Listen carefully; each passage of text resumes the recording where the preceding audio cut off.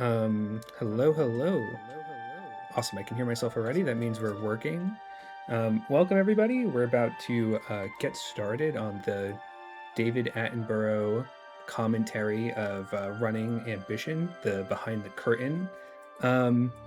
So we're all prepping for Gen Con. This video is going to be kind of like a good reference point if you're interested in running Ambition, playing the system.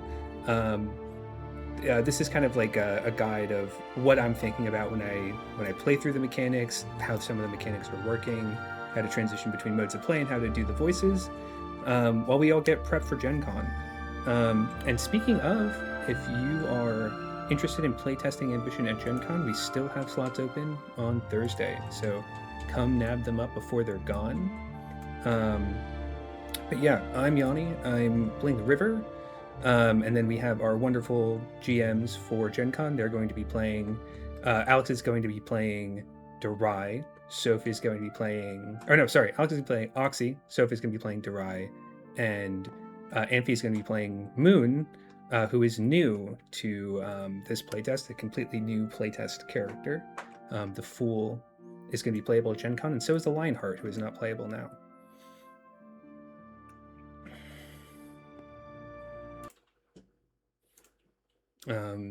But yeah, 1 second. I'm almost done. Oh, sorry. Let me resend the invite link for you, Alex. Here you go. Is my... I think all the audio is working. Okay. Wahoo! Yippee!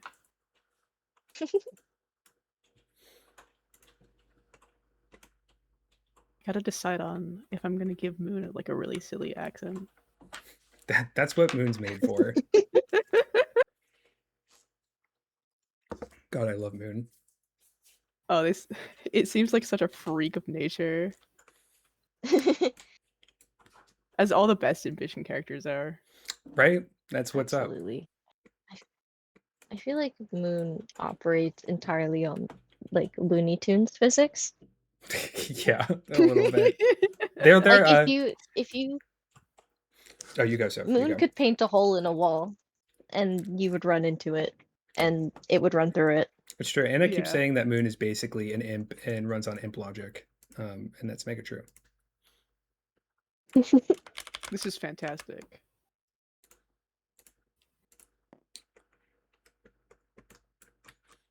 While Alex is getting the tabletop sim reinstalled, I'm going to talk a little bit about something that's like kind of Gen Con specific.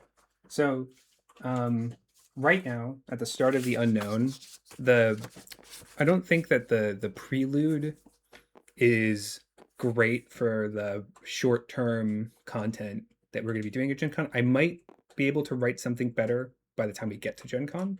So basically, the way that I like to start the session is just laying it down as bare bones as possible. Like, what's the important hook and where are we? So it's going to be you all have ventured out into the unknown, a place where there's this strange storm that seems to unremember the things it has cast over.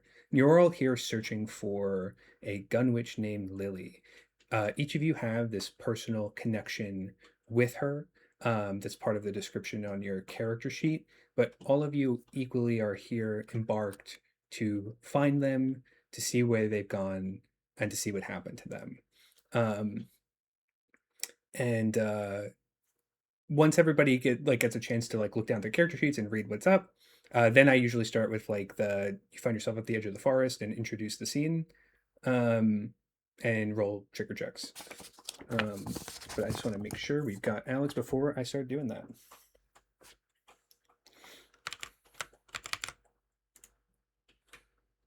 They're asking you a question. Oh, let me see. Oh, the password is this. Fantastic. Okay. There we think go. I should be good to go in just one moment. Perfect. I don't know why it's like that. So for some people, direct links just don't work on tabletop sim at all, and then for others, it's like the only way they can join. It's like the buggiest program of all time. I'm back. Well, Welcome in. Welcome. I'm here. Now that we're all here, Everyone ready to get started? Good to go. Yes. Okay, perfect. So, um, like I said before, you're all here looking for a gun witch named Lily. You have a short little blurb on your character sheet about why she's so important to you. But you've been searching through these kind of dark and strange forest for a few days now. And on the horizon is the first time you've seen this like or felt this warm light breaking through the trees. You find yourself on the precipice with darkness behind you, a storm roaring overhead, and warm lamplight against your face. Would you guys be able to make a trigger check for me? And then for new players, always just explain like a trigger check is a d20 plus one of your trigger voices, and you just add the modifier and tell me which voice you're using. While running trigger checks,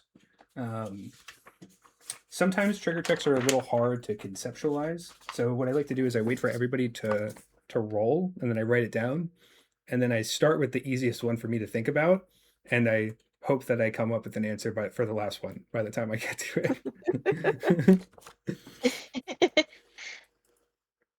Oh, I think Amphi, you also, for Moon, you have a special thing. For this trigger check, instead of picking one of your voices, you can decide to roll 2d6 and get a random voice, and then that's your trigger voice for this, and then it becomes a trigger voice for the rest of the scene, but you have to use it now as Oh, well. I want to do that. That's awesome. Yeah. Those 2d6 also go to your game of beginnings. Sick. I love gambling. Do I use the modifier from my trigger voices? Yes, after you get your random voice.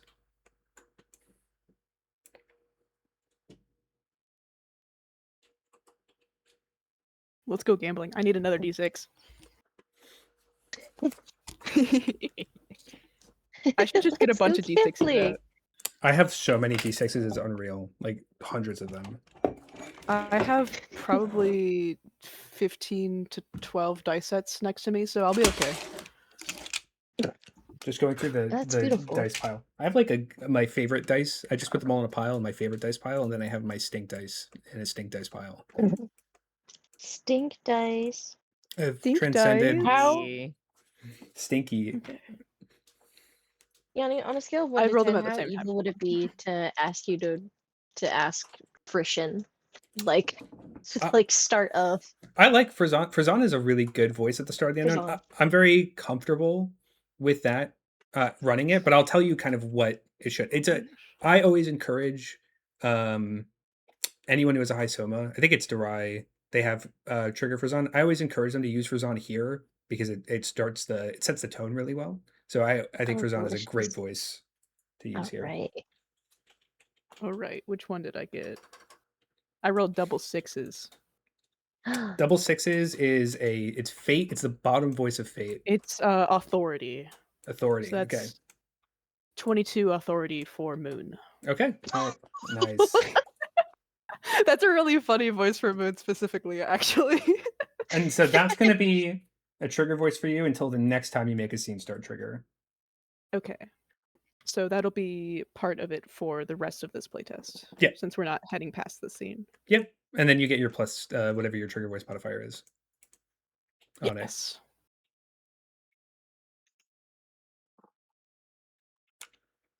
I rolled a 4 on the die, so plus 6, that's gonna be a 10 for me. 10 for Zon. Starting off strong. It's only up from here. And then Well, technically it could go down. You never know. what did Look Oxy how I get on rolled as there? Etlin last time. So I've never seen anyone roll that bad in my whole life. I have a special talent. Or so. And then Alex, whenever you get your trigger check, you can use the in-game dice, or if you have dice by, yeah. Yes, I already rolled, and you said it was. So on the character sheet, there's like the trigger voices, and it'll have your modifier, yes. and then you just pick one of those. I'll use physicality. I got a 13 plus 7, which is a 20 on physicality. 20 physicality. Okay.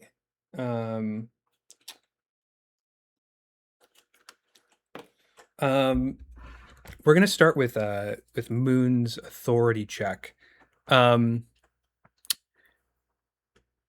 Authority's gonna say, you've been walking around, finding nothing, for God knows how long.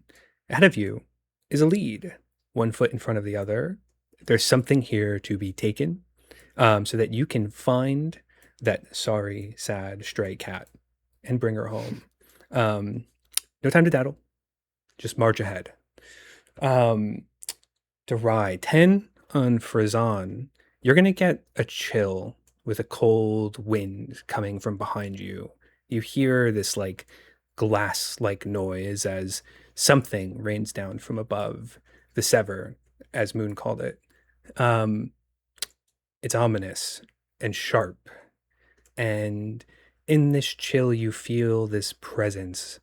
Not just the storm around you, but something like teeth on the wind, coming in closer and closer. And Oxy, your physicality check.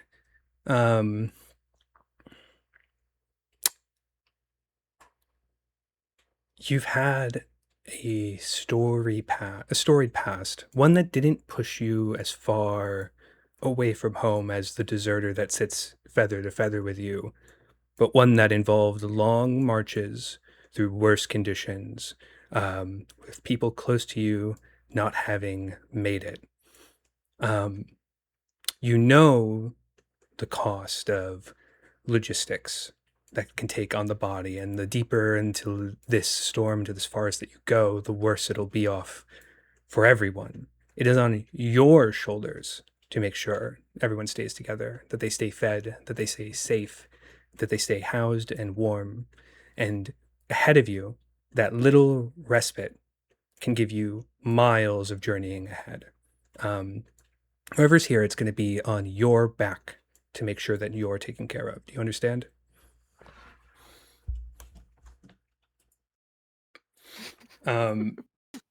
So that's the scene start trigger. And then afterwards, I usually say, you see this sad, bumbling harpy, kind of like falling over themselves with firewood on the horizon, and then that's the hermit card.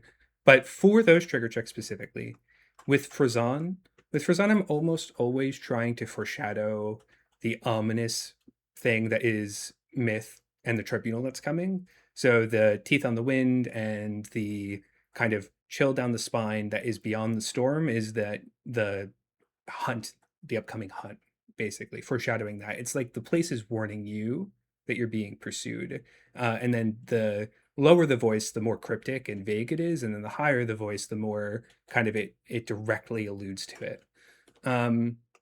For authority and physicality, they can kind of share a similar space, but these voices, when they're compulsive, they want you to just take things into your own hands or understand the responsibility of being in charge. With physicality, it's your body has the capacity for the people around you, and with authority, it's your God-given right to take what's yours.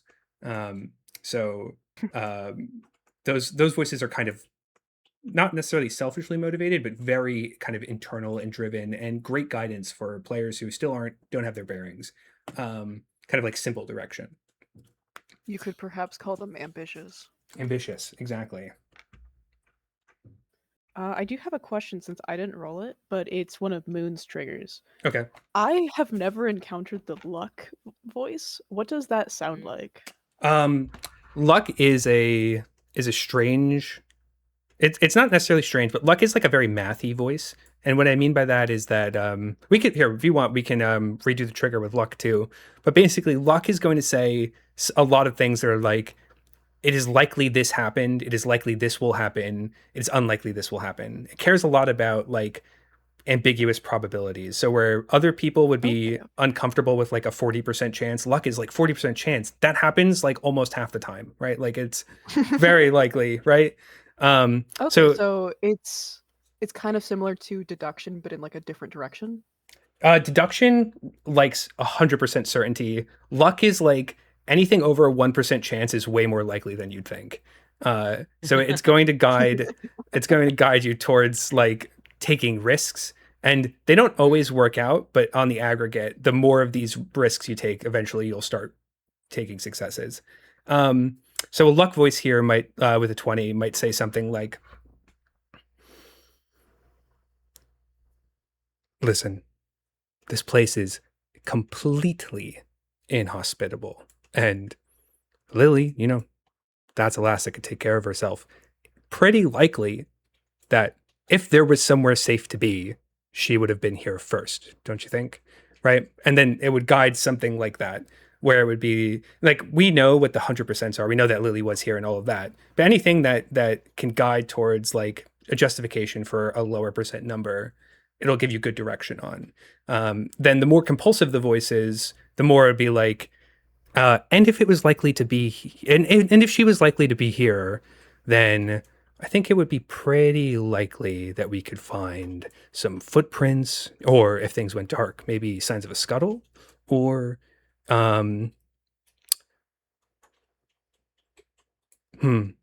want to say that we could get an assessment over that blathering bird over there, but it seems pretty likely that he's as lost as the stuff we've seen outside. So might take his words with a grain of salt. Okay, perfect. I Mhm. like that. Awesome. So with the trigger checks, that's the start a scene trigger. I realize I'm not behind my screen, and this is the behind the curtains stream. So 1 second. You have things behind here? I do. Yes, I do. What? Where the heck is my bird? Where's my boy Enoch? He's gone. Is he out here No. already? No, Enoch. No. Um, Please. oh, not he's here right here. yet. He's right Come here. He's right back. here. He's right here. So, He so flew away. on the from the kind of warm horizon, you see this older and dusty harpy kind of picking up firewood near the front of the cabin, completely oblivious to you all as of right now.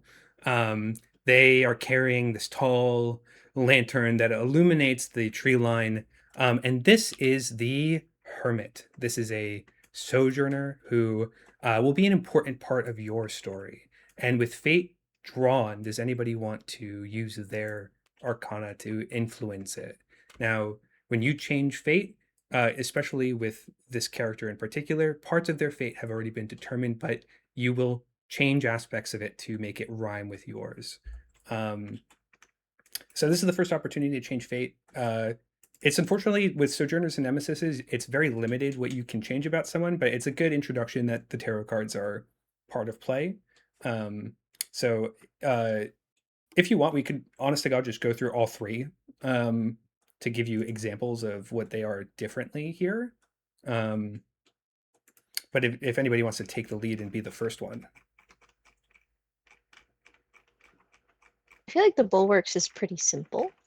Yeah, we could do the bulwark. So, Darai, you add your inheritor arcana to the spread. So, and when we do this in person, the way it's going to work is everyone's going to have a tarot card. It's going to be from a different deck than the tarot card you're using to draw from in front of them. I think that's, oh, was that all of it in order? No, it's Adeline. Get out of here, Adeline. No one wants you right now. Ox here at the bottom. So you're going to ask the player that wants to change fate for their card, and then you're going to put it next to the card that's been drawn, and then you're going to say fate's been changed. For I lost my place.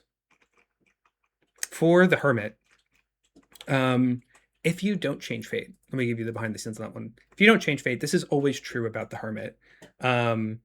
He returned back. He was a sailor, and after something grave happened, he returned back to the bays he's from, and he felt like it was no longer home. So he came out looking for the thing that is that emptiness. That's in the biggest spoilers for future parts of this adventure. That's his daughter he's currently looking for. but it's very ambiguous in this. And if the investigator wants to look into it, or Panos with that high philoxenia wants to open up Enoch more, that's the avenue. So what fate changes for Moon, for the Fool, what alters now that you have changed fate is the Hermit was sure that this was the path forward, more sure than they've ever been about anything in their life. But now, for some reason, something's changed about that.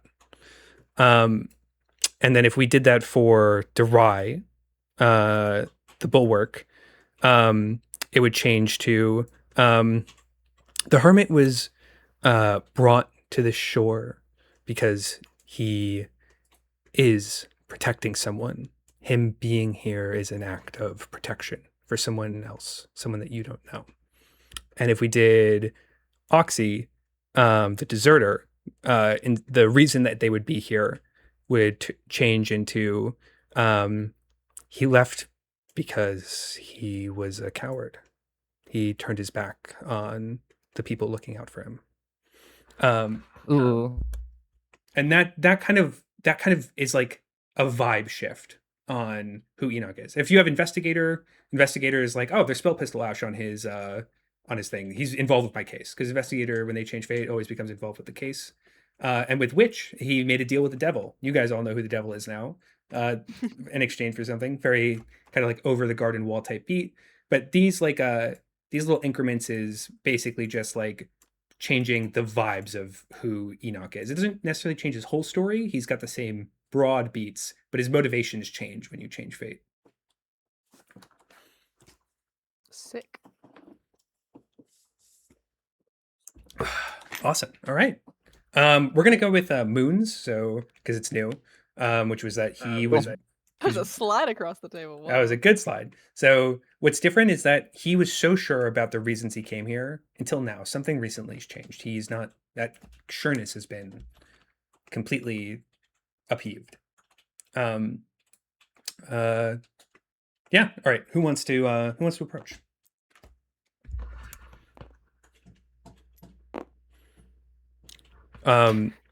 I'll step forward confidently, making loud noises in the brush. The first loud noise that you make, it startles him, and he goes, who goes there? And he shines his lantern, and you're surprised at how exposed you feel instantly in the light, like spotlighted, as if you were on a stage. And you see him just vaguely squint, and he says, what could you be doing out here? It's not safe. The storm is raging on outside. Come. It's warm. I've just made a bowl of stew. You're more than welcome to stay the night. And he waves you over. And as he waves, he drops some of the firewood that he was carrying, and he doesn't even notice it. He's with just the concern that he feels towards you. And then his light turns and shines on you, Moon, and he says, "Oh my goodness, what are you?"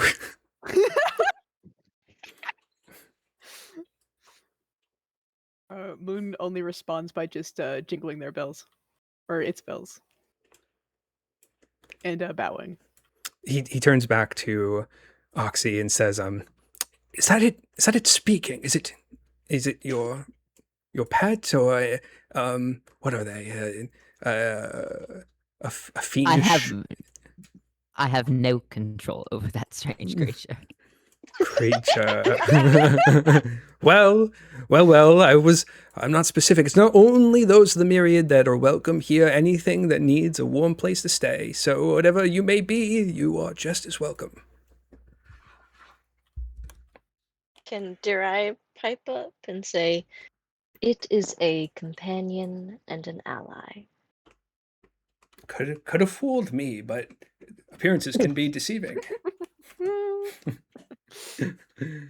And he kicks open the door and kind of like stumbles with full hands to open it for you all. And then I like to prompt here. I was like, does anyone want to make a voice check? If any of you guys want to make a voice check, this is a good opportunity to just like it's a good opportunity to learn about Enoch, but it's also a good opportunity for people that haven't played Ambition to get some of that, the slice of interiority. Like, what is my character thinking that I might not be thinking? Which is what I love about voice checks, and it might prompt them in the future. So I usually ask as you guys are going inside if anybody wants to make a voice check, and it could be anything.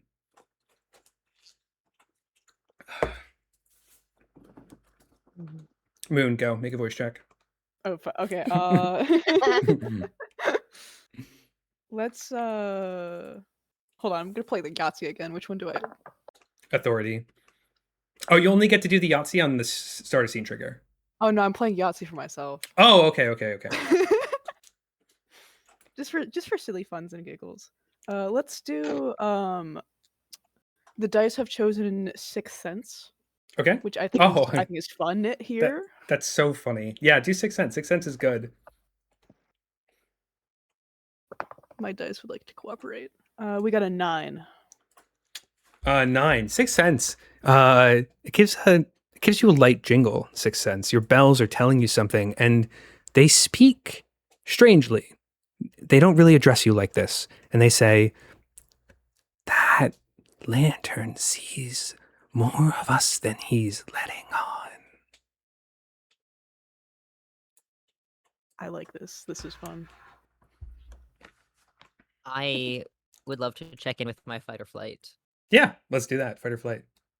Especially because I'm entering a new area as I step over the threshold. Oh, so yeah, that's a trigger. New areas. We always get, that's a free trigger. They're hard to keep track of from the GM seat, so I try to let people know that they're on the character sheet. And then if people prompt their free triggers, that's wonderful. If they don't prompt their free triggers, you have more time to run the other stuff. So it's no big deal either way on a time session. Okay, great. That's a big dice. 19 plus 7 is on fight or flight. 26 or fight or flight. So that's compulsive. And fight or flight is going to say, there's a sharp chill that persists in your heart, a chemical reaction that is breaking through the warmth of the lamplight in front of you. Your brain, your interiority tries to stave it off. It says, "We're safe here. There's no reason to be anxious." And your fight or flight yells back, "There is all the reason to be anxious. Something behind us watches us. I feel it. I feel safety ahead does not mean we are safe from behind. Get inside or get out." I stumble over the threshold in my excitement to get inside. Yeah, just quick. Fight or flight is such a fun voice in the unknown because it's basically always telling you to run. It is, yeah, 100%. Yeah. I would love to check in with Felicity. Yeah, Felicity's awesome. That's a great voice for this. I love Felicity. Felicity. We'll see if this one's gonna be nicer to me. And Durai, as you beautiful. bolt past Enoch, he's gonna say, steady now, fledgling. Quick on our wings, are we? It's okay. There's more than enough soup for all of you. What you get on Felicity? I rolled 14 on the die. I have a +6, so Durai got a 20. Felicity. Lily always used to say that there was something to look forward to, that every cloud had a silver lining, that even a curse could be kind. And in this fetid, nostalgic darkness that you find yourself surrounding in, that the rumination that it begs you to, in front of you is a cloud with silver lining, the sun behind the darkness. And this man's lantern, I think, is more literal. If there's anybody that could help us, could help you, you should have the courage to ask, because the last time you did, you made a friend for life. I think Durai's gonna... Oh, sorry, go ahead. No, you go. Oh, I was gonna say, I think maybe on the way in, Durai will stop and pick up some of the firewood that was dropped. Carry it inside. Mhm. And he's gonna say, no, please make yourself comfortable. There's no need. It's no need. An old bird like me. And he's kind of like stammering. But do you insist? Do you insist to help anyway? I think so. Yeah. And you both pick up the firewood together, despite his blathering, and he pleads that you don't. And even as you're going through the door, he says, "It's my burden to bear. Don't you worry about it." But you can tell he The appreciates fire the will gesture. keep. Oh, sorry. Yeah, you could say. Aw. Oh, Durai says, "The fire will keep us all warm, grandfather." Aw. Aw. And he smiles, and he's gonna say, but wait. Not that one. Not for the fire. The fire's burning brightly already. Could you please put that by the door to the mill over there? It's got a different place. And Moon kind of just watches Durai and Enoch do this. Their eyes seeming fixate, or its eyes seeming fixated on the lantern. It is a moth after all. True.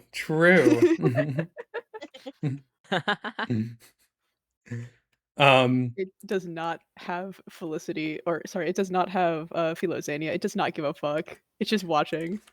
And as Durai and Oxy have made their way inside, and they're kind of like making their spaces, Enoch is holding the door open. And he's kind of waving you through. And as he notices, he like moves the lantern, and your strange featureless gaze kind of follows it back and forward, and eventually he's like trying to pull you in with it, like bring it deeper into the warm cabin. Moon does follow. Mm-hmm. And now that everyone's inside, he's gonna say, please make yourself at home. I can let me pour you all a bowl of soup. Now, what are a bunch of youthful folk like you doing in a dreaded place like this? It's really, really not safe.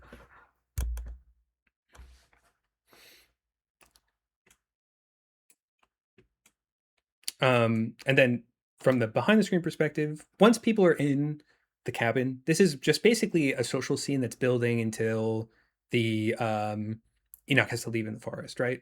So I'm using Enoch mostly to just try and coax engagement out, like, who are you? What are you doing here? Who are you looking for? And then the response from Enoch is that the rules I have in my head, and these can be different rules, is that Enoch doesn't know what a gun witch is. Enoch barely knows what a witch is. Enoch thinks that when they say lily, they mean a flower. And he doesn't really respond conceptually well to like we're looking for a blank, but he will respond well to descriptions of someone.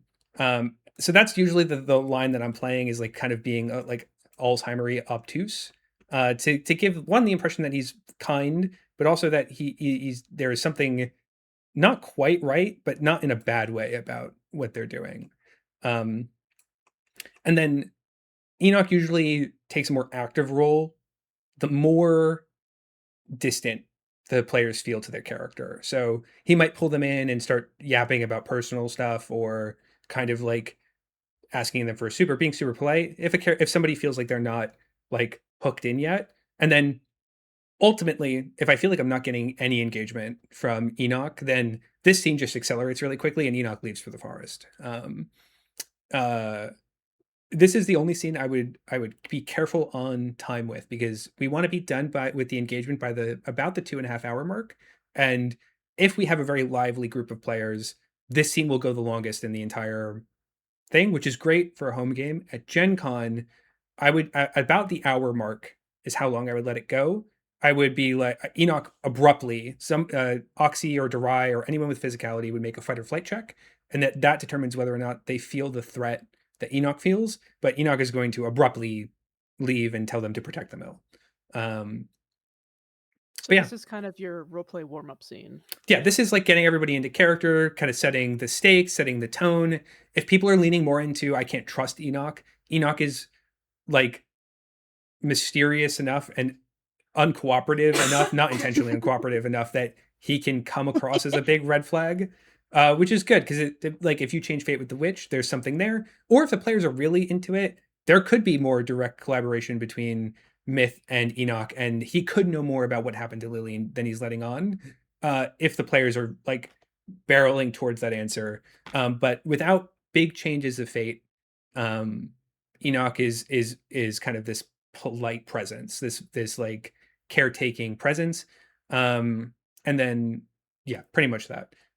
You can also coax out for people that want to look around. This is a good place to coax out a loot divination. So if anybody wants to be nosy and search through things, Enoch doesn't give a shit. You can just draw loot for them wherever they want to look. Yeah. I'll be nosy. Yeah. I think I'm looking. I'm honestly making sure that I'm checking how sealed up this place is. Yeah. Also Also, snooze. can definitely vouch on this scene can take forever. It took me 2.5 hours when I ran it. It's so much fun. I could play Enoch all day. What do you mean by how sealed up this place is? Alex, with what you said before. I was muted. Meaning cracks in the walls, weak points. If I needed to get out of here very quickly, I could do so. Oh, Yeah. literally sealed up. Okay. Yeah. Literally sealed up. Like, make a voice check for me. Anything in the agility or Somas suite would be perfect here. Any and all. Okay, I think I'm going to go Frizon. Frizon, that's a fantastic voice. We love Frizon. We love Frizon Yeah. in this house. Big fan of Frizon, and that is going to be, I love this big dice. An 8 plus 5 is a 13. 13. Okay, Frizon. Frizon is going to speak to you in the warmth of the fire in front of you. Something strange is happening. This place is very insulated, very strangely insulated. Feels like there is a airtightness to the walls here. And as you look, all of the walls in this cabin are bowed slightly. And Frizon whispers and says, they were waterlogged and then dried.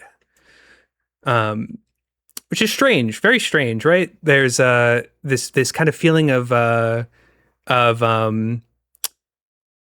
it feels like this was built like a boat and not a cabin. And as you run your hand through to just kind of validate what this war mare is saying with your actual senses, you find this kind of like small notch in the wall. And I'm going to say that we pull a tarot card for a loot drop. So we have the 5 of Wands. Every time we draw a tarot card, it's an opportunity to change fate. This one is as well. So with a loot card, you usually get both. I think that there's sometimes you don't get both when you change fate, but usually you'll get both. And when you change fate on loot, it usually just means that whatever you're going to find is kind of bespoke to you. It's like, this item is about me. This item is not something that generally is good or something cool to find. This is about me. So I always encourage people to change fate with loot. It's always a fun little, I want something special out of the scene. I see. So that would be altering fate of an item. Yes. Well, since we're practicing, I will do that. Yeah, for sure. So you find this kind of like, it feels like a splinter at first, but you notice that it's actually like woodworked, and a narrow breach from the wall kind of pulls out. So for the 5 of Wands, this is going to be the thing that you knock out first. Where did I actually just put my loot table? I had it. For the 5 of Wands, that is going to be, hello. 1 second, I lost my, pulling it up on my Notion. I printed it all out so it'd be easier, and then it made my life harder. Okay, 5 of Wands for the 4th time is the there's there's like a kind of like a little hooked compartment, and inside is hanging an old rusted lantern and a flask of lantern oil. You would presume that it was the backup maybe for this this old bird's lantern. But then the cabinet opens all the way, and inside you find this long, narrow halberd. It's almost like your this little opening that you found stretches all the way to the ceiling, and it's got this like ornately wing looking blade. Oh, Ooh. Enoch is kind of watching this happen, and he says, "Well, the lantern's mine, but I didn't put that there. How strange." if you say so. And my claws sort of tremble greedily as I pluck it out. Yeah, take that shit. Yeah, and then I can send you the wing scythe. Wing and scythe? the wing scythe. Yeah, this is a cool one. Yes. And then he's gonna say, it must have come milled with the wood, I guess. Or I don't know. This forest is quite strange sometimes. Keep finding things I didn't even knew I lost. Strange places bear stranger gifts. I like that. I do like that. I hope you don't mind. I will be stealing that for other travelers that make their way here. So, 1 second. Let me send this to you, Alex, and then to quickly just go over what else you might find during a loot draw, because these are all you're probably gonna do 1 or 2 of these as you run, just because it's a good way to like make use of the tails portion of play. For Moon, this is one of the situations where you can decide to use the Fool or the Silhouette. So if you wanted to use one of those cards and then keep the card, you can change fate in a different way. If you use the Fool, you would find Sailor's Dice, which are kind of like Liar's Dice. The important object though is the cup. It's a well-worn hand-carved cup, polished thoroughly by palms of sailors. Its insides are chipped from the hard edges of whalebone dice. And then the couplet says, after you start again, you may hide a single die in this cup and carry it over to your next game of beginnings. If you use the Silhouette, you find a pearl die, a die like made out of a mother of pearl. And it is weighted in a very strange way. And you can decide to use this D6 instead of rolling a normal D6. And this D6 rolls 3s on 1, 2, 3, 4s on 4 and 5, and then 5s on 6. So it's a very strange little dice that kind of like only can get 3 numbers. Investigator has the most plot forward card. It says that you get to choose whether or not you draw the Tower, the Devil, or the Hermit and get a piece of evidence pertaining to that. So if you draw Lily, you find the sister killing bullet. If you draw the Tower, you find the sister killing bullet. If you do the Hermit, you would find a small doll that kind of leads you onto a side quest about Beatrice and makes you open up a second case file. And then if you find the Devil, you get a very early look at the Silverwood Hydra and the echo gun that you use to shoot them down later and start building a case on how to take down the Devil. For the Deserter, you find the broken shards of a giant ultra greatsword, and Enoch might be able to put them back together for you. Parentheses, he could put it back together for you. If you are the Sundance, you find a mercurial bullet and a bunch of gold coins. And for the Witch, you find a grimoire that teaches you the cantrip Smolder. And then Lionheart, you find a Keeper's Lantern like Enoch's. I think that's all of them. Ooh. Now what does the Bulwark find? The Bulwark, they found the Wing Scythe. That's what Durai just found. Oh, I'm playing Durai. Alex is playing Oxy. Alex is playing Oxy. I keep mixing it up. I'm so sorry. I think this is the first playtest I've had. I see. I've had both of my sword birds. Sorry. Ignore all of that. Very similar sword bards. Ignore all of that. The log of which the lantern was kind of honed into, there is like this like termite, like this decay inside of it. And from that decay, you pull out the shards of this bone white ultra great sword. It's like the most wicked looking sword you've ever seen in your life. And Enoch is going to go on a similar spiel about how he didn't put that there, but he does know how to fix a sword, if need be. If you just give him a little bit of time.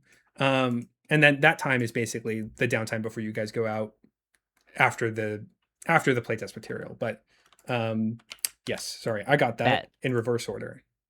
No stress. I will certainly ask Enoch for assistance. Here. If you could just take whatever that is, don't know how I got there again, and if you could just run it over to the mill and leave it near my workshop, and I will take good care of it. Just be warned, the doors are very strange. You cannot open the outside door. If the other outside door is open, it's like a one-way door. They were built too close together, I think, and I built them. I believe you. All right. Sounds strategic. And don't cut yourself, old man. These shards are very sharp. I will slowly open the door and pop into the mill. Yeah, for sure. And then the mill, it's got like this kind of like dusty but very lived in atmosphere. There is like a lamplit workspace in front of the mill, and then a work table with all of these hand carving tools, a couple of like hewn small wood workshop projects. They kind of look like dolls or just like small little baubles. And if you want to look around more, you're more than welcome to. But you can also leave it wherever you think he meant by workshop. And while I'm just gonna leave it and go back to the cabin with my buds. Sounds good. And while that's happening, Enoch's gonna say,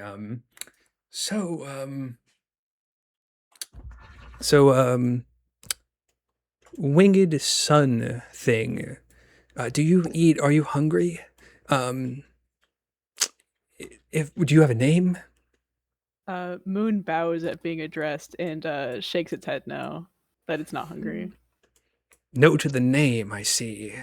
Is there a proxy, something I could call? And then he looks towards Durai for a moment and says, something I could call it. I'm a stickler with names. Since fate was just changed, can Durai check in with his trigger voice authority? Yeah, 100%. Woohoo. When Enoch asks Moon what's its name, it points to the moon on its mask. Oh, sun, I see. Thank you. Good enough. That's very easy. Or star, would you prefer? It motions of like the third one. Oh, moon. I think the other. Yeah. Unless we're talking about some more esoteric third celestial body I've been woefully unaware of. Moon gives us thumbs up. That's correct. Oh, it is a strange and esoteric one. Thumbs down. Oh, okay. Moon it is. Moon it is. Oh, this is so fun. This is correct. Mm-hmm. What did you get on the authority check? We got a 19 on authority. 19 on authority. Authority is going to say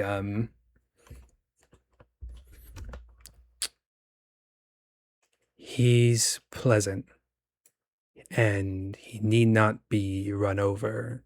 A firm hand here gives us less control. We've made pleasantries. It's warm. The burden is off your shoulders for a moment for those that you travel with, but you still need to find Lily, and you need information. It's time to break formalities and start asking. Yay! And then to zoom out on that too, fate voices. I love fate voices. Fate voices a lot of the time can just be like when you roll destiny, when you roll benevolence, when you roll authority. Fate voices are often just, hey, sickos, do the shit you're here to do, right? That's usually what a fate voice is going to tell you to do, is going to try to accelerate the plot a lot of the time.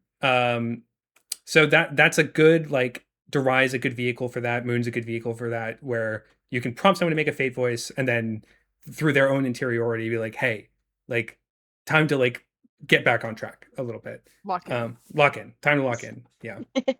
Lock in. and Jirai is going to say, Moon will do for today. For today? Does he change every night? Strange imp you've gotten here. Oh my goodness. Sorry, I could be slow. So, Moon, I'm very sorry. I could be slow with names sometimes. So if I'm not up to speed with what you decide to be in the morning, I don't mean it personally. He's such a supportive old man. Oh.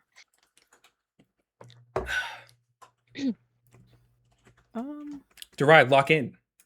All right. Jirai says, wait. Oh, yeah. Enoch introduced himself. He says, Enoch, I do not wish to rush you or impose. But we have come here, at least, to the unknown with a purpose. I'm so sorry. Well, you're never imposing. It's an open invitation to anyone who finds their way in these woods. But am I making you feel rushed? I don't mean to. Sorry, I'm a bit of an anxious fellow. What is it that you all came here for? It is very dangerous back out in these woods, and I insist that you stay at least for a little while. The storm makes it impossible to travel safely. You are not rushing us. It is all right. In fact, we may have much to gain from your insight. You see, we lost a companion of ours here. Where exactly, we're not sure. Oh, heavens. If someone is lost out in the unknown, then they may be lost for good. Those who go looking for people out here don't often find them. Places I can help with people will keep you in circles until you become part of whatever wicked storm unravels those that are out there. I'm afraid I can't.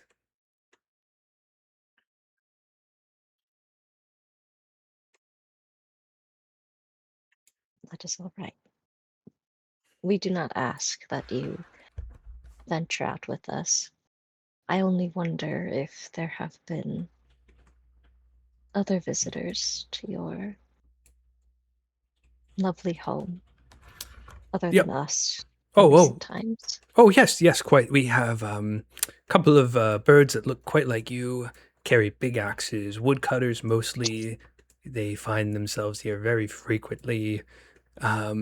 Those that come from Loom come out for the bounties of what they could find out here, but a lot of them are one-way trips, so the people that come out and come back, they're quite different than when they saw them the first time.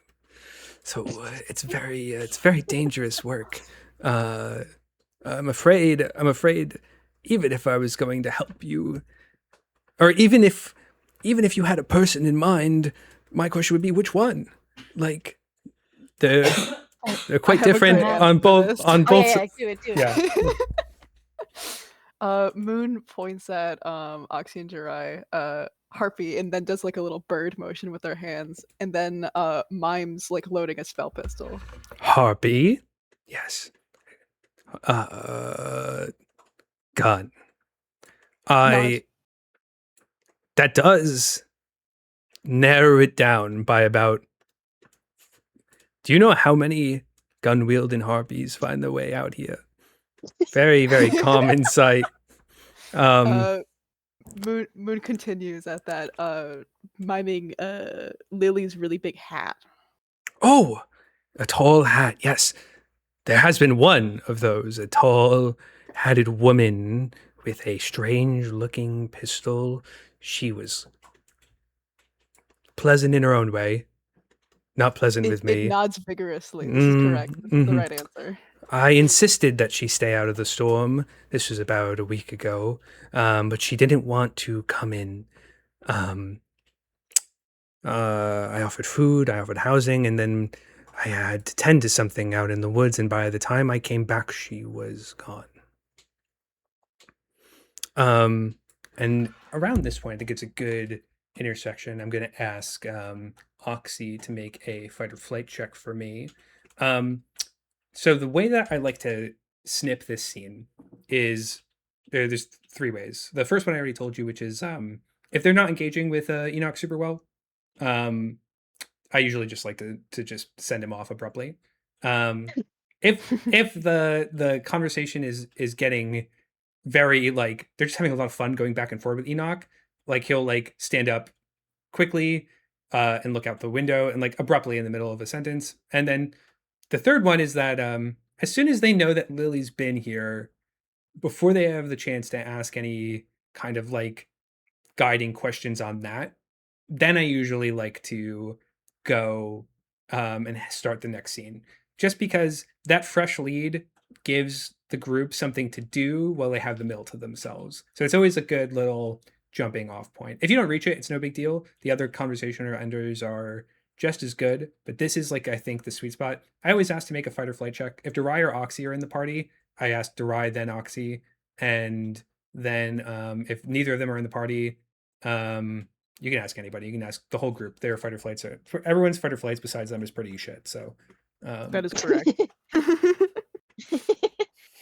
I think next highest is a 0. Mm-hmm. Yeah. Hey, welcome back. Thank you. I'm back, and my fight or flight is going to be. Come on, I believe. Saved. That is 13 plus 7 for 20. Okay. Your fight or flight is going to say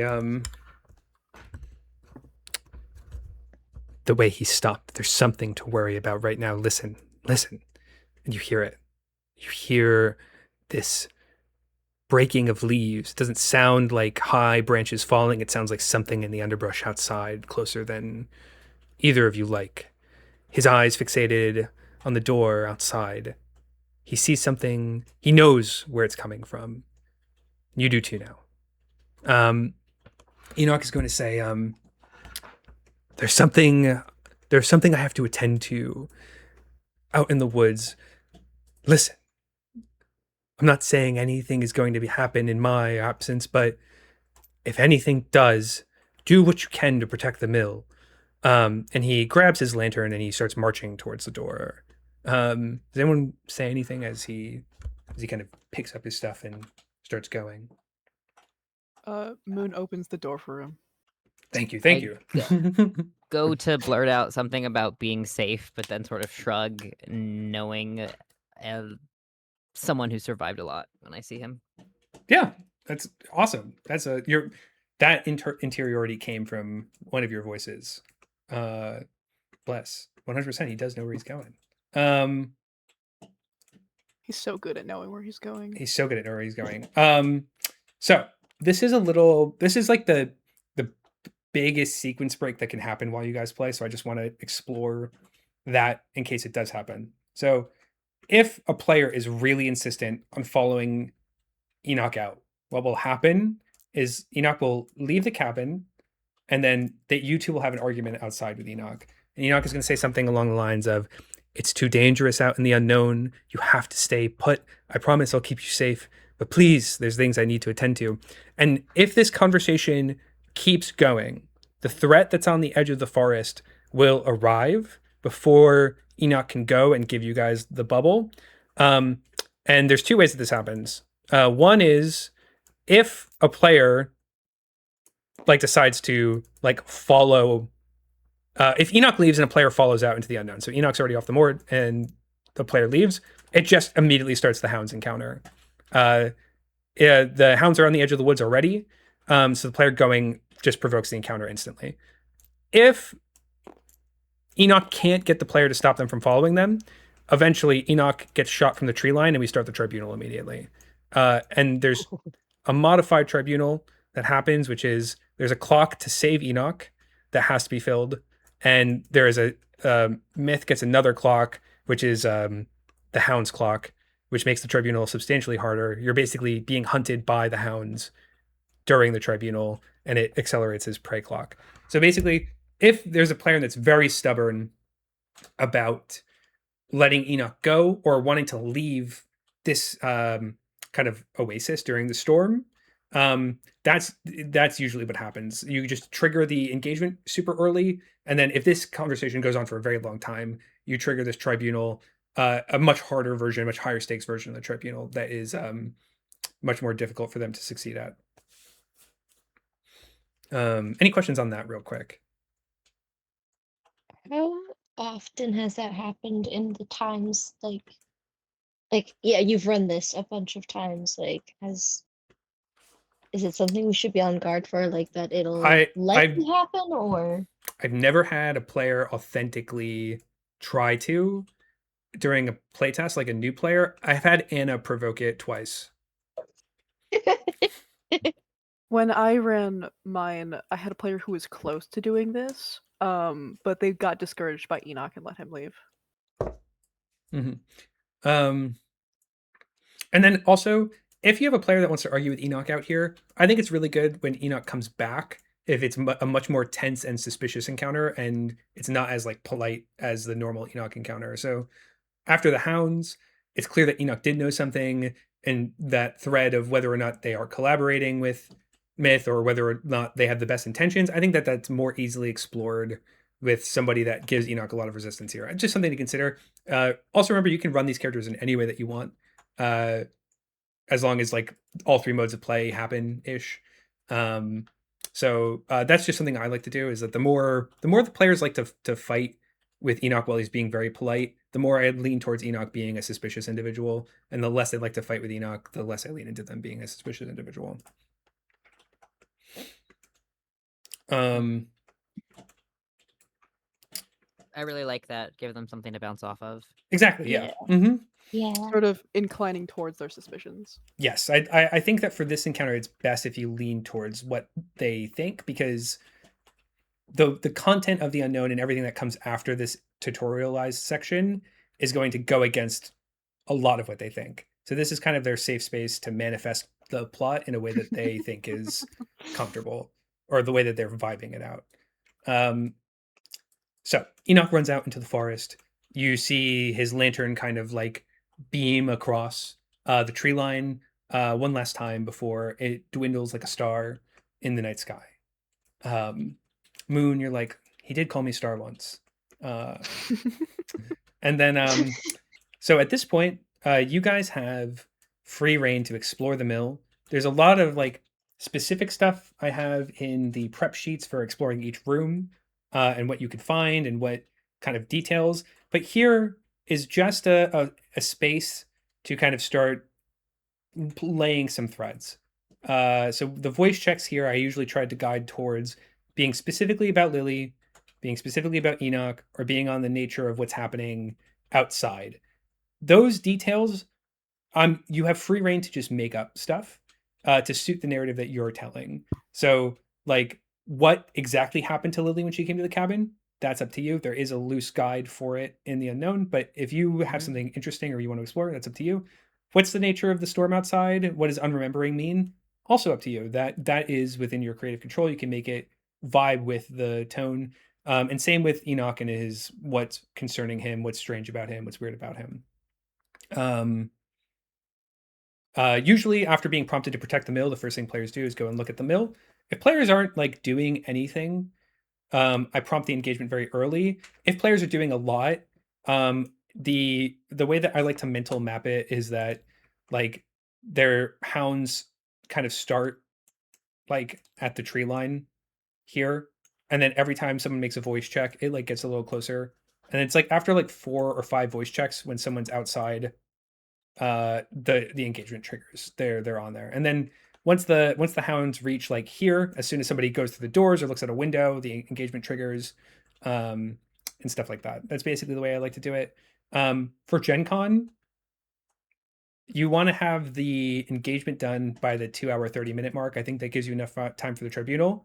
So if you haven't started it by like an hour 45 or 2 o'clock, just like the first excuse you have to have the hound, or not 2 o'clock, sorry. If you haven't started by the hour 45, 2-hour mark, the first excuse you have to start the encounter someone goes outside, if somebody looks out a window. Sometimes the dogs are just they jump in and attack the mill outright. Just throw them in there. This engagement doesn't take too long unless they roll really poorly. It's the tribunal that will take out most of the time.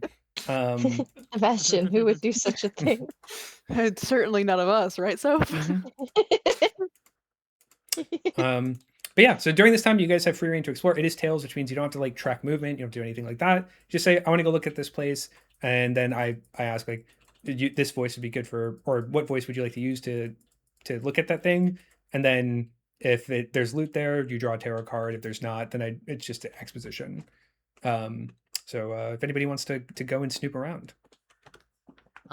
I think since I was already hovering by the door, and the workshop, I'm curious about the tools that Enoch has to work on that sword, so I might snoop around this kind of table here. Yeah, for sure.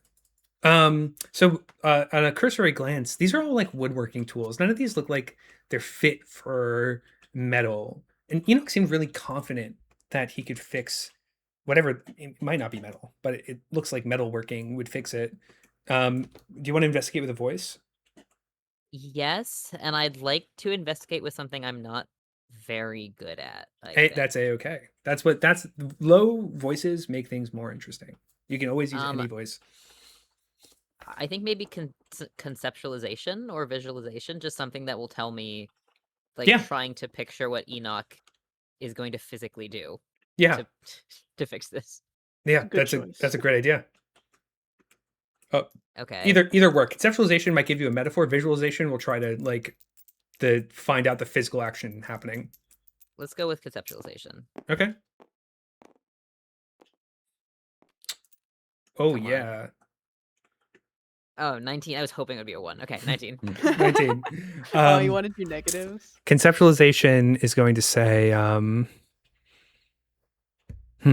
these are hobbyist tools. He doesn't use these for his work. That wheel, though, that is a maker's wheel. That is where the magic happens, and he doesn't need tools to make the magic happen. How strange. I think you have to reach out and touch it. I think you could feel the magic here. If we could just get a little bit more, if we could just see a little bit. This is a tool in of itself. Big spin. Big spin, yeah. Big spin. So big spin. When you touch the mill, the first thing that's going to happen is if anybody touches the mill, they get a stack of severing. So you've touched the goop, the silver goop. The first stack of severing, it's going to give you +3 to Felicity and +3 to Monomyth. This is just a benefit. If they get as high as your trigger voice or higher, you can add them to your trigger voices. As a GM, if they decide to use these voices are slightly twisted now, and they're just going to encourage them to stay here in the unknown. They want you to stay really badly. Monomyth will talk about the nostalgia of your youth and how this feels like somewhere that you used to live that you remember fondly. And Felicity will say, this is a wonderful like new opportunity. There's a whole place out here that you didn't even know existed. Maybe Lily was right for coming out here. But for right now, it's just a voice stat boost on the player side. If they use these voices, just keep that in mind. Spinning that wheel, conceptualization, purrs. It's this stuff. I don't know what it is, but this silver stuff does something. It looks like he has sticks of it, and he paints things better. I think this is an artist workshop here. I wouldn't touch it any more than you have, though. Yeah. All right. That's my fussing done. Mm-hmm. Moon definitely just shows up exclusively to watch you spin the wheel. Gamble. You hear the doors open and the bells jiggle, and it's just like watching you from the other side of the room. As the wheel gets slower too, he jingles slower and slower, like the tap my feet. I'm shaking my head. I'm nodding. Seems a little disappointed that nothing happened when the wheel stopped spinning. And it heads back to the main cabin. Gotcha. Does anybody else want to look at something while we're here? I do. Oh yeah, go ahead. When Moon wanders back into the main cabin, it's sort of like Looney Tunes checks all the doors to make sure Enoch is really gone, and then immediately heads upstairs. It just sprints upstairs. Yeah, just runs upstairs. It wants to know what's up there. So upstairs, upstairs is like this vacant, dusty bedroom. It's very clear from just seeing the bed that there's one side that's slept in, and the other side is like well made. There's no entropy of a body laying there. There's two like sconces, and unlike the sconces downstairs that have like the gas lamps or like have stained the wall with soot, these their wicks seem unburned. The walls appear, it doesn't seem like they're lit. Downstairs is very lived in. Up here is not a place much time is spent in. There's a wardrobe, there's a dresser, and there is a bed. We're snooping in the wardrobe. We're snooping in the wardrobe. 1 second. I know there's a thing you do here. I know there's something. I know you are. So in the wardrobe, there is another coat like the one Enoch is wearing. This one, like unworn. It seems like he has a preference for the one that they wear. It's an old foreign war coat with storm flaps. You could take it if you'd like. And behind that, you see something. And we're going to draw a tarot card. And we got the King of Cups. Would you like to change fate on this tarot card? Yeah, can I use the silhouette? Yeah, awesome. So you're going to get the pearl dice for changing fate. The silhouette like we talked about before, and I'll send that to you. And the King of Cups is there is a clay jar, a fired clay jar that is filled and saturated with this kind of silver liquid. When you pull the lid open, you see this kind of like thick mercury-like liquid inside. You can make a voice check to observe it deeper, but let me send you it's a reminiscence jar. Sick. Do I add King of Cups to my held card? Yes, you do. That you now hold on to that King of Cups. And then I'm going to send you your 2 things that you have picked up. On the floor next to it, you find this this pearl die. It's never it looks like it's never been touched before you have gotten your grubby little paws on it. My grubby moth hands. Your grubby grabbers. Your gribby grubbers. The grubby grabby grubbers. I was a grub once. I was a grub once. You didn't know.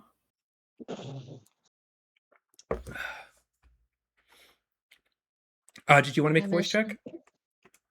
Yes. Let me read this first. Okay. I think for the Jar of Reminiscence, unknowing would be a fun voice for this. Okay, yeah, unknowing. That's a 12. 12 on unknowing. Unknowing is going to say,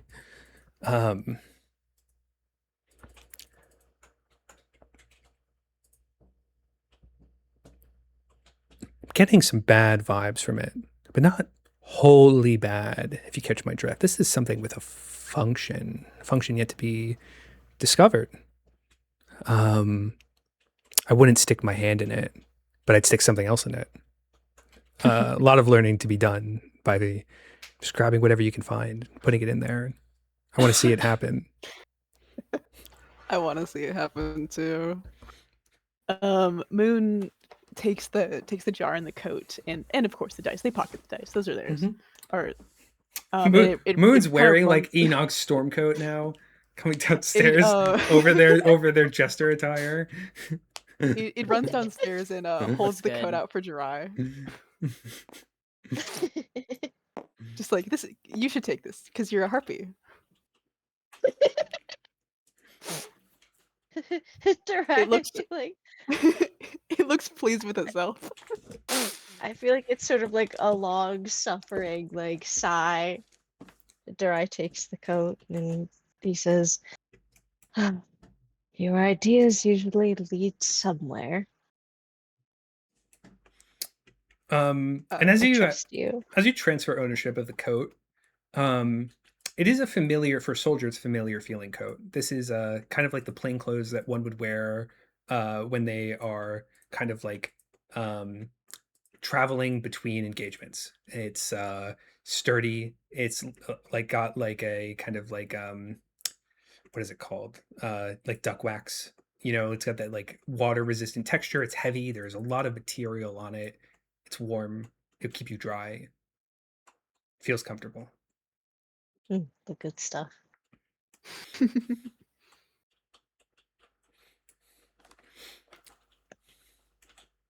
I think Durai genuinely looks a little bit more comfortable Aww. wearing it. I think I feel a little bit more like myself. Oh, I like.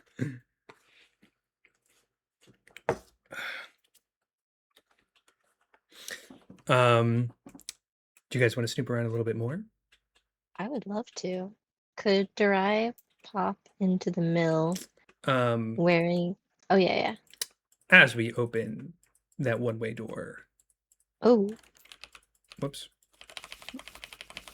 There is something snarling on the logs next to you. Yeah, there better be. We have the Two of Cups. Two Pentacles for this engagement. Not too scary of an encounter. So as I prep this real quick, what I like to do when I draw a tarot card for an engagement is I like to let the card do the talking. So I don't say what the card means yet. I just kind of vague post about it while I'm prepping the rest of the encounter. And while I'm digging through the deck and the stuff that I need, that's when you prompt people if they want to change fate. For an engagement, it doesn't necessarily make the engagement.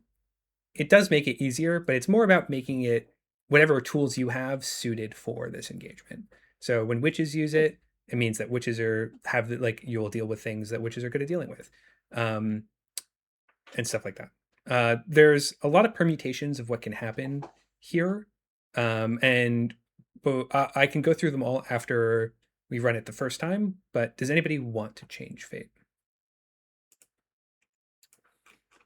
I'm good, I think.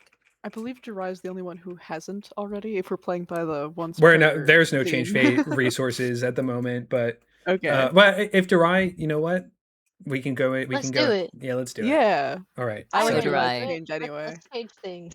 All right. Jirai, you change fate, and something about the snarling that you hear from over the logs. It sounds like a hound, a kind of shaggy wolfhound that you'd be familiar with up in the kind of breaches of Noth. But behind it, something guttural and unsettling and not hound-like. You realize that what is on this wood isn't looking at you, but it's backed up to you. And let me get this encounter ready. So for the bulwark, one of the hounds that you'd be fighting against is now just a normal wolfhound that has gotten the attention of the fucked up severed animals in this encounter. So you, the bulwark, the narrative thing, the bulwark should want to protect the innocent dog because it's just a normal pup. It also reveals all of the animals instead of letting some of them lurk in the tree line. It kind of just like starts the engagement. Very hardcore. Let me get all the cards. So the way that we do initiative, Alex, this has changed, I think, since the last time you played. So it's much easier now. It's so much easier. This is actually from the Gen Con playtest where we changed everything. So for Pentacles, that is going to be two hounds. One of them is now normal. So you only have to fight one bad hound. It's two hounds, a crow, and a badger. So the way that I like to do it is for the Pentacles, The Pinnacle is the Badger. Let me get that out real quick.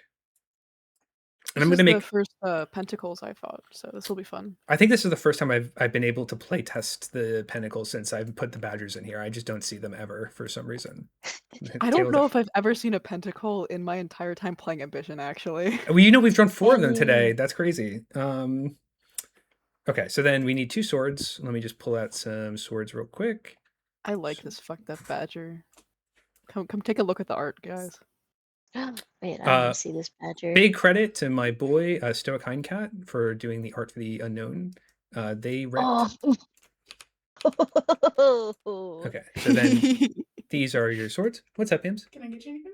I'm all good right now. So we got the Severed Hound.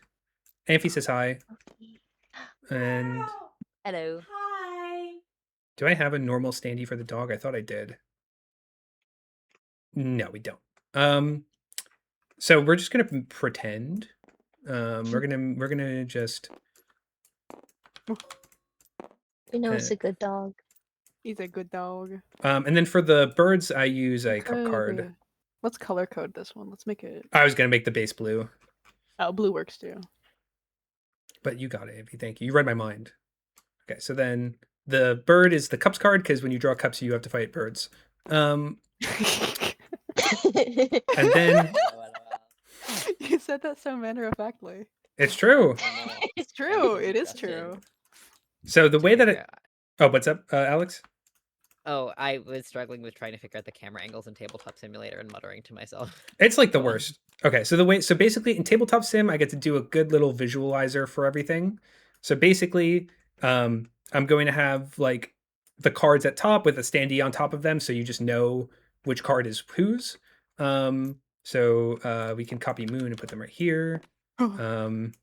Copy you and put you right there, and you and right there. But for the engagement, the way that this works is that you take everyone's Inheritor Arcana, and then when we play, you're gonna have 2 decks. Everyone's Inheritor Arcana is gonna be from a different deck, so they look different, and there's doubles of those cards. And then you're gonna shuffle them together, face up, like this. And then whatever the top card is who's on deck. You draw it, that's their turn. Next card is on deck. And then it shouldn't be that bad. The only one that can get confusing if you haven't run it a lot is if you draw swords, because swords is 4 hounds, so it's 4 swords cards that are all dogs. But the rest are not bad. They're pretty differentiated. So then let's start this encounter. We got the blue hound right here backing up. That's Oxy. Also kind of a hound when you think about it. Yeah. And then we've got you. She's got that dog in her. True.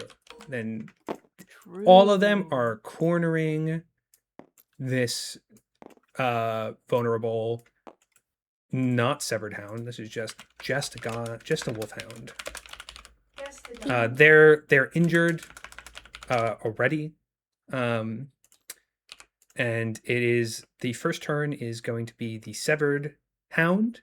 So when we start an engagement, when engagements are started, you get to choose anywhere in the deployment zone to start. So the deployment zones are these right now, except you. Whoever starts the encounter is just kind of shit out of luck. They're pinned. But for Alex and Amphi, and then for your players too, when they start their turn, they can go anywhere in the starting zone, anywhere to start. Even if they were in the mill, they could go into the cabin. The Ambition doesn't care about that. It's going to start with the Severed Hound's turn. The Severed Hound is going to do its like mauling run. 1, 2, 3, 4, 5. And both of you are going to make physical saving throws for me. The dog failed. It's prone now. Oh no. Alright, let's roll. I have a +2 to that. It's a half.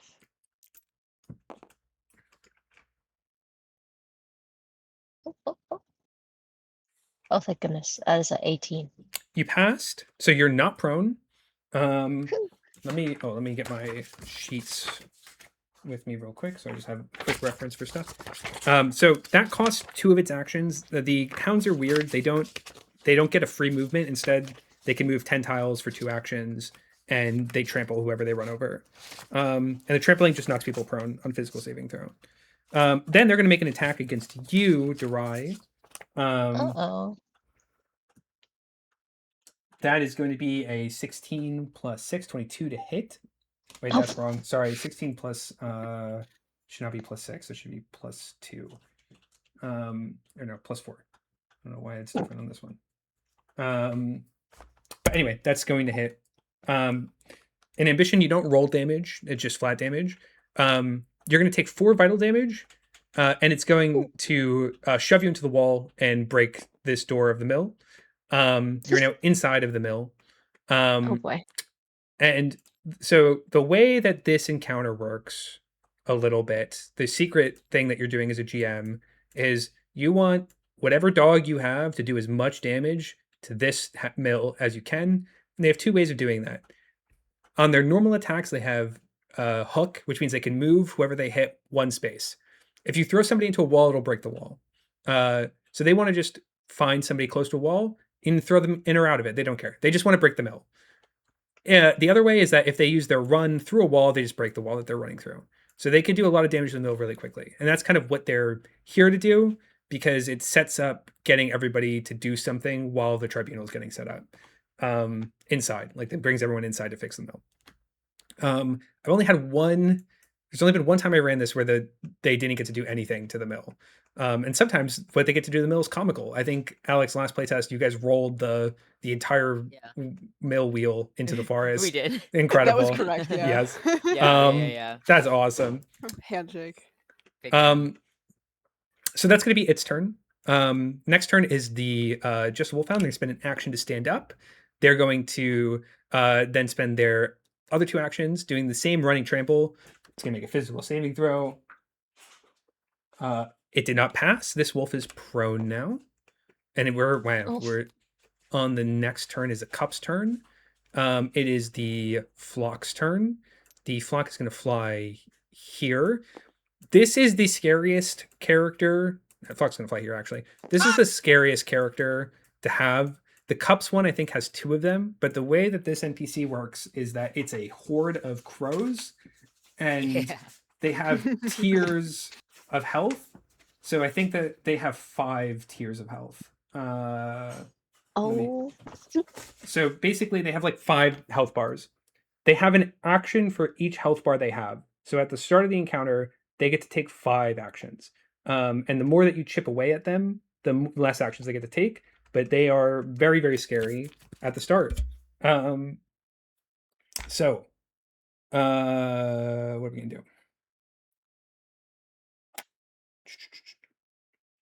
All right. The first thing they're going to do is they're going to squawk at you through the door as a minor action. It does a 14 hit. Yes, because it looks like... Oh, no, sorry, it's Durai. Wait. I believe so, because I see 14 parentheses 15. I'm assuming that means I have to have a shield up. Yeah, you have to take the raise shield to get that AC. Yeah, okay. So yeah, alrighty. So you're going to take 3 morale damage at the start of your next turn. Then they're going to make 3 attacks in quick succession. First one is a net 1, they miss. Second one is a 8, also a miss. And then the third one is a 16 minus 2, 14. That's going to hit. I'm assuming meets beats. Yep, meets beats. So then the last one, you're going to take 3 damage and you're bleed 1.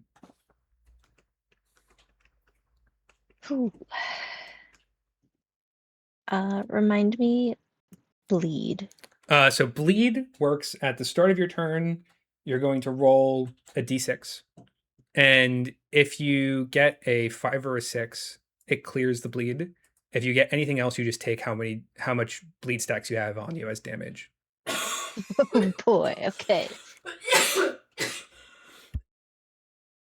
Next up is Oxy. Hell yeah. Hell yeah, it's Oxy time. Now, Oxy is in mill. Yep, you can start wherever you want to in mill. You could be right next to that broken door if you want to. So these walls are broken right here. Yeah, let's say I'm back. I was back over by the workbench. Okay. Or by this table. So, I'm gonna use my chain axe as a throwing weapon towards the flock. Okay, love that. And I'm rolling physically now, using Soma +4 on my weapon to hit. Yep. That is 16 + 4 for a 20. That's going to hit. And now you roll damage on that. Okay, that is 2d8 + 4. 5 + 2 is 7 + 4 is 11 damage. 11 carving damage, and it grapples on hit. Okay, so you've killed the first bird. It's health gated, so that did 5 total damage. One of the flock is dead. And your axe grapples onto that dead bird, but there's nothing to reel back. It's immune to that, unless you got a net or something to get them all at once. But you do have dinner if you'd like. Let's go. You've got 2 actions left and your free movement to do whatever you like with. Okay. Remind me, can I've used an attack. Yep. Can I attack again? You can attack again. For your weapon, it'll have a -6 multi-attack penalty, I think, if it's unwieldy. So you'll be rolling with a d20 -2 to attack. Oh, I see. Yes, multi-attack penalty -0, -5. I am still going to attack again on the flock. Sounds good.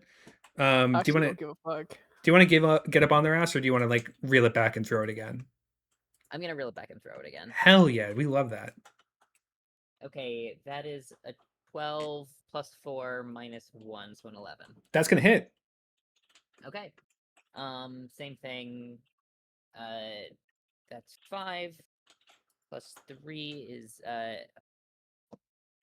8 + 4 is 12 damage, and once again grappling. Yep. Another. You're just like spearfishing from this like flock of like strange crows. You pull another dead bird in, reducing it to 3 total birds in the flock. And then I'm going to I think get up on these hounds here. Wicked. So the first question I have is, actually, I'm going to assume you shut the door. So this does something a little bit funny when you open this door. It's going to you're going to wall off the injured hound. So you're going to like push him back, and now there's like a door wall between. Love that. Mm-hmm. I also like the mental image of most of the wall is gone, but the door does still work. The door does work. Yeah. And then is there a way I can check in with a voice to see if I can understand what's going on with this wolfhound and soothe it or scare it away around the corner or something? So you can use a quick action to check in with any voice at any time. What voice do you want to use to learn about the hound? For Oxy, I think your Soma suite of like understanding its body language, understanding kind of like having a commanding presence. Control is a super good voice. And then your agility suite, perception, elusive, I delicate think touch. Physicality, I want to see if this thing is threatening to me at all. Yeah, for sure. And also maybe see if I can understand its physicality enough to like puff myself up and yeah, for sure. Talk to it. Mm-hmm. Get out. Get it to run. Okay. That is going to be a 27. That's a 20 + 7. 27. Physicality is going to come out strong, and it's going to say, hunting hounds have endured a process of domestication thousands of years long. They are instinctually wired to respond to your presence with subservience, and it does. You command it by existing. Your body is something that puts it in its place. It, on the other hand, scrawny thing. Its ribbon skin and ribs, starved, bitten, bruised. No wonder it was easy pickings for the beasts out there.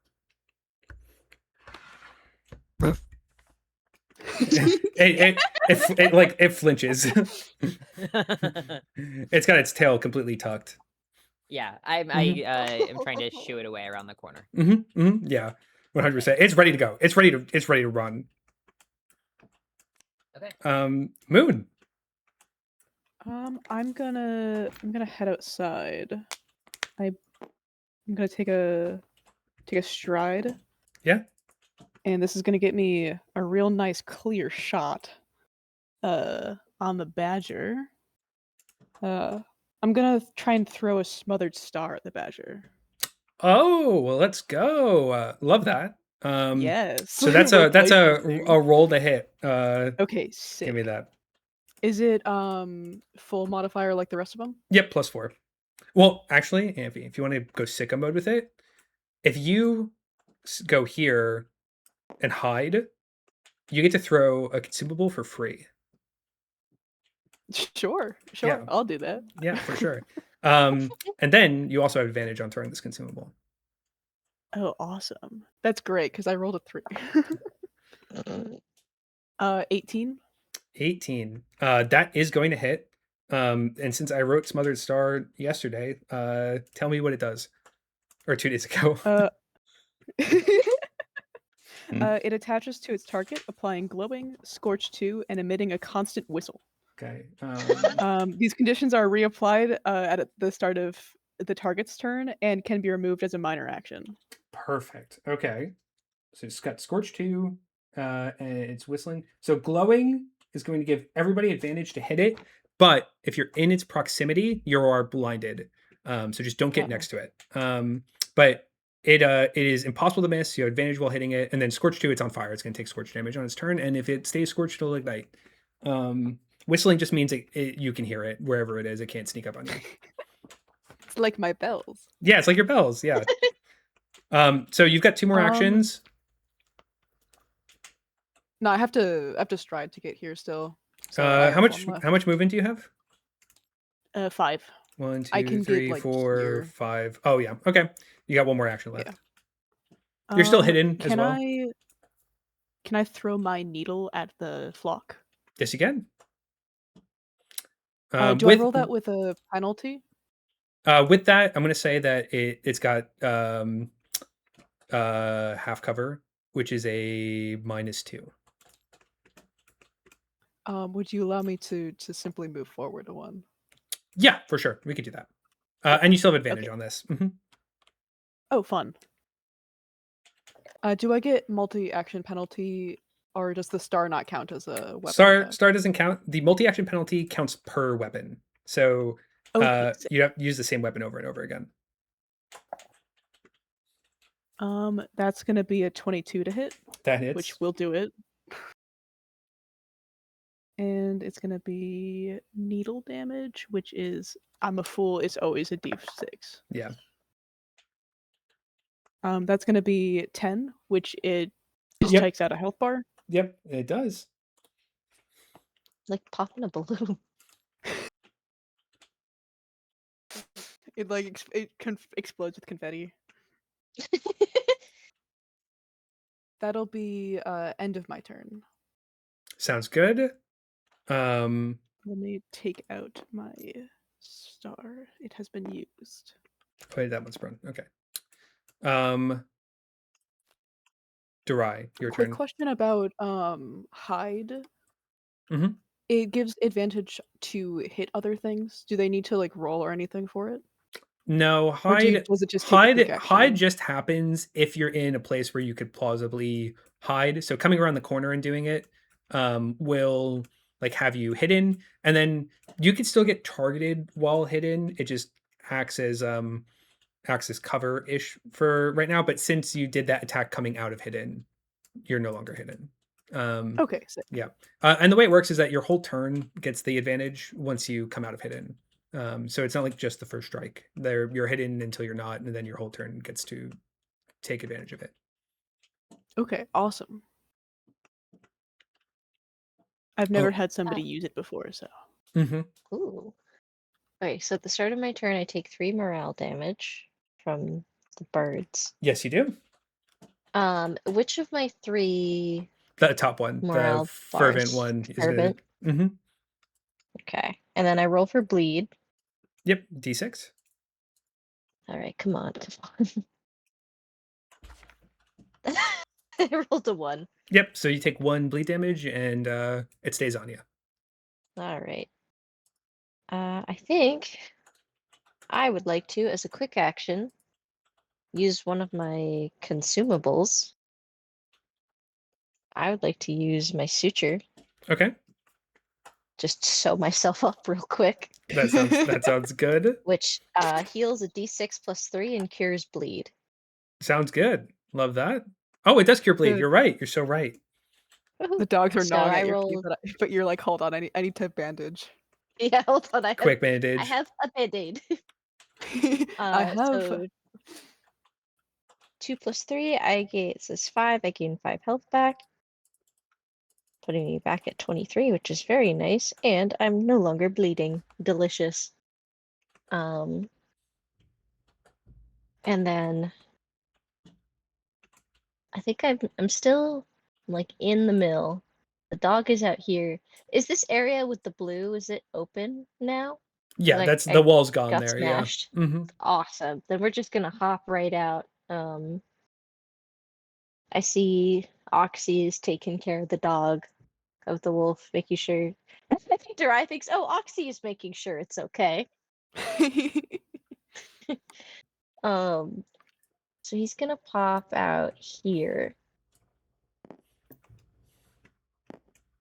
And he is going to attack with his, that is the left wrist, the sword shield. Oh, sick. Yep. You have advantage on this strike which will too. be- Thank Thank they're goodness. prone. Right. And I think, does the raised shield as part of that? Would that take up like attacking one quick action and then the raised shield? No, as part of the that beauty stat? of the sword shield is that if you strike somebody with it, it raises your shield for you. That is beautiful and awesome. so Okay, dope. well let's see if we get lucky. Well, glad I have advantage because I rolled a nat 1. I rolled a 6 plus 4 is 10. That's not gonna hit. Yeah. You plant the tip of your sword shield into the ground, and it just barely rises its way around it. But you still raise your shield, and you've got 2 more actions. Okay, awesome. I think I have Oh, one more because one you more. used your suture. Yep. All right. So sword shield didn't strike, but I have my shield up, which is very nice. So instead, we are going to attack with. Let's see. That was one So arm. many Let's go. options. I know the bulwark has so many weapons. This is awesome.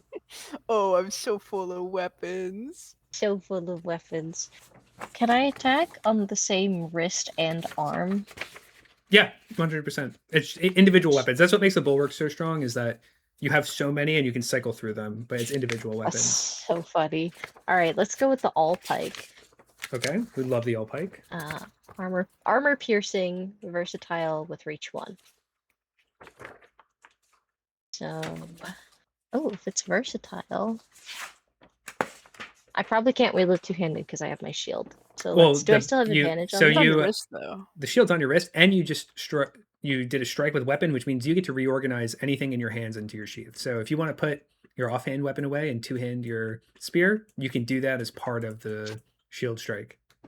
Oh, that's beautiful. Let's do that. All right. My goodness. I still haven't rolled above a 10, but 9 plus 4. Is that with advantage? That's with advantage. That is going to just barely hit. The hounds have 12 Woohoo! AC. Oh my goodness. Thank goodness for armored. Oh, I don't even know if it's armored. All right, so that's gonna be just checking the rules on versatile. Die severity is increased by 1. So does that mean instead of 1d8, it's 2d8, or does it 1d10. 1d10? Hello. So it's going to be a D10 plus 4 vital. Big dice. Big dice, big dice. Rolled a 6 plus 4, so it's going to be 10 vital damage. Alrighty. And then you get to swap one weapon into one of your hands and one weapon out of your hands if you'd like to. That's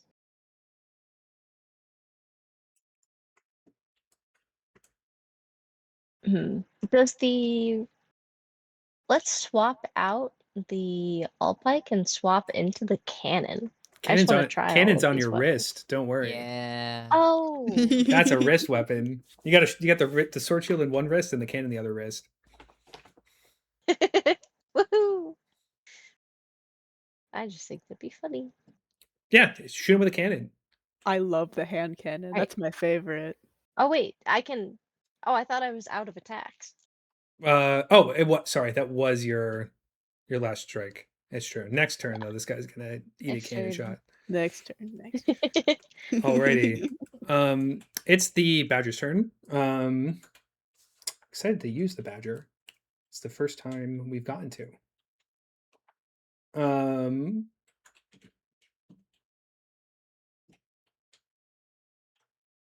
The badger is going to use its free stride to get on top of you. You're also blind now, Moon. It's going to take its scorch. So it's 2 damage. And it is it's not interested in removing the star. It is going to hit you with a crosscut. Does a 18 hit? It does, yes. You're gonna take 4 carving damage, and then it's going to it's gonna like hunker down, and its fur is going to frill out, kind of like a cat. And then you notice that it's not like fur. Whatever is on its back is sharp, almost kind of like porcupiney. Like they're solid metal objects. And where that burning has been like singeing the badger, it just instantly is kind of like a wave of silver comes over it, and then it looks like freshly healed skin. So it's topped off and it has more AC than it did before. And that's the end of its turn. So after the one full turn, you just shuffle the tarot deck. For fun, I like to go like no whammy, and then have someone stop it if they'd like to, but you don't need to do that. Makes them feel like they're in control of whether or not they go first. This time it's Darai first. Whoa! Oh boy! Oh boy! All right. Well, I do have this cannon. Although the cannon has loading. That means you load it after you shoot it. Oh, okay. Sick. You always have one free shot. Yeah, then let's do that. One free shot. on this down severed hound. Just checking my keywords real quick just to make sure I am not missing anything. Ooh, it has knockback if I hit. Good to know. All right, do I still have advantage? Yeah, it's still prone. Excellent, excellent. Come on. Okay, I'm rolling with a different d20.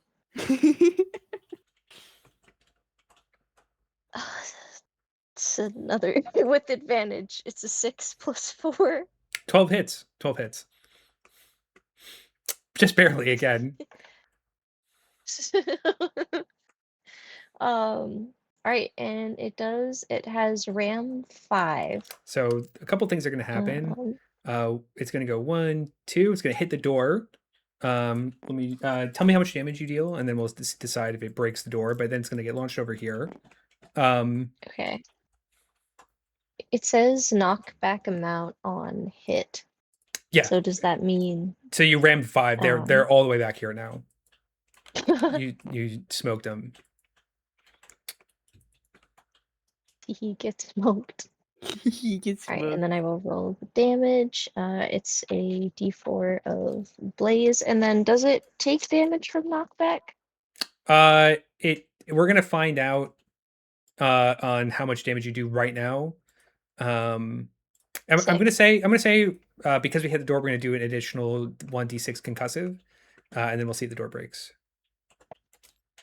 All right, I rolled a 3 on the d4 for blaze, Mm-hmm. and then I'll roll a d6. I rolled a 4 on the d6. All right, so the door doesn't break, but it's going to kind of full speed slam into Oxy, then close again. Oxy's gonna knock you back 1. Youch. You're gonna take 4 concussive My damage. bad. But you this hound is dead. That cannon slamming the door shut sends like a complete like splinter through the horizontal log of the left side of the cabin. Like it just like you're like, what is this door made of? It's just like the door is more structurally sound than the entire structural wall. Protect the mill, Enoch said. That's my favorite part of Jiraiya's toolkit, is that every Jiraiya I've played who's in the mill during this encounter destroys it. Yeah, it's the best. Also, what does Scorch 2 do? Scorch is a dot, so it's on the. They'll take 2 damage at the start of their turn, and then it goes down by 1. And if you apply 6 Scorch to a target, they explode. Oh my gosh, we could stack Scorch. Mm-hmm. This hound is Dude, is you done and me, and dusted. we work together. Okay, we can do this. We could stack our Scorches as a team. No, I think so that the Badger is like the worst choice for it, because it's I think it's immune to the damage Scorch applies, but like it could still explode. We don't know. Yeah, and actually, since I have 2 actions left, I would like to bust out. Oh, Amphi, the Badger is still on fire. It just healed. It still has Scorches, just doesn't care. Yeah. I'm gonna scooch my way up here to Alrighty. be in proximity with the severed flock, and I'm gonna use my last 2 actions to confront. Oh, we could do that for right now. Confront. I don't think it's going to be in the game by the time we do the playtest. I completely forgot to write confront. So let me write that down. Okay. But we'll do that right now. It's just been so long since we've had this happen because nobody ever used confront, and it's being replaced. Do they make a check for confront, or is the taunt just happen? Yes, I don't remember. it's a voice saving throw against my physical save DC, which is 12. All right, let's see. They did not pass. So I taunt 2. Okay.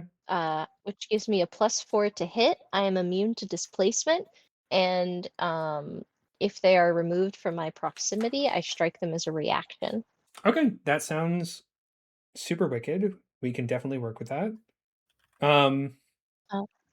What is taunt 2? Taunt 2 means that they have to target you for strikes, offensive attacks, and they can't leave your proximity right now because of the confront. Delicious. Hit me, really I'm not scared. Alrighty. I'm very scared. It's Badger time. Badger time. We're going back up against Moon. It got a 14 to hit. That does not hit. Moon, you cheeky individual. You sly moth.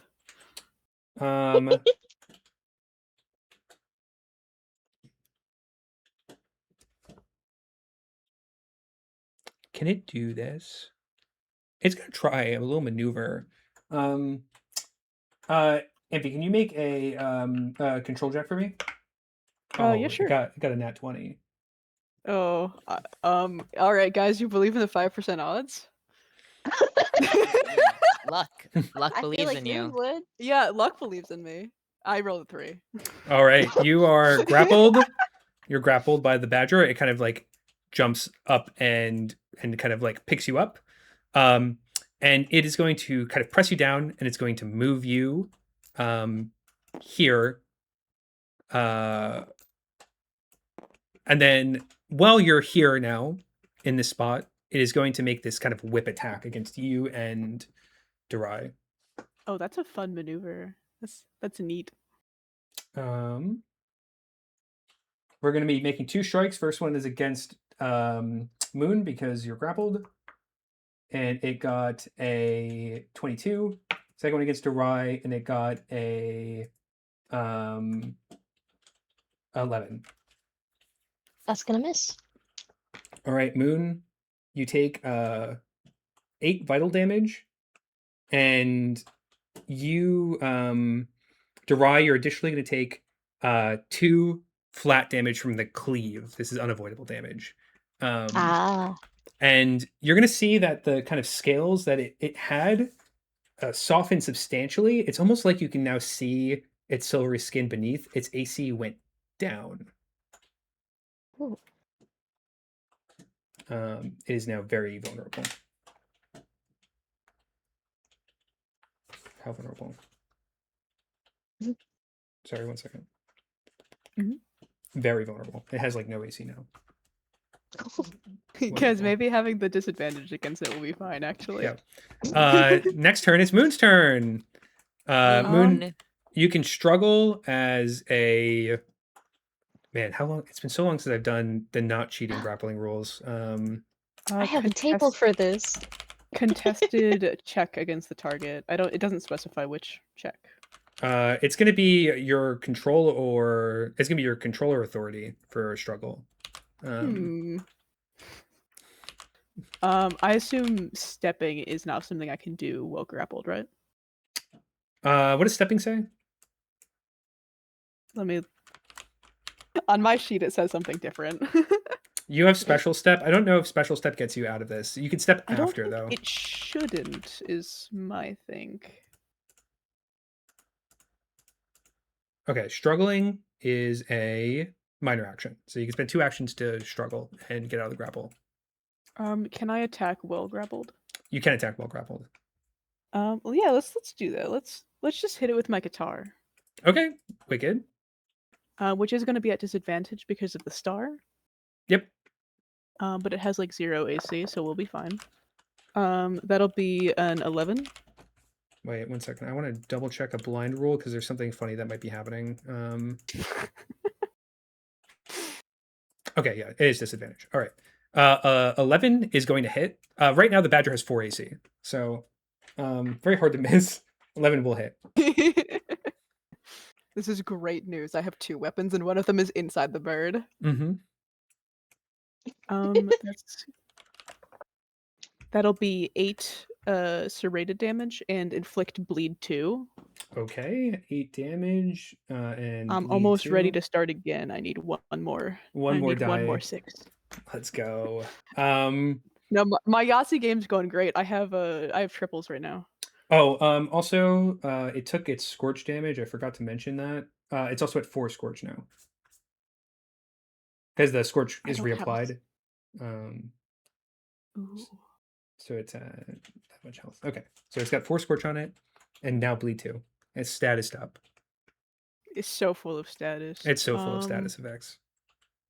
I don't have my other weapon, so there's not a way for me to avoid taking the multi-attack, but that's okay. I'll just hit it again. And then I will have my start again filled, and this will be great.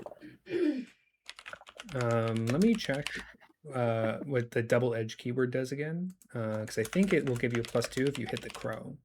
I think that's what double edge does. Yeah, when you strike someone, you can strike someone else, and then it will give you a +2. So if you would like to. If I'm hitting the crow instead? If you hit the crow instead, you get an additional +2 on it. So I think I just don't hit, actually. I rolled a 1. Okay, yeah, that's gonna be a miss, but we tried. You can gambit if you want. Go crazy with it. I think it'll be okay. Okay. I can't snatch things from these because they don't have weapons, right? You can't. No, you don't need. They don't need to have a weapon to snatch. You can snatch if you'd like to anyway. Is snatch a quick action? For fools it is. For fool it is. Oh, that's great. I would thoroughly enjoy snatching this badger. Gotcha.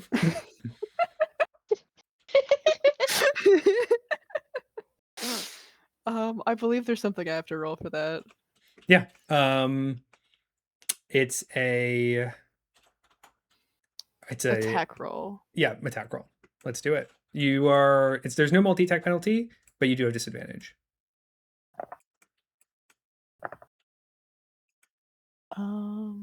That's a 7. That beats a 4, so they snatched. You're like, I got your claws.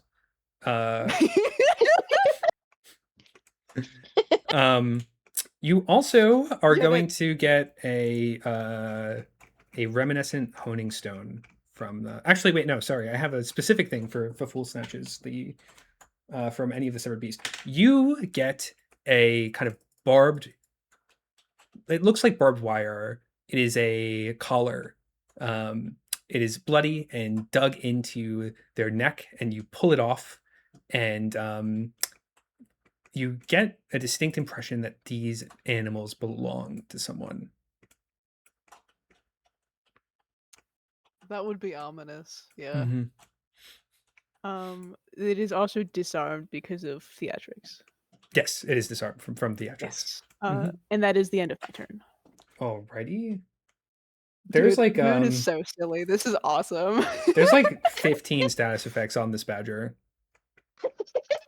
Next is the dead hound, which doesn't go, and then the not dead hound jumps over and scrambles that way, and then it's the crow's turn, which is taunted, and it's going to do what it can. So the first thing it's going to do is it's going to make its morale attack. It got a 16. Oh, that is gonna hit. All right, that's 3 morale on the next turn. And then it's going to make a knives attack. And it definitely missed the knives attack. And that's the end of its turn. Alrighty. Next turn. Let's go. Let's see who goes first. It's the hound who's running, and then the badger. Badger is disarmed. It is going to take. It's going to take 4 damage from Scorch, and then it's going to roll a d6 on its bleed. It's going to take 2 damage from bleed. It still has a decent amount of health, but it can't attack, so it's going to pick you up, Moon, and it's going to stride 1, 2, 3. And then it is going to disengage the grapple by ramming, which it gets to do for free. And it's not technically an attack, but you are going to get thrown through the chimney. Ruh-roh. Chimney's broken. And you're going to take You're going to take 1d6 concussive damage.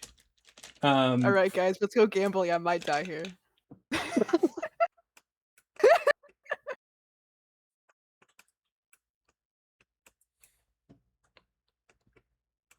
Oh, I have to roll it.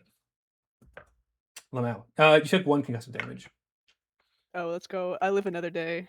The badger is going to. Oh, it's got 2 actions. The other thing's on cooldown. Dang. It's going to end its turn. And 2 things happen. One is its fur hardens up again. It's back to its normal non-enhanced AC. And then it explodes. Roll a d6 of a blaze damage from the scorch that is still applied to it. Okay, I go down now. No, you're out of range. You're out of range. Not you. The badger explodes. Okay. Yeah. Boom. It does 4. 4. 4 blaze damage. Oh, you're so kind to me, making me out of range for this. Yeah, I know. It didn't know. It didn't know it was going to blow up. And that's the end of its turn. Oxy, your turn. Only I know when things explode. My turn. Fantastic. Okay, so it's just the severed hound and the flock. It's just the badger and the flock, yeah. Oh, sorry, the hound exploded, the badger did not explode. The badger exploded, the crow didn't explode.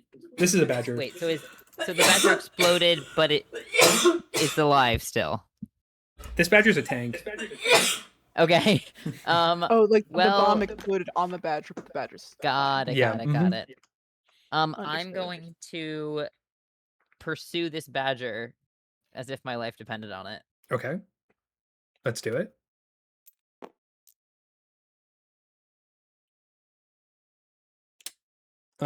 Also, the badger is currently disarmed.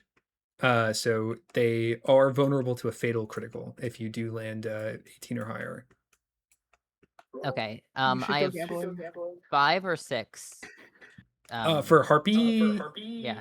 I think you have 5 or 4. Harpies might have 4. It should be on the top of your engagement sheet. Yeah, one sec.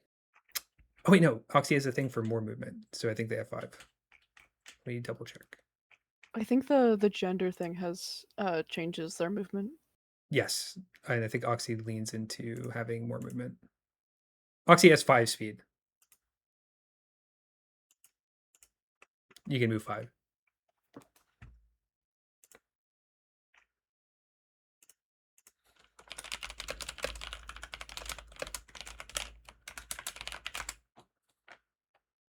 Oh, I was muted. The blade has not been given to me, right? The blade has not been repaired yet? Not yet. It sits there with a lot of potential for sharpness, but not fully formed yet. Potential. Fantastic. Well, I will once again spool out my chain axe towards this badger. Okay, that is a 19. That's a, Plus so that's 4, a this is the fatal critical, 23. which is the first time I think we've gotten a fatal critical in the unknown. So fatals, they increase the severity of your damage die. So I think your chain axe does 2d8, right? Yes, it's 2d8 plus 4. Okay, so you're going to be doing 4d10 plus 4 on this crit. 4d10? Yeah. 4d10? Okay, well I only have 1d10 here, so that's 5 plus 9 is 14, 17, oh my god, 17 plus 9 is 25. So yeah, this thing, Right? if you thought this was an explosion before, whatever just happened to it, it's just painted the trees with silver. It's dead. It's so dead. I'm a huge fan of this snatch oxy combo. It's good. It's real good. It's fun. Setting up the fatal criticals is wicked. Yeah, I'll keep this in also, mind. yes. So it's technically also a ruthless critical? Yeah, that's what the ruthless critical makes it fatal. Yeah. Okay, fantastic. Understood. And then I will throw a multi-attack at another bird with a -5. All right, let's do it. Okay, that unfortunately it's not gonna hit. That's a 1, or it's a 6 minus 5 plus 4, so it's a 2. Doesn't hit. Yeah. Good try though. On a miss, I can make another strike against the same target as I reel the axe back in. Yes, you can. That'd be your last action, and it'd be with a -10. I'm not. Yeah, you know what? I'll try anyway. Go big or go home. Okay, that is 13 minus 10, 3 plus 4 is 7. No, actually closer than it should be, but no, it does not hit. Okay. It swings wide. It swings wide. It's like you throw it, it goes through the flock, it misses all the birds, anchors into the wall, you pull it back, you throw again, it's now on the wall again. Yeah. It is the Ace of Cups turn. That's the bird. They're still taunted. So we're going to do one more morale attack. Oh, they got what I wanted. They got a nat 20. This is good. We could show off this mechanic. So this is what makes the crows the scariest, is that the morale attack they do, if they crit, it instantly destroys a morale bar. So Soph, you're gonna lose a morale bar. And then what the crows could do if they see a morale bar destroyed is they get to make a feather knife attack on everyone they can see. So we're gonna do 3 attacks on all targets. It's been nice knowing you. Oh wait, no, sorry. I misquoted. They get to make the morale attack against all targets they can see. For Moon, we got a 15. For that does hit. Durai, we've got a 13, and for Oxy, we got a 7. Misses. Okay, so if you're gonna roll 1d6, My AC is 22. Jesus Christ! Real? Wait, you just got 22 AC? Okay, No, I actually? was looking. I lied. My AC is 14. That hits. Okay, I'm wrong. okay. I think for you, Alex, it was a 7, and then the 14 was for It only hits Moon, yeah. yeah, Moon. All right, Okay, great. don't worry. So Moon, you're gonna take 3 morale damage, and Durai, roll a d6 for me and tell me what you got. I got a 6. Okay, that's the good one. I don't think anything super bad happens. That is the good one. On 6, you have a -4 penalty on all actions you take next turn, and that's it.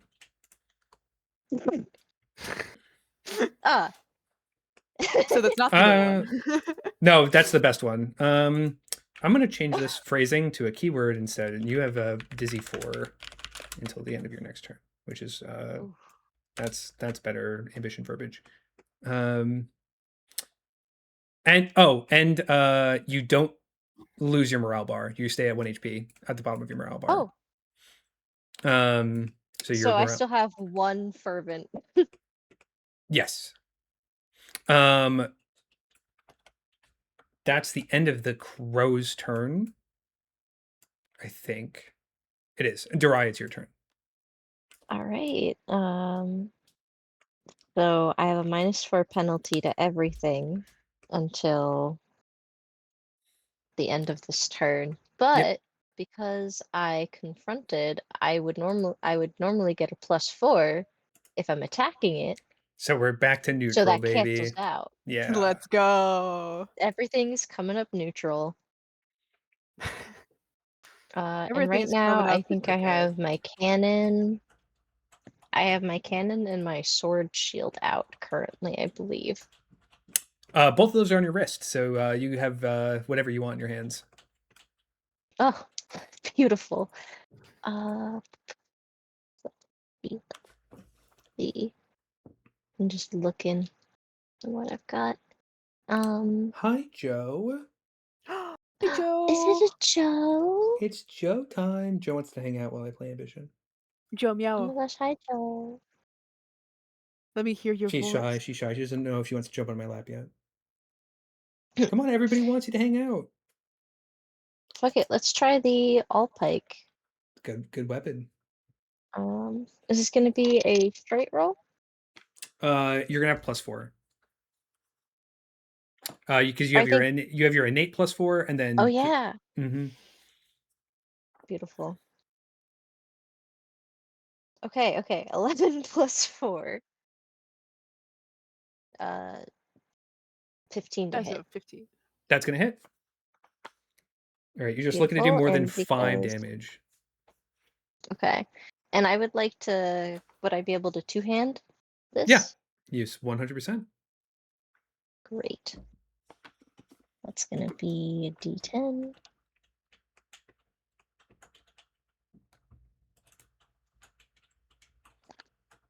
Oh, I rolled a 10 on the D10 +4, so that's gonna be 14 vital damage. So you do 5 vital damage, and you kill another bird. There's 2 birds left. Beautiful. All right. Let's switch over to the sword shield. Let's give it a go. Next attack. Checking. Does Rage Shield stack or does it just stay? It stays. You have to do it every turn if you want to keep the bonus. Got it. Let's keep that bonus then. Let's attack with it. 16 + 4, that's going to be a 20 to hit. That'll hit. All right, and it's going to be a D8 + 4 vital. 5 + 4, that's going to be 9 vital. 9 vital. That's another crow dead. 1 crow left. I believe. Sweet, and now my shield is back up. And we're going to finish off with the hand axe. Let's do it.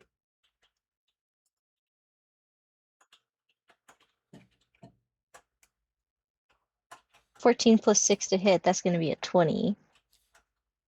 Oh wait, 20. 14 plus 4. Sorry, I'm math. Yep, 18. 18 does hit. Now you just got to do 5 or more damage, and Okay, it's okay. it's gone. It's a d6 plus 4. Oh, so it's gonna, yeah, it's dead. It's 100% dead. Sounds good.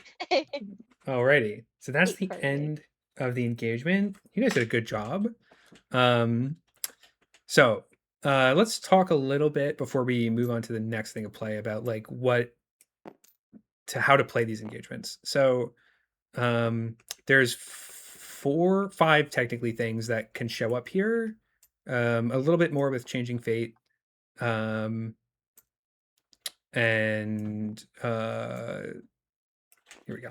Okay, so down the line, the Elite 7 Hound comes out when there's a major arcana or if the witch changes fate. This is just a really scary version of the small hounds. When this thing comes out, it's usually going to be the most dangerous version of this encounter. What it likes to do is it likes to have someone knock something down, either it or its hounds, and then we'll group up with all of the smaller hounds, and it will just keep it. They like to go after like one person. It has a lot of health, and it is very hard to deal with one-on-one. This thing also destroys the mill. It's made to destroy the mill because it takes out 2 tiles of mill every time it runs through it. So it likes to just kind of get in there and start throwing people around. But this is like the scary one. So whenever a major arcana is drawn, I tend to be like, that's pretty bad. Hope someone changes fate. If a witch changes fate, what happens is the entire encounter is replaced by 2 elite hounds, except one of them is super injured and small. So it's like it's split in half. It's like a normal elite hound and then little brother tiny elite hound. This is overall an easier encounter than the major arcana one, which is an elite hound and 4 small hounds. But it's that's like those are the 2 encounters where you'll have this guy. Big brother and little brother. Severed hounds. These have different tactics depending on which encounter they're drawn into because they come into all of them. In the elite hound encounter, they're just trying to get knocked down so this guy can start throwing people around.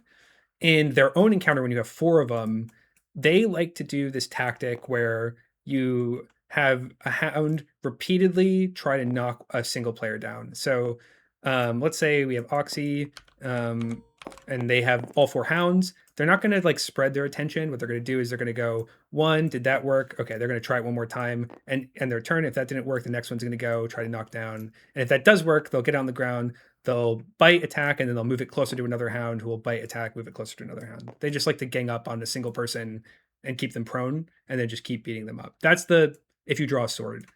If you draw a cup, we have the bird encounter, I think. One sec, I have the wrong page open. I just don't remember if there's 2 birds. Where's my fable? 2 birds is kind of really evil. 2 birds is evil. Okay, so bird encounter is 3 dogs and 1 bird. The way that this encounter works is that the dogs just want to keep somebody prone, and the bird is going to stay really far back. It's going to use the minor action to see if it can crit on the morale thing, and it's going to just like try and get that group morale hit, eventually start trying to chain them together, and then it's going to spend every other action it has throwing its knives at people. The goal is to basically not let the bird get touched by anyone by keeping the dogs keeping everybody prone. This encounter that we just had is the badger encounter. It's 1 badger, 1 bird, and 2 hounds. This encounter is really hard if no one changes fate. The badger can tank forever. It's the only thing it's really vulnerable to is the deserter because it will get fatal critical a ton if it does its move that reduces its AC. It doesn't have a lot of AC, but it's got a ton of health and it heals at the end of its turn. So the dogs are on support duty. They just want to try and line up knocking down as many players as possible. And the badger is a wall that's hiding the crows. That's the game plan that it has. Changing fate.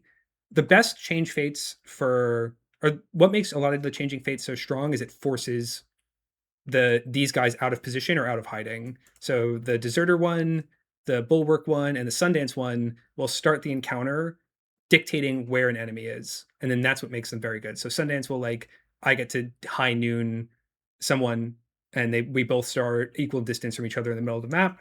The Deserter one, I think, spawns a goat, the Severed Goat, which is like the Wolfhound encounter, except you come out and all of the mobs are kind of, they've already killed the goat and they're like eating it. It just like brings everyone out of hiding. And then the Hound encounter, it has something that you want to protect, and it can fight for you if you want to, if the Bulwark changes fate with like the real dog. We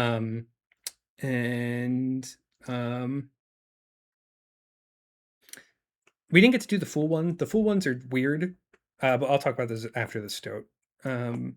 So the Stoat is kind of like the Crow, but instead of trying to hit everyone at once, what it does is it builds up stacks of Dizzy on a single target, and then it can use a minor action to do this thing called Vertigo, where it will deal, I think, a D8 per stack of Dizzy that was on the target. So it's like, spends a turn or two getting someone up to Dizzy 4, Vertigos them, they take 48 damage. It's like, it really doesn't do anything until it does that cash out. So most people can sometimes ignore the Stoat, and if they do, it'll drop someone instantly. And I think it's 3 Hounds and a Stoat. And then the Hounds have the same game plan of just knocking people over and breaking the mill and just causing a ruckus. And then the Fool has 2. So you can change fate with the Fool here as the Death of the Fool, which is their normal one, or Death, the Death card. Death of the Fool is very cool. It basically starts the encounter with all of the beasts as a amalgam. So they're like balls of silver. They don't have a shape. And on the first turn that they take, they can only use their normal attack. So if they start as a Stoat, they can use their normal Stoat attack. If they start as a Hound, they can do their normal Hound attack. But they don't have any other features. They have the same health and everything. At the end of the turn, the Fool rolls a d6, and then the d6 determines what they will be for the rest of the encounter. 1 is an Elite Severed Hound, 2 is a Badger, 3 is a Crow, 4 is a Stoat, and then 5 and 6 are Hounds. This lets you that could end so poorly. That's awesome. It is. It's really cool. It also lets you get 4 stacks of for your since you're rolling the d6, you get 4 stacks for Game of Beginnings. And then if you do it to death, what happens is that all of the beasts become regular unsevered animals, which removes their resistances. It makes it so they can't regen, and it means that they bleed real blood and not silver blood. It also means that if you want to like do what Oxy did this encounter and like alpha dog the dog, you can. It makes them not like monstrosities. It makes them like real animals. It makes the fight easier, a little more gruesome, and it changes the content of like what myth is a little bit later. But that's basically what you have to be prepared for. It's not a super complicated encounter to run. Even with like the most strange ones, it's usually just Hounds are going to be in the front, knocking people over, breaking up the mill. The Badger is also going to be in the front, and then these 2 guys just sit in the back and pelt people until they die. Any questions about any of that?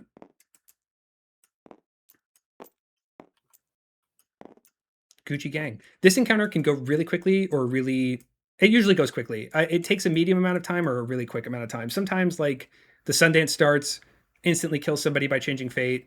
They start with 6 style. Panos casts a spell on them, and then like the Deserter crits, and everyone's dead by the second round, which is awesome. Yeah. It lets you have like a little narrative beat, and then sometimes it can drag on a little bit, but it's never going to be too long. Everyone has pretty low health, and they're not the scariest of enemies. Generally, the Witch makes it take longer. The Sundance makes it take shorter. That's true. That's 100% true. The Witch and the Sundance, though, together will make this encounter end almost instantly if they cast Tachycardic Harmony. If they lock in. If you cast Tachycardic Harmony on the Deserter or the Sundance, they will like sweep the entire encounter. Okay, so the next part of this is a little hard to role play because I'm just gonna describe the shape of what's gonna happen. And everyone here has been here for this part, but basically what we were trying to set up during that encounter is that there's some damage in the mill, and we're going to improv like some voice checks, some ambient world building, and some goal. Like players need to kind of fix the mill. They owe it to Enoch to fix the mill, and the goal of that is you want to corral everybody inside. It's okay if not everyone's inside or if they're split off in different buildings, but we want everybody to try their best to be inside or at least outside and away from this door, because that's where like our starting point for the tribunal is. And if that is hard to set up, like we can run like a fight or flight check or something, that something is at the edge of the woods, and then Myth can start the tribunal from the edge of the woods with their little walking and monologuing. But yeah, so basically do damage to the mill if you can with the dogs. Once the players are fixing it, what you're going to be doing is prepping the tribunal. So we're going to have whiteboards that have the clocks drawn on it. And while they're making voice checks and doing stuff, you're just going to be unpacking it and getting things set up. And then once things are set up, you reveal like with a knock, knock, knock, or once they finish building it. So in the digital one, I like to secretly put up the clocks in the background while they're figuring out what's going on with the mill. It's a little harder to do that in person, but the whiteboards will be pre-made. Thank you. Yippee! Any questions about that section? This shouldn't take too long. I would try to keep the fixing the mill post engagement part to like 10 to 15 minutes. It's mostly just a transition into the tribunal.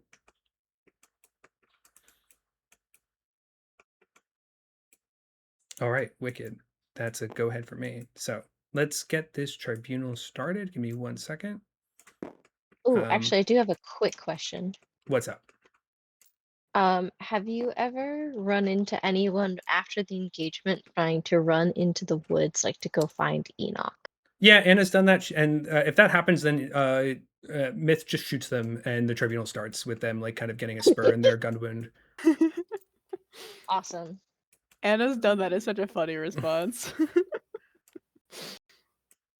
It's And like Anna's then part of the in- unknown time loop and is just trying bullshit to see if anything works to free her. That's like unironically how Anna treats the repeated playtest of the unknown that she does.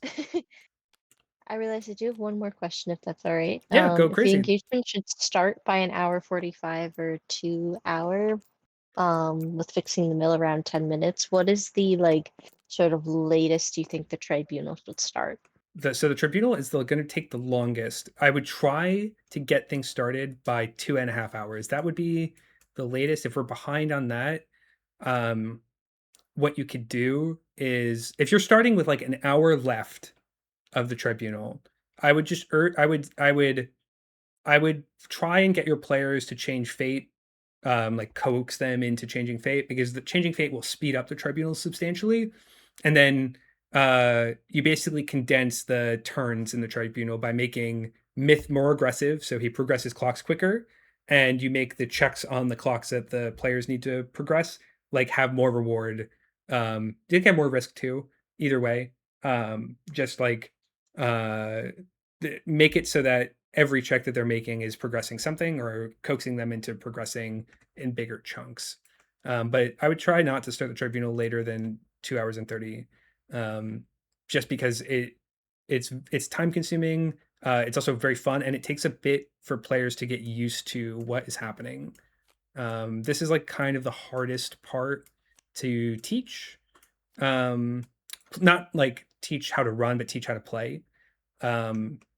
Just because it's Ambition's most different mechanic. So while we get the tribunal started, so like the way that I like to do it is once they've finished up in the mill, or once you have everything set up, it starts with like the ominous in Discord. I use the wonderful soundboard effect of to coax out the start of the tribunal. But you can do that by knocking on the table or just saying someone knocks at the door.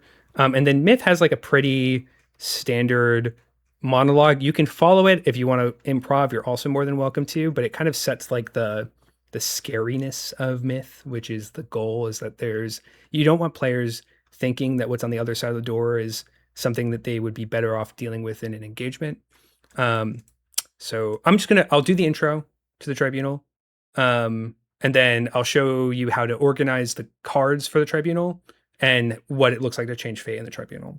So you guys hear a knock at the door, and there's a long pause, a quiet outside, and this raspy, echoing voice. It almost sounds like it's starts in reverse. The quiet part first, and then the loud part after. Comes from behind the door. It says, Have any of you happened to see my hunting hounds? And the pause stretches longer, and another knock comes, this time harder, with a heel towards the bottom of the door. Say, it seems they've gotten off my leash. You see, I'm a shepherd, and some of my flock has escaped from their pen. It causes the need to arise to kill the whole herd. Can't be without reason, but once you start the culling, a couple of bulls always break the fence and run off into the forest. But that won't do. And you hear those same spurs as they pace outside the door. Every one of them has to die, you see. That's the whole point. And that's where the hunter in me comes out, to track every last bull and shoot them dead. And then I explain the tribunal. I'm like, hey, there's a devil outside. They are represented by the Devil Arcana. And if you'd like to change fate, this is the opportunity to. For Tribunal, the way you set up the cards is you have the Adversary Arcana in the middle, and then you just make a little spread. And then when someone takes their turn, you just invert it. And then you go all the way through, and then this comes up right, and you go all the way through again. That's just to keep track. It doesn't do anything else besides keeping track. Changing fate on the devil is very substantial. It permanently changes who this character is. And it makes the tribunal harder, and it makes future encounters with them harder, but it lets you start with this clock half full. So it's a deal with the devil. That's the way you present it. Most players don't take the deal. If you're running low on time, don't mention that it makes things substantially harder. Just say that you can make a deal with this thing to learn more about it, and just run it that way. Yeah. Does anybody want to change fate on this encounter? I'm down if neither of you guys want to. I don't know what this thing does. Sounds I good. think this is gonna fuck it up. Oh boy, this is gonna be interesting. Sounds good. Let me find where the table is for this. So I'm gonna mute again, but I'm still listening. I'll do the normal fool one and not magician. Sounds good. So you start with this clock, the who, what are they clock half full. The thing outside has a dreadful stillness. You aren't sure exactly what it is, but that it composes itself quietly with calculated movements. The glimpses that you see from outside have feather and fur and skin in opaque blackness. It looks as if it was spawned from all of the myriad. So I'm going to give like the spoiler for what changing fate does, because it kind of flavors how you do most of the tribunal. So this clock, if you solve it without changing fate, you learn that myth is the echo of the word hunt, like conceptually. they're the hunter, right? If you change fate as the fool, they become echo of the word stillness. And each one changes two things. One is it changes how they look and sometimes makes them more lethal, and how they kind of like act in accordance to that word. It will also change how it targets people. Hunter myth is opportunistic. They'll go after whoever they think is the easiest to catch, and they have a process. They like to like tie you down. They want to like skin you. They want to like do what hunter does when it catches the runaway animal. For stillness, this thing now looks like the corpse of the fool, and it's going to target players in the order of their inheritor arcana. So on their first turn, it's going to go after the fool because it's 0. On the second turn, it's going to go after the bulwark because it's 3. And then Sundance, then Lionheart, then Witch, Investigator, Deserter. It's going to go after whichever arcana it is next. And the stillness also makes it so that whenever it shoots its rifle, it never misses. That doesn't mean you take the same lethal kind of damage. It just means that all the shots it take, it's either going to be grazing, so it's going to like skim past you and take a narrative hit, or it's going to hit dead center, which makes the encounter very scary. And then I'm just going to go through the list real quick before we start on the rest of them. So, what's up, also, Amphi? If the Fool Arcana gets played and you don't remember the order, you can ask your characters because it's on the sheets. Yes, it is on all the sheets, and I'll have it written down in a note too for you guys. So I have it in the table that I'm going to give you guys all. Sick. So then for the witch changes the word to spite. They're vindictive, they're hateful, and they want to torture. They want to like specifically rile up. Their targeting changes to they go after whoever's antagonizing them the most. So usually it's going to be Oxy, but or Ido. Whoever wants to be the most confrontational will get targeted the most in the witch encounter. For the investigator, this is everyone's favorite. He becomes a hound. He becomes dog-like. He carries his gun in his mouth, and he will track players by smell. So once he sees you, once you show up on the hunt clock, he will always know where you are. And he hunts specifically the target that's trying hardest to hide. So whoever is trying to escape the most is the one he's going to spend his turn antagonizing. Bulwark is Cull. Cull targets the characters that have the lowest soma. They take the kind of appearance. Their mangled melee weapon becomes like scythe-like. They kind of look like they're here. They embody more of that shepherd-y aesthetic, and they're here to kind of cull the weakest targets in order. So whoever has the lowest soma, it's not going to be Oxy or Durai. That's who they're going to ignore, and then Durai's going to want to protect whoever they're going after. It's usually Panos or Edlin. It's usually Panos or Edlin, yeah. For Sundance, it is going to be Wound. The hole in their chest is now a gaping wound. It's like an open hole where their lungs would be. And their rifle will leave similar wounds. They leave mechanically what's called an open wound, which means it will do more damage the more you move after you take it. And I think that's the only thing that they change. It doesn't change its targeting. It'll still have that hunter process that it does, but it will leave open wounds on hit now. And the Deserter changes it to Butcher, and it changes its bear trap into this giant ultra-violent saw cleaver.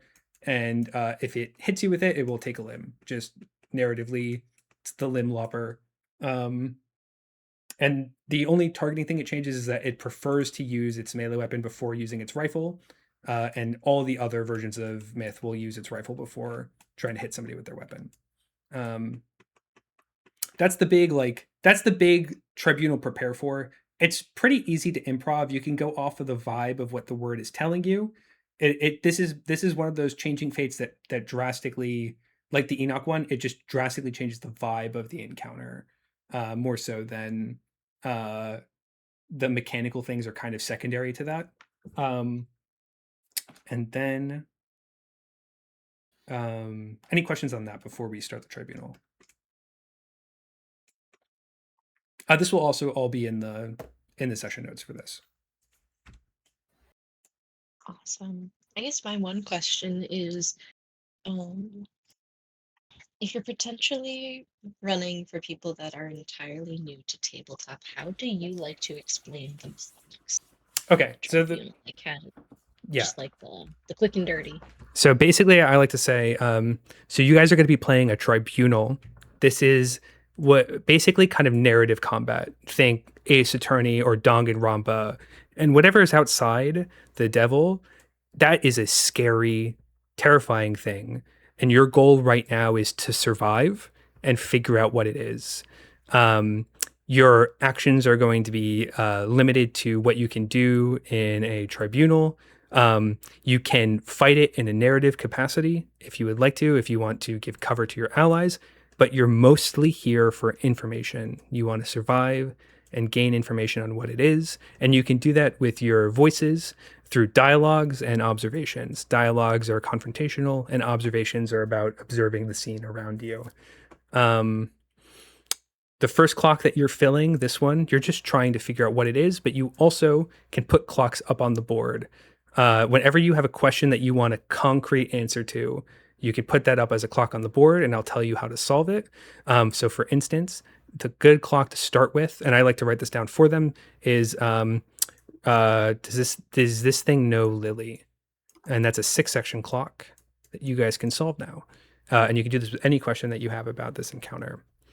The way that this is going to go is that it's going to take a turn and it's going to drill down on someone, and your only goal is to survive. Afterwards, you guys get to go in any order you want and get information. I will tell you the risk and reward of trying to get that information, and we keep doing that until you figure out what you're looking to figure out, or he hunts you all dead.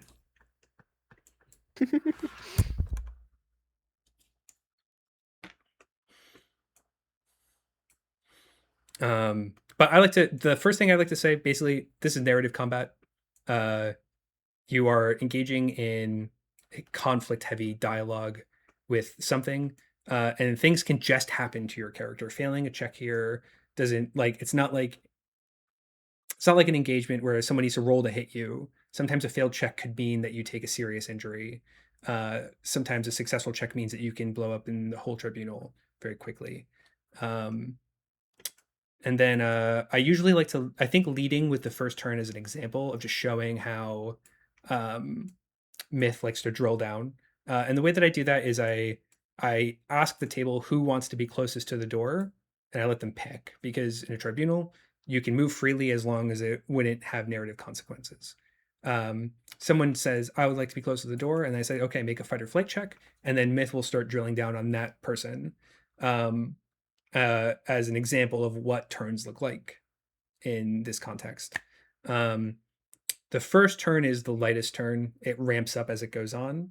And then I don't necessarily explain the enemy clocks yet, but for you guys to know, because you're running it, if they ask to, you can explain it. So found prey, this is whether or not he's seen members of the party. So this goes up every time he sees somebody. He wants to see everyone before he can start hunting. So with 4 players, this should fill up about 3 to 2 sections every time he finds somebody. It's like halfway on each. And then when he does, he starts the hunt clock. The hunt clock is progressed by him being antagonistic or risk checks after found prey is filled. Once the hunt clock is filled, he'll shoot somebody instantly. These shots, depending on how the player takes it, can take them out of the tribunal for the rest of the tribunal. It could be like you're down and out, or it could be like you have taken a serious injury that is going to be a setback, but you're still kicking. It really depends on how they fail. The only time I've had a shot instantly take somebody out of the tribunal, it's actually happened twice. One is Anna was fucking around, but the only time is when Myth has a clear shot on you and you know you're going to get shot and you run straight away from him. That's the only time Myth gets to that's his element. You know what I mean? Like, running in a straight line from the guy that has a rifle loaded with bullets that are bigger than your fist is just That's going to take you out. But if in the closed spaces, if you try to do something, it'll usually, like, I've had players lose an arm from being shot or just have their shoulder blown through. I've had, like, Alex, I think you were in the playtest where Dewey parried a shot with their shield and, like, dislocated their shoulder doing it. There's a lot of this, you fucking casual. There's a lot of sick stuff that you could do. And then Suspicion is a clock that's basically whether Myth knows that the players are acting. So Amphi, in the version that you played, where you were leaning into the fact that you were also a hunter and you were like them, this primarily plays on Suspicion. And when Suspicion fills up fully, depending on what's happening, it can go straight to an engagement or it can start the hunt clock early. That's usually the two things that are going to happen. If Myth is suspect enough to throw away the process and just start shooting. And Suspicion doesn't go up too much in this tribunal. It usually is only for characters like Etlin and Panos, who are trying really hard to Machiavellianly go incognito in the encounter. I think Alex, you and Will had a similar plan of, like, hunting him. That would raise suspicion, but it depends on how convincing or how obvious they are about doing it. If you play the part super well, suspicion might not even go up at all. Suspicion can also go up when people are trying to hide after they've been seen. That will make Myth suspicious too. The biggest difficulty you're going to have is coaching players through turns. Sometimes it's really hard to know what to do. So sometimes you can give suggestions about what voices to use, or if a player asks a question and they're asking for in-game information, be like, that's a really good clock on the board. We can put that up with 4 sections. That's, like, the best way for them to connect the mechanics, is turn questions they're asking to you, the GM, into in-character questions they can figure out through mechanics. But yeah, I'm ready to get started when you guys are. If you have any other questions about the tribunal too, I am more than happy to answer them. Oh, one question for the bulwark specifically. Yeah. For tribunals, the bulwark has an ability called Mediator. Yes. So Mediator, which means threat clocks now have 8 tiers. Is that the hunt clock? Yeah, Mediator is going to make this clock have 2 extra tiers, and it means that somebody gets to get seen twice, really. So this is a super good clock to have an extra tier on. So it's like, we saw player 1, we saw player 2, player 3, player 4. Okay, everyone's been seen now. Something else has to happen for the hunt to start. That's the way that bulwark mechanic works. Inversely, okay, Oxy says I can take failure and turn it into threat. That turns it into this clock. So Oxy can take a suspicion failure and make that threat. It's not super great in this encounter, but it will. It means that the hunt can start early without everyone being seen. In other encounters, it'd be super good. In this one, it's just how it's a special tribunal. Myth is just not a very suspicious guy. Myth is not a super suspicious guy. He's kind of very one-dimensional conceptually, positively. He's like one word. True. All right. I think we'll start this one with Moon, because I haven't played the stillness version of it. You guys have the meta information, but do your best to see what to do, put up on the tribunal, and we can just run it normally. Until then, last thing. After found prey gets filled, or what are they, or the players seem to kind of be stuck and don't know what to do, that's usually when I bring out the Enoch clock. This is the clock that ends the tribunal. It's 4 sections, and then you just decide based on vibes or based on how much time you left, how many sections it starts with. So if it starts with 2 sections full, Enoch gets back in 2 turns, and then the players get to decide how to end the tribunal. Enoch, this is your tool if the players are having a really bad time. Yes, and there's 3 ends, 3 ends to the tribunal, which I don't know how much we're going to do in the live session, but they can end it in tails, which Myth just goes away. He goes into the forest. He didn't like getting burned by the lantern and leaves. You can end it in an engagement where you try to kill Myth after he's exposed. It's a hard fight, but it's doable. And then you can end it in a tribunal or you can keep the tribunal going and try to edge out more clocks as Myth tries to escape. So you can try and stopping him from escaping as you fill out any clocks that you still want to fill out. But that's like kind of. I would be very surprised if we get to a point where we're making decisions like that, given the time frame. Normally, it's like, oh, Enoch's here. You guys did good. You survived. You get a sticker, and you're on your way. Already. Unless you're Etlin in the last one.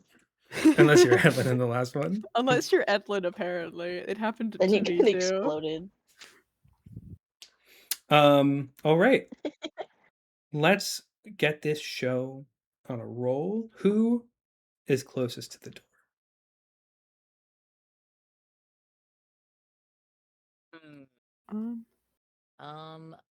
I think it might be me. You could decide if you want to be the closest to the door. It's an active decision. I'm thinking about where this fuck ass moth would be. Cause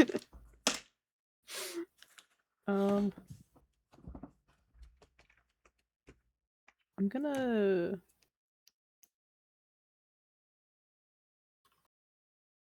I want to place Moon like on the stairs to the mill, which is probably not closest to the door. Okay, yeah. Since there's no takers, Alex, I'm going to say that you're closest to the door. Hell yeah. Make a fight or flight check for me. Okay, that is. That is a 2 + 7 for a 9. A 9.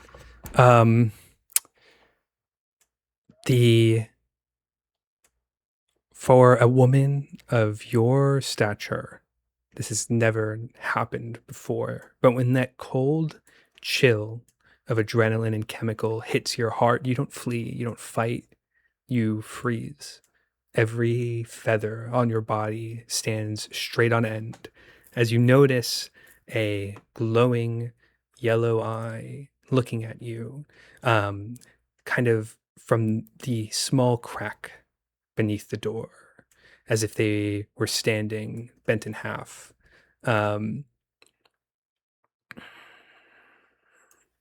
It says, I see you in there. Pull from the pen. What do you do? Ooh. I think based on my interiority, instead of her usual reaction, I'm going to. I think in freezing, I want my dialogue to be. Does he react if I don't move at all?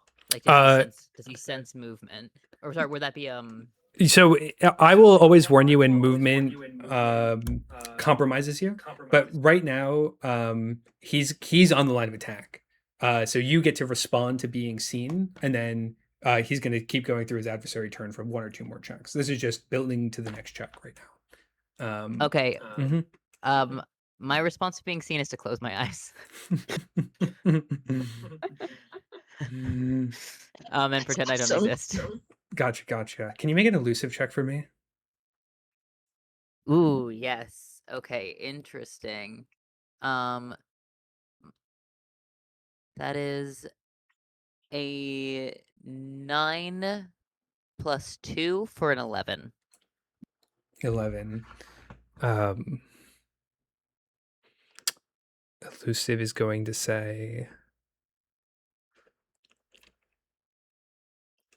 we've never avoided a gaze by standing still once we're in it, but we've also never been seen by something like this. You know, there's no harm in trying. But I will keep us completely still. And I don't want you looking at what's ahead. Okay. Oh, I'm so scared. Yeah, I think she might sink to her knees out of fear, but she's not gonna run and she's not gonna fight. Gotcha. Your heart feels that impulse, that collapse, the fight or flight in you says, just fall over. You're dead already. And elusive, holding on to you by the tendons, says, no, completely still. We're not breathing. We're not moving.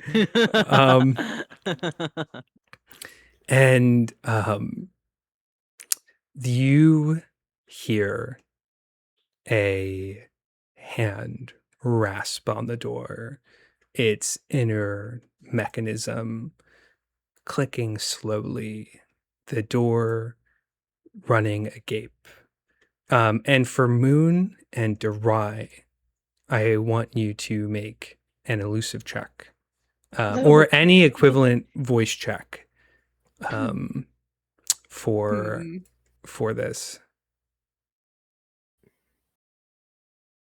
Could I potentially convince you that this could be a flow check? This could be a flow check. Flow's a great voice here. To react in the moment. Mm-hmm. I'm just looking at a bunch of shit voices. Being like, what can I convince Yanni of? Oh, that's not good. That was not the time to be rolling poorly.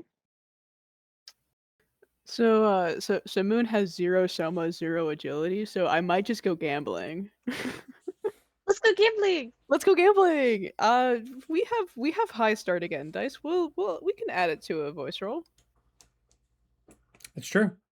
True. I would also, I think luck is not a bad voice here either. If you wanted to try that one out for size. I like the way your brain thinks. We'll try some luck. Mm-hmm. Speaking of luck, we're gonna add one of my start again dice to that. And we're gonna hit it with the 13. 13. Luck is going to say horrible idea that one had. Maybe not so horrible. And this spark of inspiration jumps at you as the wheel of the mill turns slowly in front of you. You're a lithe little thing. You could fit behind that smoke. And then your stillness would be masked entirely. Maybe. You just have to try really hard not to jingle. I love this voice so much. I need to use this more. Unrelated, I'm gonna look up the page's luck score. Oh, understood. Derai. Or not Derai. Oh yeah, Derai. What did you get? Well, I rolled a 3 on the die. Plus 4. Gonna be a hot 7 for flow.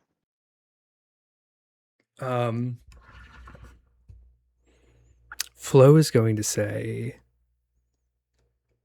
that the door casts a shadow behind its wall as it's opening.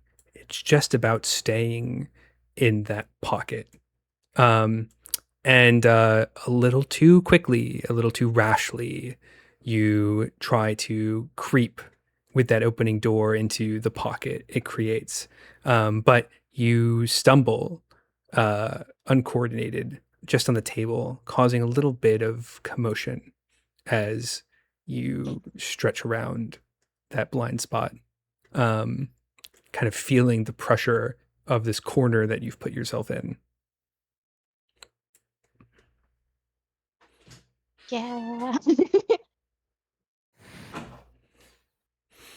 I have What's up, Amphi? I have an idea for Jirai when your turn comes around. But for Uh, now, it is Hunter Yeah. turn. It's going to take or that door fully swings open now. The commotion trailing you, Durai, and it walks past you, Oxy, almost like a territorial border collie. You're so kind of subjugated by its presence that the open door seems like a fence. And as it kind of leers around the tall and sturdy door behind the table that you tripped over, Durai, it says,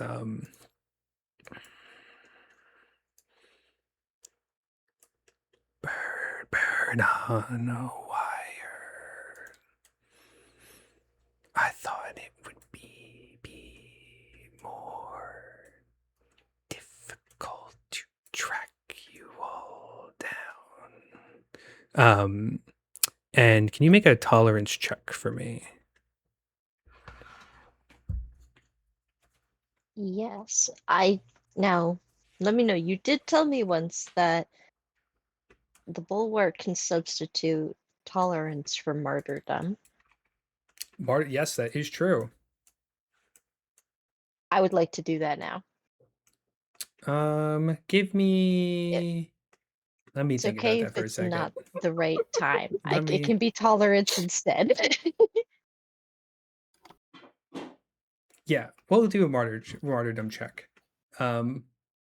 This is gonna. I'm gonna take a little bit of leeway with what martyrdom means in this case.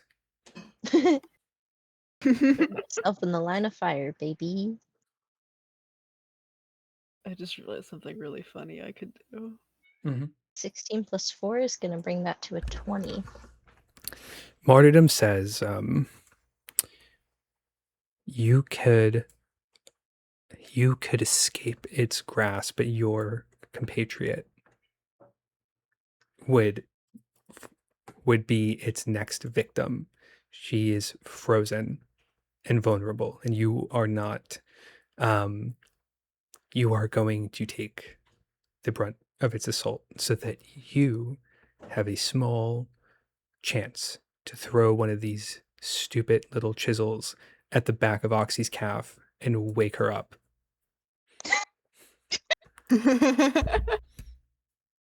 Hell yeah.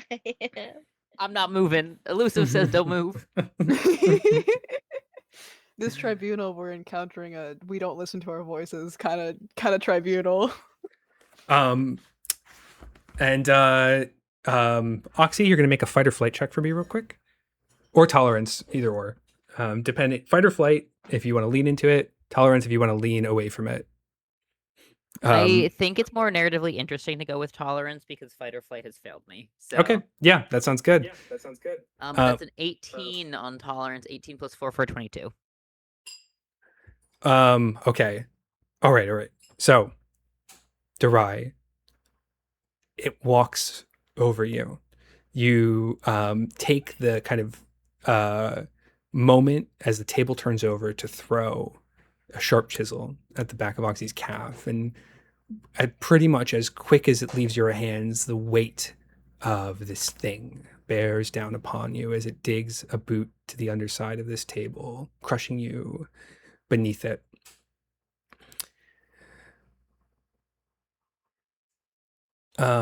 Your tolerance speaks up, Oxy, and it says, it bit you, you think, and it doesn't bite so bad. This thing is weaker than its presence gives off. You have been bitten by far worse, and you haven't only lived, you bit back. You ripped viscera from viscera with those teeth. You have fought everything and anyone to get to the lonely space that you call home. And no one is going to take you from that. No one masquerading as some ghostly haunt in the middle of a fucked up woods. You are the haunt. You are the one with teeth. You have an axe that revs, and they have a body to cut down. I'm gonna say. Oh, sorry. I'm gonna say that's the end of the adversary's turn. So you guys can take your turns now in any order that you want. I'm gonna say that Oxy, whatever you want to do this turn, if it's aggressive towards the hunter, it's going to have +1 reward. Can I get your thought process on how you roleplay what the hunter wants to do? Yes. Like right now? If you don't mind, yeah. Yes. So because there's stillness, they are looking for you, Amphi, and they haven't found you yet. So it's easy to kind of like placate the trapped things it has. It's looking to kind of clear the room and prowl over it until it finds the one that it wants to set its sights on. And that's going to change at the start of its next turn. It's also looking for opportunities to shoot somebody. So on the second turn, it wants to put itself in a position where it can take a clean shot at somebody. So being kind of in the middle of the room with an easy target behind them, searching, looming, seems like it has control over the scene. And that's something it likes to maintain. Okay. So it's not choosing to explore the room any further because it has Jirai pinned. It's content with having Jirai pinned, but it was spending those last couple acts of its turn looking for you specifically. Okay, but I'm behind the wheel and it can't see. You're behind the wheel, yeah. You got away. Jirai was so obviously out of place that it kind of was like, I'll take what I can get, but it's not really what I'm looking for. I'm behind 3 wheels and a thing. Mm-hmm. That's kind of impressive. I am actually. the wheel. I'm so full of wheel. I am the wheel, and I'm only lightly jingling. Moon is sort of long and skinny enough. Moon could pass for a spoke. I think so. They'd have to take the hat off, maybe.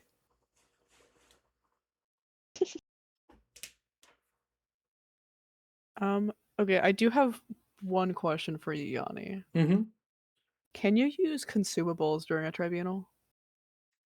Yes, you can. They're usually observations to use a consumable. The observations for consumables that don't interact with the thing. Dialogues for consumables that interact with the thing.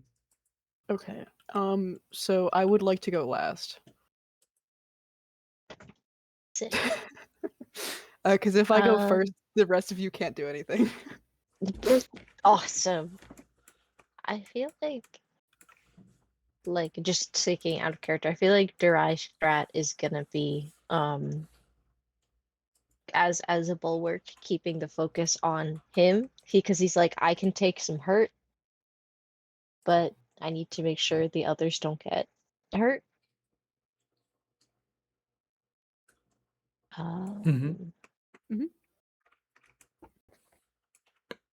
That's probably like he's probably going to be like struggling around. So if there's something that Oxy like wants to do first, that is chill. I'm good with going first or second. Yeah, I think I am gonna make some kind of aggressive move.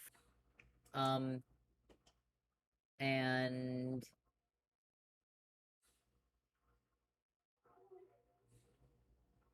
I'm just looking at Boiling Point. That's a transition into combat and narrative play. I have advantage on voice checks to fight, physically intimidate, or harm other players. Yep. Narrative play would be just tails, or it should be tails and tribunals. Okay, fantastic. Then I'm gonna go for physical intimidation here. Okay, let's do it. And I think I'm gonna check in with my physicality and emulate the alpha of the pack. Okay, sounds good. And do we want to make a progress on a clock with that, or we can try to reduce the found prey clock? I think I want to try and make progress on who and what are they. Okay. And I'm seeing how they respond to seeing how they respond to their something that's aggressive with them. So like, is this a shepherd response? Is this another alpha response? Is this, are you gonna try and put me down? Can I scare you away? So that's going to be a reward 2, risk 2. Okay. Checking in with physicality. That is an 8 plus 7, so a 15. 15. That'll do. Physicality takes advantage of your puffed feathers, your kind of water bird physique, displaying like aggravated muscles accented by the your aggressive flight and leg feathers. Your talons bare. Each walk across the carpet tears it. The chains of your axe are loud and baring their teeth. And you are gauging a response from it. And as of right now, it doesn't acknowledge you. It holds itself in this stillness, this uncanny stillness, sculptural stillness. It gives you a good look at it. It's got cloven hooves. It's got feathers like yours. It's got large cat-like ears and what seems to have been in the shape of some kind of poncho are tattered wings. It's strange, but it bears you no mind. It's sniffing for something else. It's looking for someone else, and you need to register on its threat radar right now. Register yourself on its threat radar. It's kind of like insulted a little bit. Okay. So then I am going to, let's see, physicality.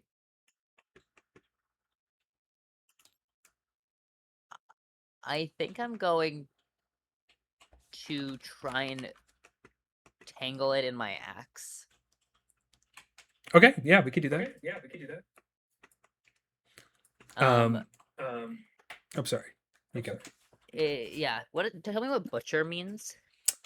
Butcher means it takes a limb, but you won't be able to like. You can swing at it with the intent to remove a limb to see what happens, but those engagement keywords don't carry over onto a tribunal.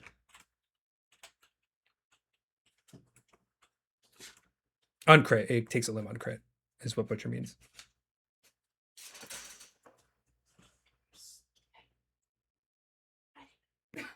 Oh, sorry, you might be muted.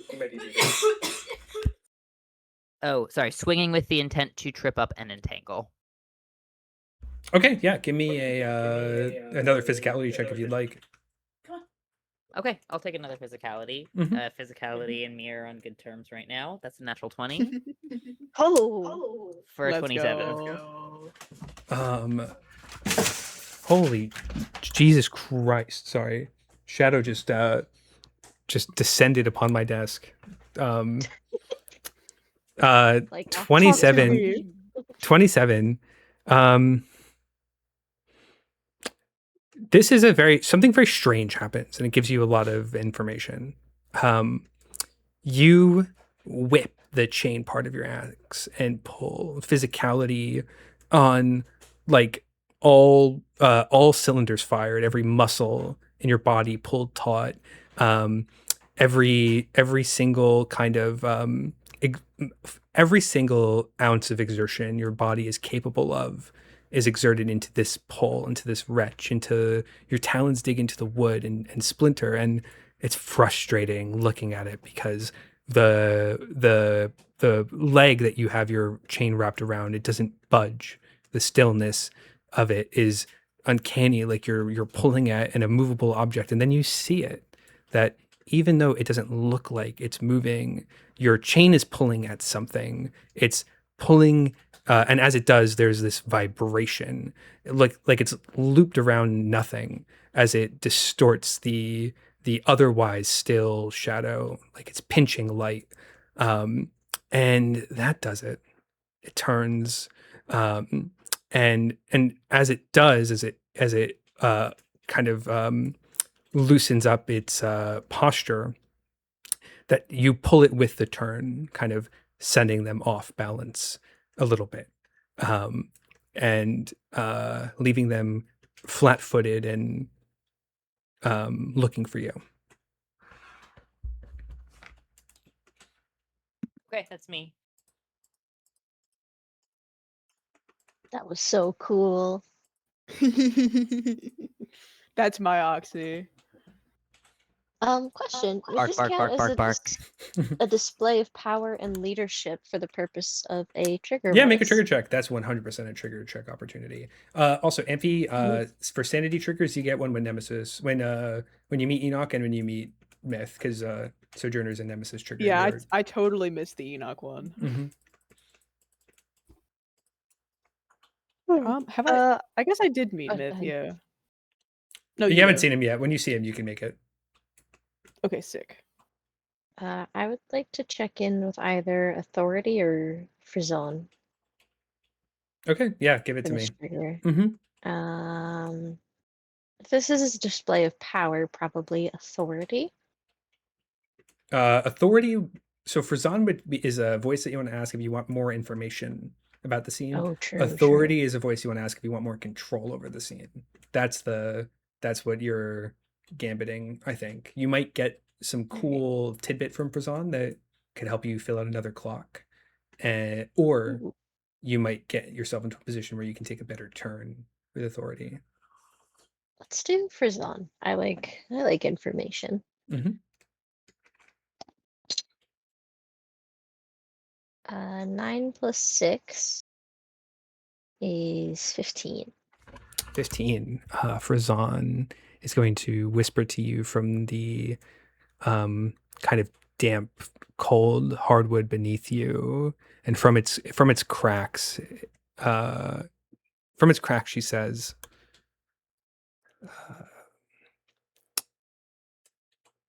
"This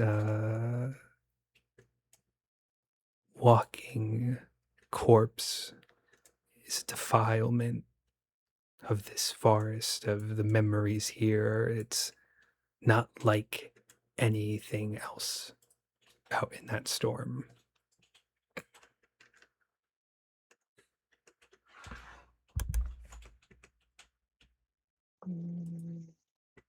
Yummy. Yummy, delicious progress. Heck yeah. How's that? Doing? Oh, I accidentally looked behind the GM screen somehow. Don't ask how. Do you have the gray boxes there, or? No, I had my camera in a weird space. Nice. All right. So Darai and Moon, one of you can take your turn and tell me what you want to do. If you said Moon, you wanted Moon to go last, right? Yeah, I want to throw a smoke bomb. Actually, one second. On that Frizon check you made, I'm just going to do this as an example. I'm going to put a new clock on the board with 4 sections. And Frizon called this thing a corpse. What does she mean by that? Oh. It's got 4 sections and a DC of 18.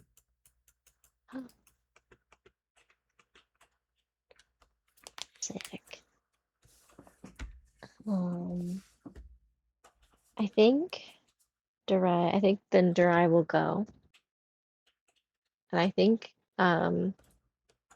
he's gonna sort of he's gonna acquiesce to Oxy being the alpha in this moment. Mm-hmm. He's like, she's top dog, but I can be a support. He is also trapped and pinned under a table currently, so that's not great. And I think he's going to Well, first of all, I think he's gonna try and shove the table off of him. Okay. This is going to technically be a reward 0 because it's only going to improve your position to survive. So it's not going to fill any clock. And it's going to be a risk 1, and it's going to have a DC of 20. This is going to be very hard to do to get them off of you. Oh, okay. Alternate question. You're Mhm. allowed to say no. Which might be stupid. I think if Durai can feel like the immense pressure against him, being like, oh, pushing up's gonna be really hard. Mhm. Could he try and pull the hunter down instead of trying to push himself up? So basically the position that you're in my theater of the mind is basically Yeah. you're this is Durai.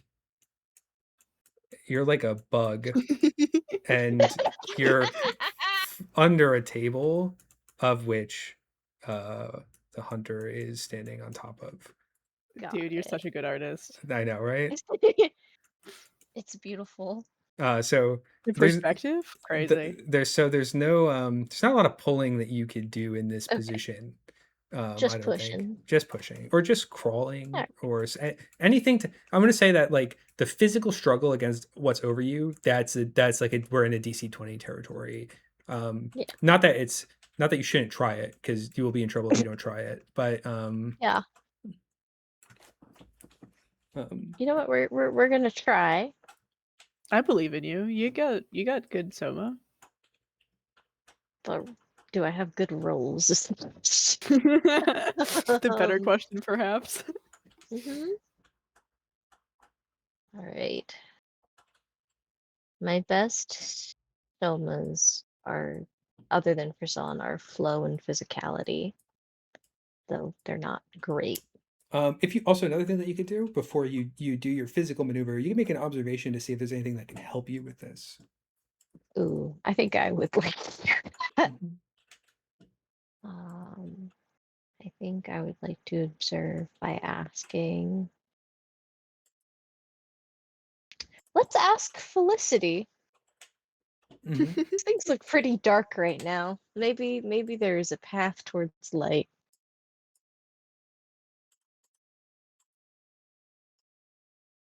That's a nat 20. Nat 20. Felicity cheerfully is going to say, it's never as bad as it seems. That's the reason we bought the cannon, after all. Let's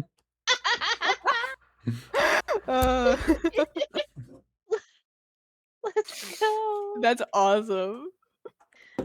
Dry thinks to himself, oh wait, my cannon. If you want to use the cannon, it reduces it to a DC 14. But there's more higher DCs. If you get over 20, you get to take an actual shot at it. But 14 will let you fire the cannon. Somewhere in between will let you fire it in a place that you want to fire it. That's great. Let's do it. Trying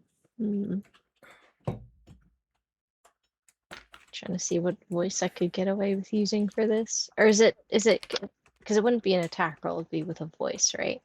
Yeah, so basically you can fire the cannon. But it's about like firing it in a place that'll get you out of the situation. So it could be about like a tolerance or physicality, control or authority to get the cannon where you want it to be, or it could be like a visualization or like some kind of trajectory based voice, that perception of knowing a place to get the cannon to be.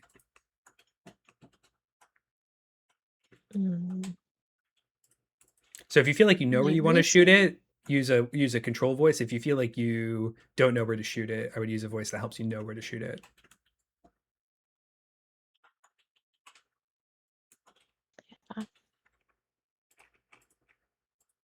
All of my reason skills are quite bad. Dry is not a thinker. You've got some good fate ones: destiny, luck. Yeah, those are not bad. I think this might be a pure luck. Or Let's go gambling. Destiny's a funny one too. Destiny, like, God, please guide this cannon. Honestly, yeah, let's do it. Oh, Destiny, help me now. Please, oh please.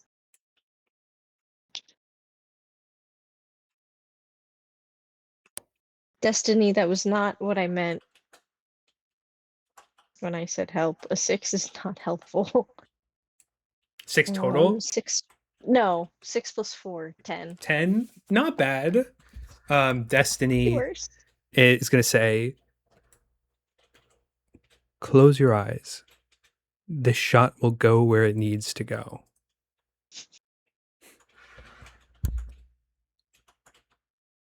Mother, take the wheel. Mm-hmm. Eyes gonna like brace, like, you know, he's spread out like a bug, but the cannon is still on his arm right now. So he's gonna like grunt and like move his arm just a little bit, and he's gonna shoot. Close his eyes and shoot. Which way? To give me like a vector, like Yeah. up to draw it on the board over here. It's gonna be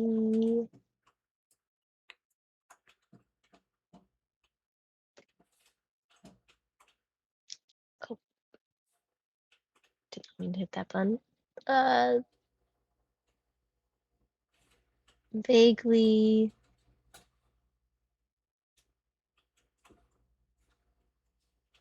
this. It's not letting me draw. Vaguely towards the hunter. Okay. Gotcha. So, you fire your cannon out this way, and the force of that pushes you back. It doesn't take the pressure off of the top of the table. It just pushes you from your shoulder joint backwards, and it almost instantly dislocates your shoulder. It is rough how much weight is on top of you, but you do get shoved out of the back of the table, and as you do, it slams to the ground with a hard step, like a shutter, and dust flies everywhere. It pulls some of your wing feathers off of your cannon arm as well. You are out. You are hurt, and it is not.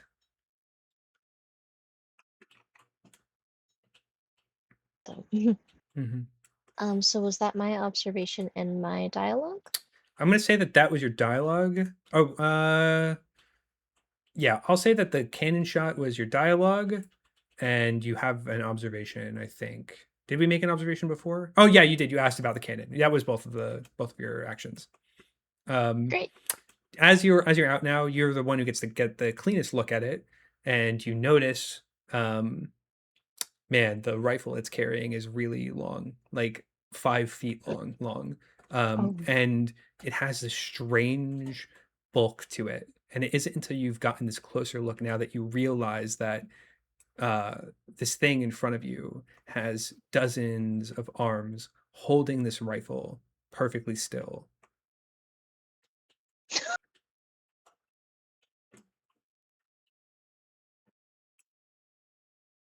Terrifying. Thanks.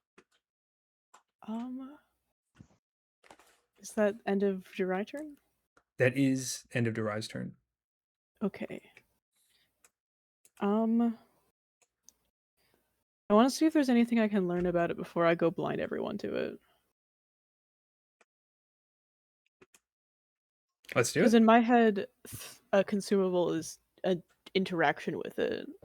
This smoke bomb is your observation, because you're doing it to yourself. The other one would be a dialogue, because you have to put it on them. This smoke bomb, you just get to throw down. Okay, understood. Mm-hmm. So I'd have to figure out a way to interact with it without being seen, which I know you can do. I just have to figure it out. Mm-hmm.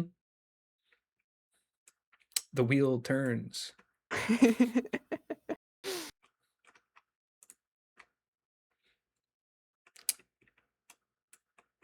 Also, I just want to say that we're doing really, really good on time. This tribunal, I don't think is going to take too long to wrap up, and we're still under the 4-hour mark for this stream. So I think we're going to be superset for Gen Con. I think you guys are gonna do killer. Yippee! That's fantastic news because that means I can get dinner. Can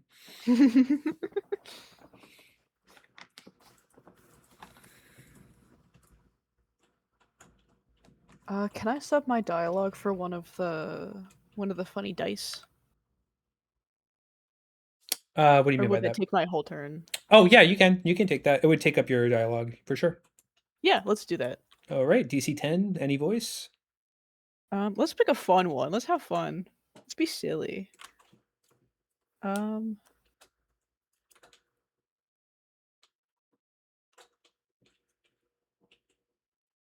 I think I would like to hear what Drama has to say about this. I think Drama would have some fun things to say. I love that. Let's do it. Drama. My room is too dark. I can't read my dice. That is going to barely pass with an 11. 11. Drama's gonna say, Sire, I haven't gotten a good look at this thing, but it seems to have a performative bend. I have this sense that just like you right now, when it gets aggressive again, its wheel will turn and it will count down and it'll be looking for the next one in the next order.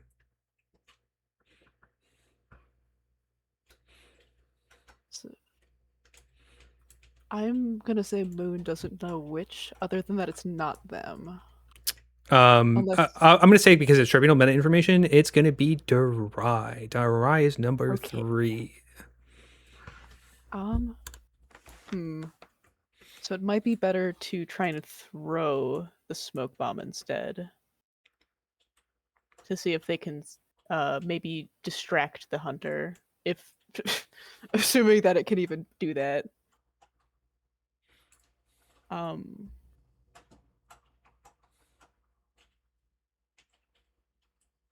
have a question for. Do I have to have like a line of sight to see where I could throw it, or do I just get to pick? You can just pick. Your voice, whatever voice you roll, is going to determine how successful this operation is. Okay. Blast 2. That's 5x5 square. For tribunals, the theater of the mind, usually if there's a like an area consumable, it just fills the entire interior. Okay, let's do that. That's funnier.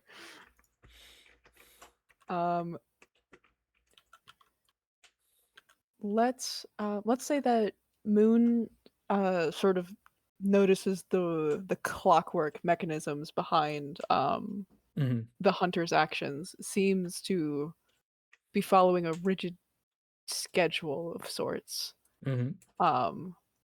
It can't do much with Darai still being pinned under the table, but maybe if Darai is currently out of the table with a dislocated shoulder and lacking some flight feathers, but they cannoned their way out. So slightly better, but still bad position. Yeah. Maybe if they can get the hunter to lose some kind of way of tracking them, they could help.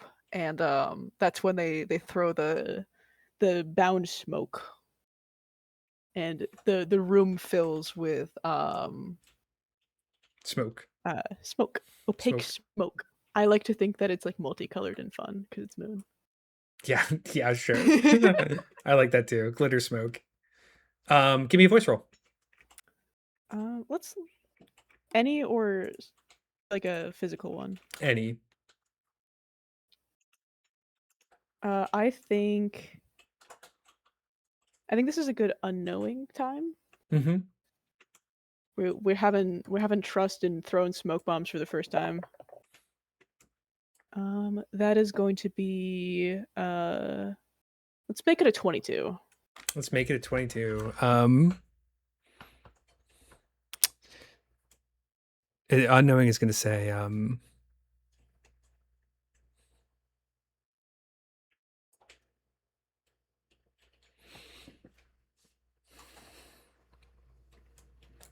this is a first, isn't it? We've used this before, but not quite in this way, especially not for someone that isn't us. does even work on something like this guy. I think all of these paltry concerns are for lesser things, especially not someone like us. So fire and forget. And the smoke bomb kind of clinks onto the table. It blows up right in front of Darai.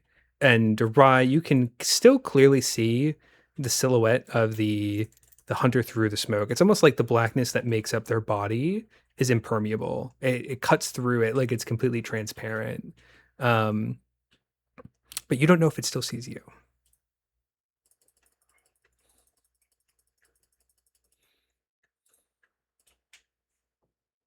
Oh boy.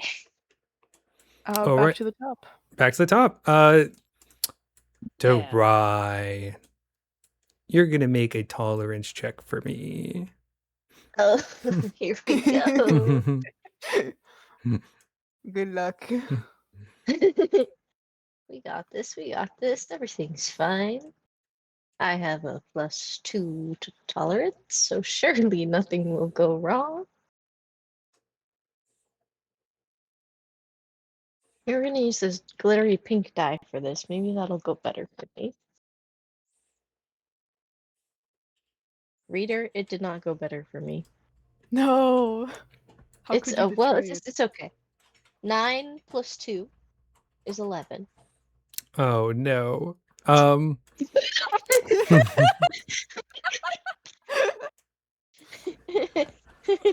gonna throw up. Darai's about to get punched in the heart.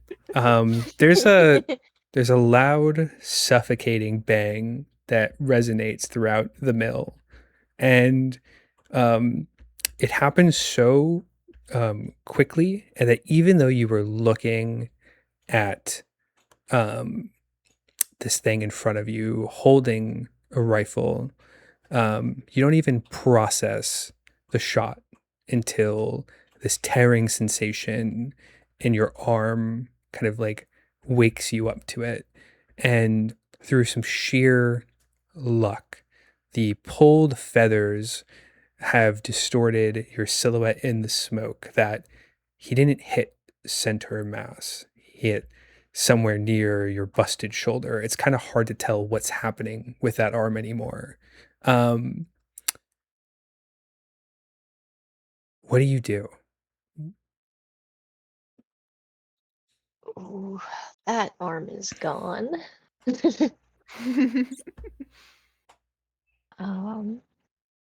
I think Jirai knows that if he screams, like he's done.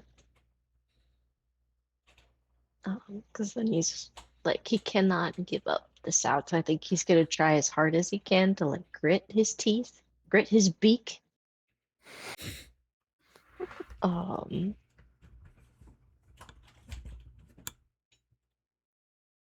And I think he's like, because that implied that, at least I feel like that implied that the hunter could see him through the smoke still. Or at least the hunter remembered where he was. So he's like, I need to be not where I am. So I think he's gonna grit his teeth and try and quietly move over here to the side. Give me an elusive check. All right.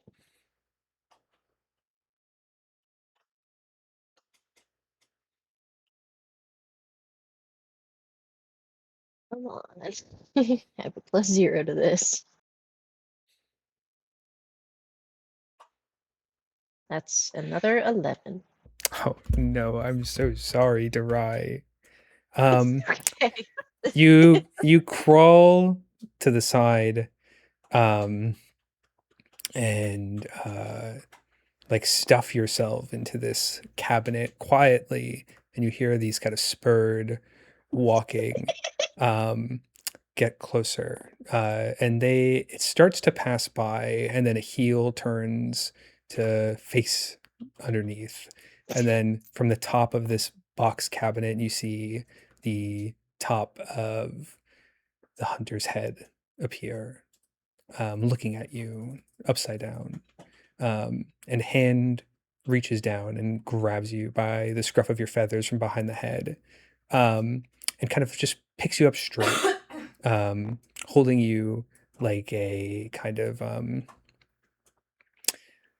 like a wounded animal, um, like roadkill, um, observing you, cocking its head, seeing if it did enough damage to be satisfied.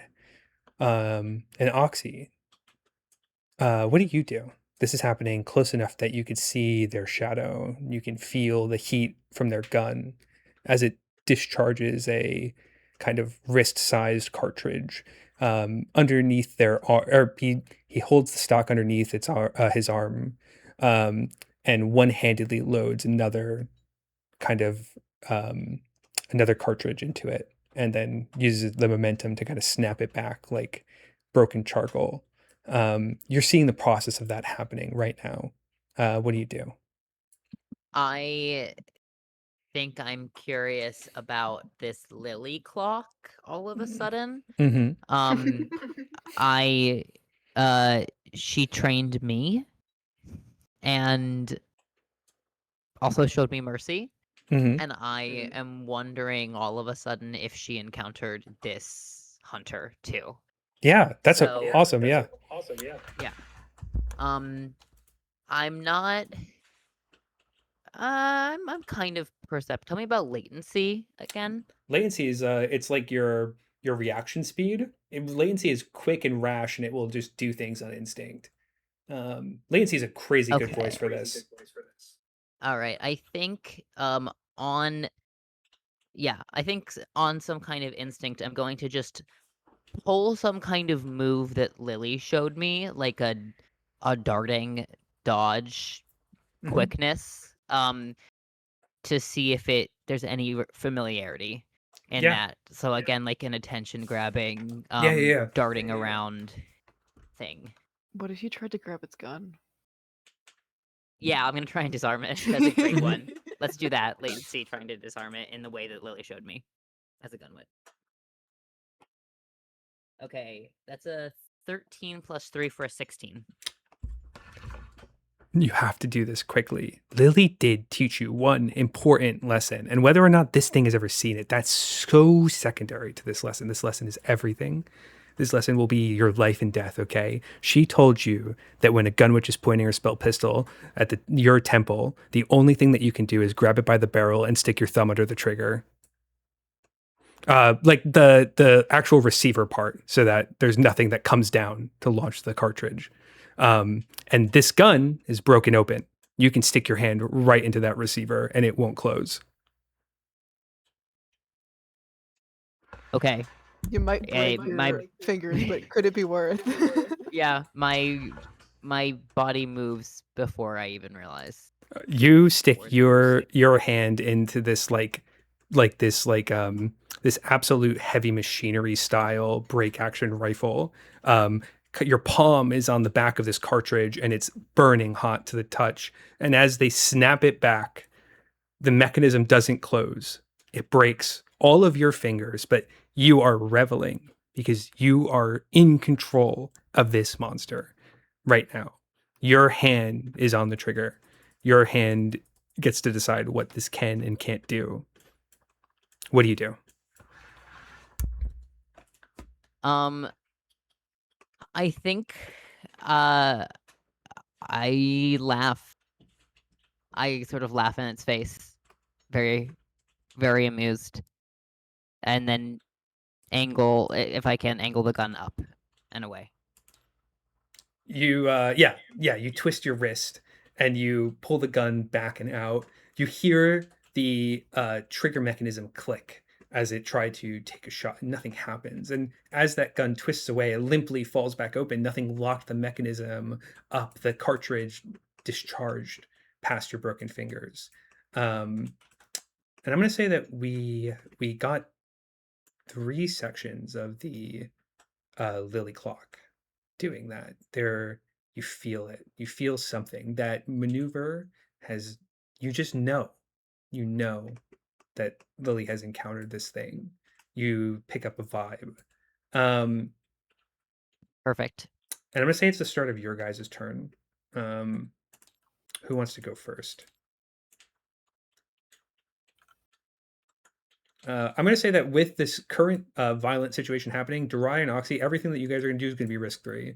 And the kind of risk it is Durai, if you take one more injury, you're probably out of the tribunal. Oxy, you can take 2 injuries and then you'll be out of the tribunal. That makes sense. Yeah, that makes sense. I feel like Durai was like This really is looking what at the happens when ground you to have see if a bulwark disorder combo, huh? Yeah. I like to think that Durai's like looking at the ground being like, damn, is my arm down there? Yeah, you can't say that's fucking glitter smoke.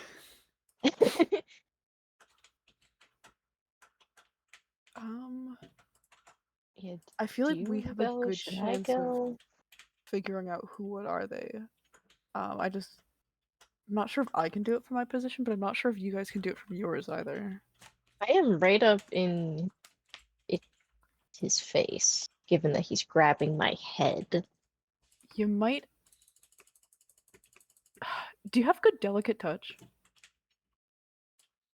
Tragically, no. It's a Oh, 0. that's so sad. I That might. cannot feel him up. I feel like you both are in a good position to see if you can get information by like the texture of what it feels like. Oh. Because you're fucking throwing hands. I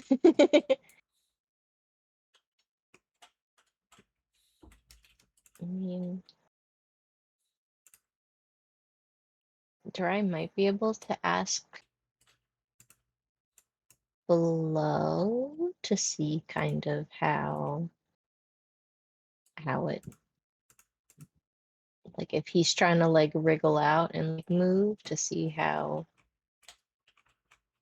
Myth moves in response.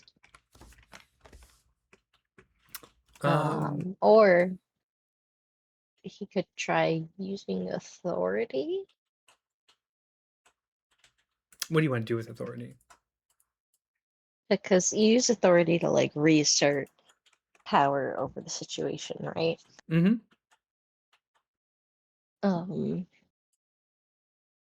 I think if, right now Durai is he is a caught, wounded animal, like in the hunter's eyes, he's basically toast.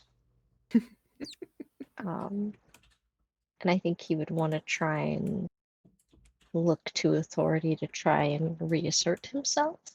Mm-hmm. Like reassert his power in the situation. I'm just trying to figure out how that could get him more information. Yeah, that sounds good. Of either like figuring out how Myth responds to that. Like I think that this is a good observation. I think we're gonna do this as an observation action where you're asking authority, where can I find leverage in this situation without directly interacting with it yet? Mm-hmm. Fantastic. Right. Certainly.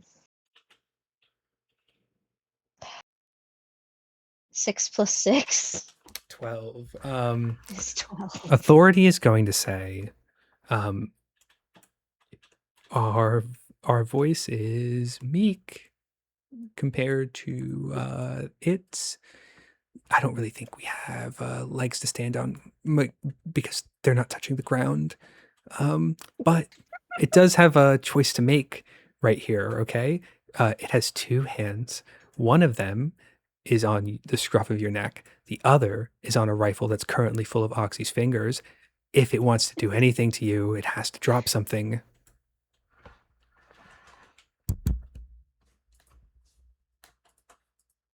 True.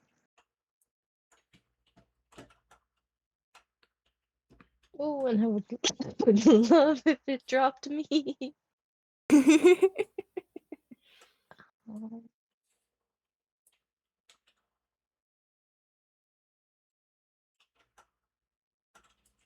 I'm trying to figure out if it's worth trying to fill the corpse clock or if I should try and fill out who, what are they? And try and finish it out. We're pretty close. I'm going to say the who, what are they? We're 2 sections away, so a DC. I'll make it both DC 18 to finish this off. Oh God. I believe in you. This DC can go down depending on what voice is used. So from speaking as like the GM, this clock is like really vulnerable to voices like unknowing, all night movie, Frazan. Usually these are the kind of voices that are really good at solving it. The ones that are bad at solving it are like deduction and grimoire and empathy. They suck at this. I fear Durai's sanity is just as bad as his reason. So could we hit up good buddy Frazan again? Yeah, we can hit up good buddy Frazan. Good buddy She's been Frazan. really helpful. She's great. And Durai is hurting lots. And I think he's like, he's desperate in this moment. He's like, I need to do something. Like, I need to get dropped, or I need to not die. So he's gonna reach out to the place around him.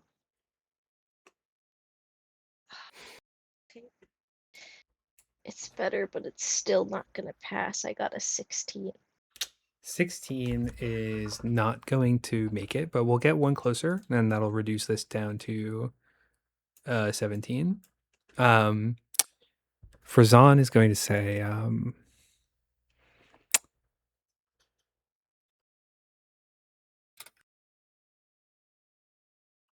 in a warm breath, like it's coming from the fire that Enoch graced you with. She says, you just need to hold yourself together a little longer. Its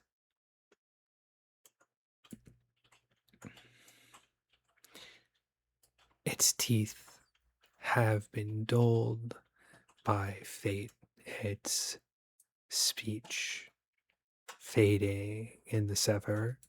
You are so close, my cherished one. Just keep those eyes open and keep your friends alive.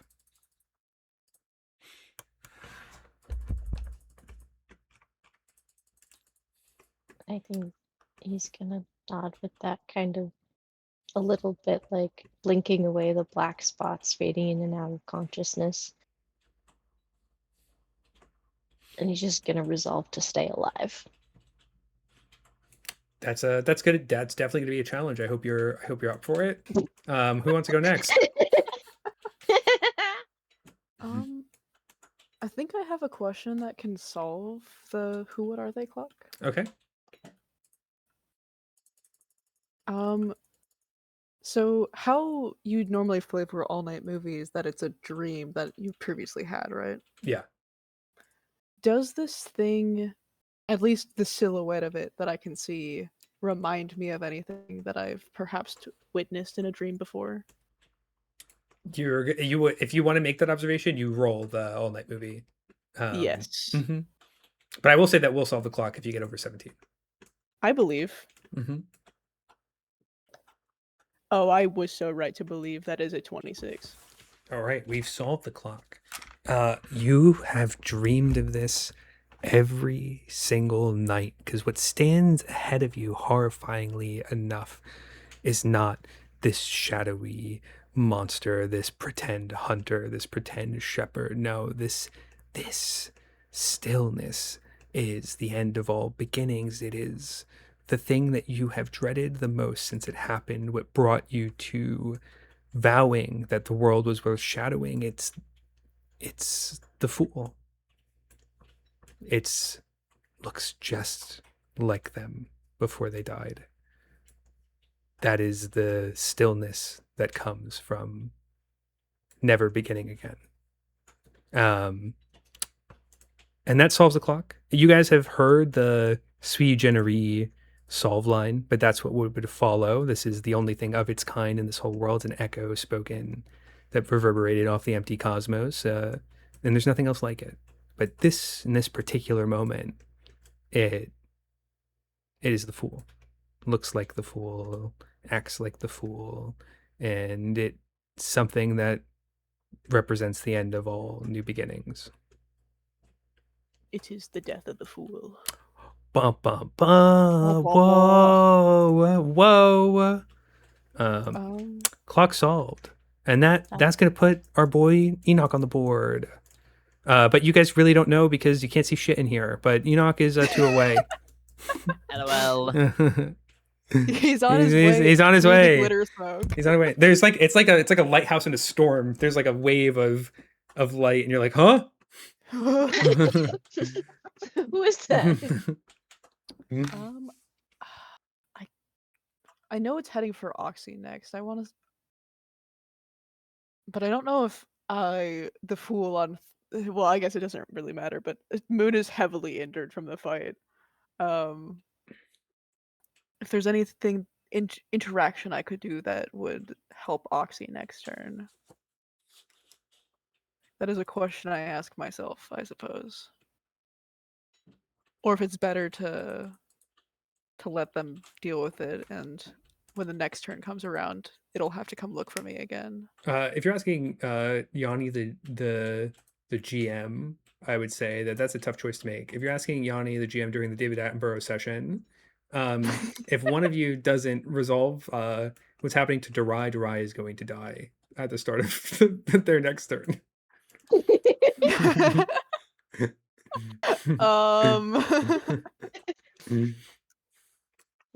Or maybe they hold on. I don't know. Let's see how crazy they roll on benevolence or something.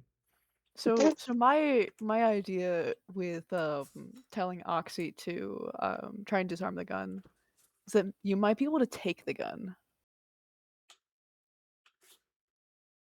You're kind of in a position of leverage, and I know this guy fucking loves his gun.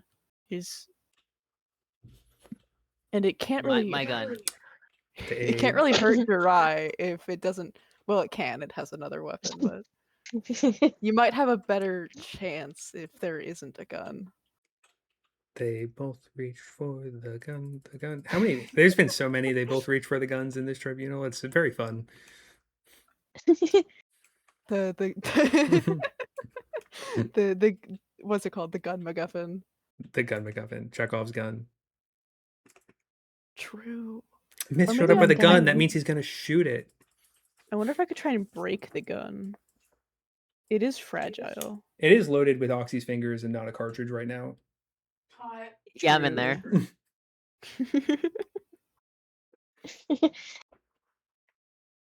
There is a thing I can do that would allow me to interact with objects while still being hidden, because I have the White Witch spell. You have gentle holding. That is that's crazy work. It's crazy work. Dude, right, it's like it's foretold in the prophecy. There's a lot you could do with gentle holding right now. Holy shit. Okay, this is the play. It's just what do I do with it? I'm open to suggestions. I have a billion suggestions, but I will let you think it out for a second before I jump in. So what does this let you do? It lets you like interact with an object while remaining hidden? It's like Mage Hand. Oh. So I basically I can put a hand anywhere here. And I can do anything with that hand. That it's like a normal hand could do. So I suppose I could take the gun.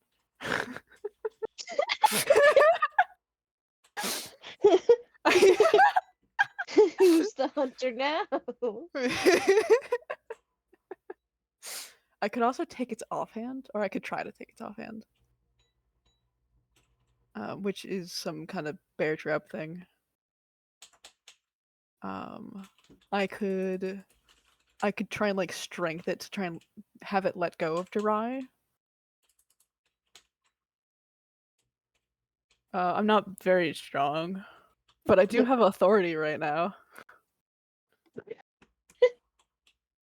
Funny. I think if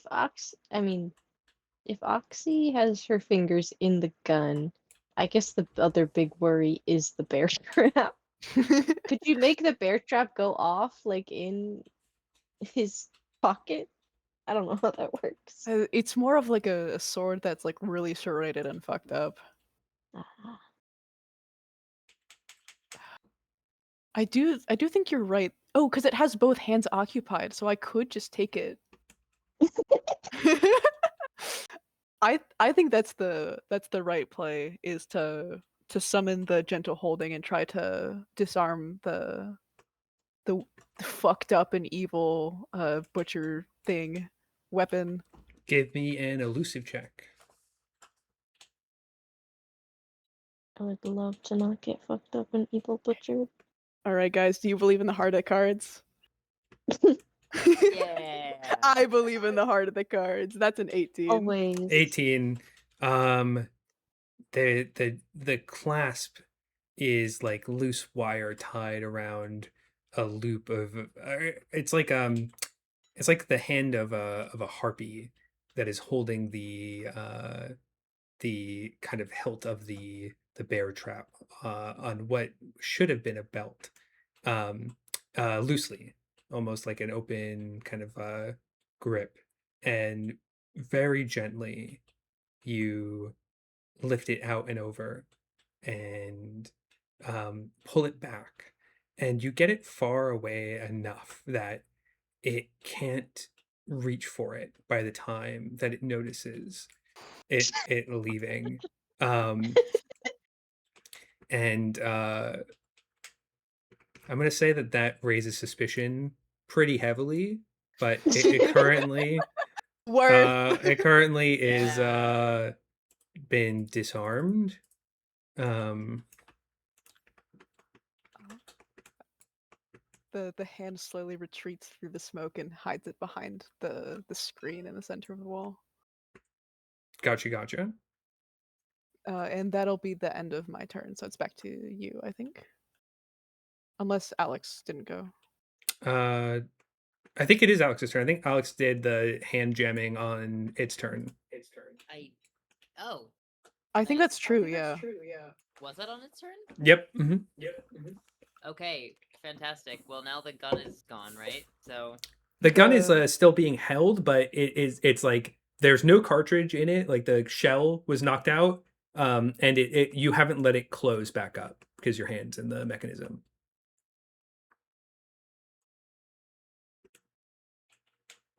okay, I think I'm gonna get even more aggressive and try and get in its face about Lily. So, I'm literally interacting with it, so I'm gonna say, you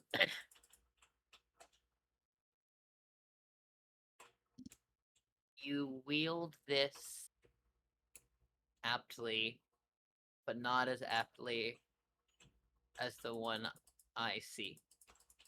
And then I'm going to try and wrest the rifle from it. Okay, give me a voice check for that. I'm gonna say this is a risk 3, reward 3. Should we do physicality again? Sorry, what did you say? Yeah, any voice that you think is applicable. Okay, let's do physicality.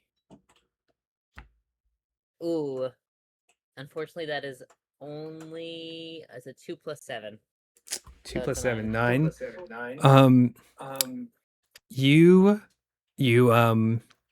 You lay it out and you go to wrench, and it just doesn't budge. This seems what manifestation in front of you. Just it feels like a fixed point in the universe. Every bit of force you put into it is almost like an anchor point. So while your hands have kind of been clamped by the mechanism, as soon as you try to torque it on your axis, it's just nothing. But it notices you now. It notices you intently. It heard the name that you spoke, and its attention is drawn to you, and it says, the bullland, let the rest out. I knew I smelled her on you. And it heaves as it says that, and you notice that gap of negative space in the torso, the one covered by this wing-like poncho, is hiding a singeing wound still burning of Gunwitch magic. They had a showdown before you met, and it was tracking her, and that's how it found you.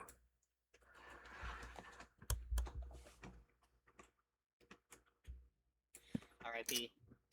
I'm going to say that did unfortunately increase found prey by 1 and suspicion by 3 because it knows you're one. He was right about you all being bulls that left the pen. You got one more action, observation, if you'd like to use The it. most suspicious I've ever seen. This is the most suspicious I've seen Myth too. The fool fucking throwing smoke bombs and stealing shit.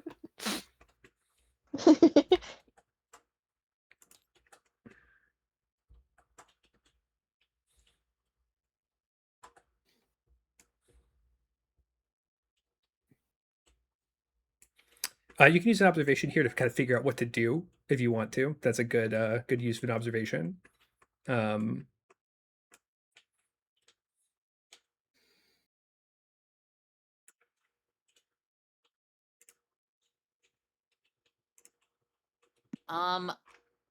I think I might just try and get away. That's a great idea.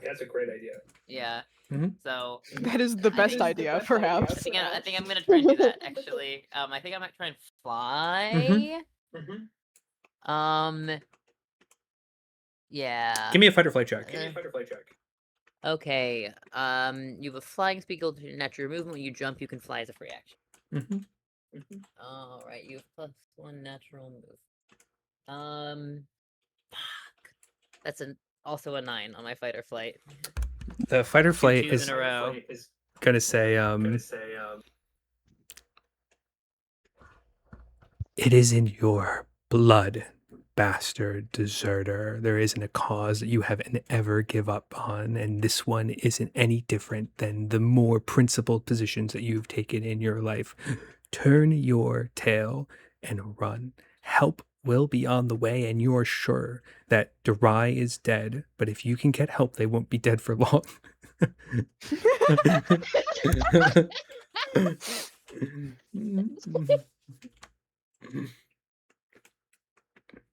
If you want, you can go out into the woods and see if you could corral Enoch quicker. Yeah, I'm just gonna kind of fly up and see if I can see anything.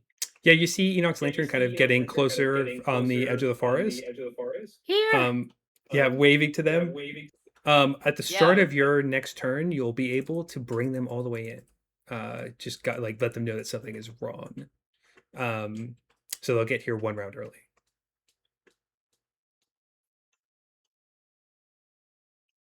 Okay, awesome. That's me. All right, it's the adversary's turn. Good work. Good work, guys. Hi, guys. Durai, make a tolerance check, or if you have a fate voice that you feel like substitutes tolerance with a will to live, that would work too. Not martyrdom. So not martyrdom. Yeah, martyrdom. Definitely not martyrdom. Martyrdom would be like, I can make you die slower so that it buys more time for other people. I think destiny could work. Yeah. Could Felicity? Felicity would be Felicity. So if somebody rolled like a perfect Felicity check right now, what I would say Felicity would say would be, it's not all bad. At least you died for something. And then you'd be content going into the far yonder. Felicity is a very passive voice. It won't generally tell you to do things. Maybe will to live could be authority. Authority, like, yeah, you "I could am- command it. I'm You're- not you're- going out like this. Yeah.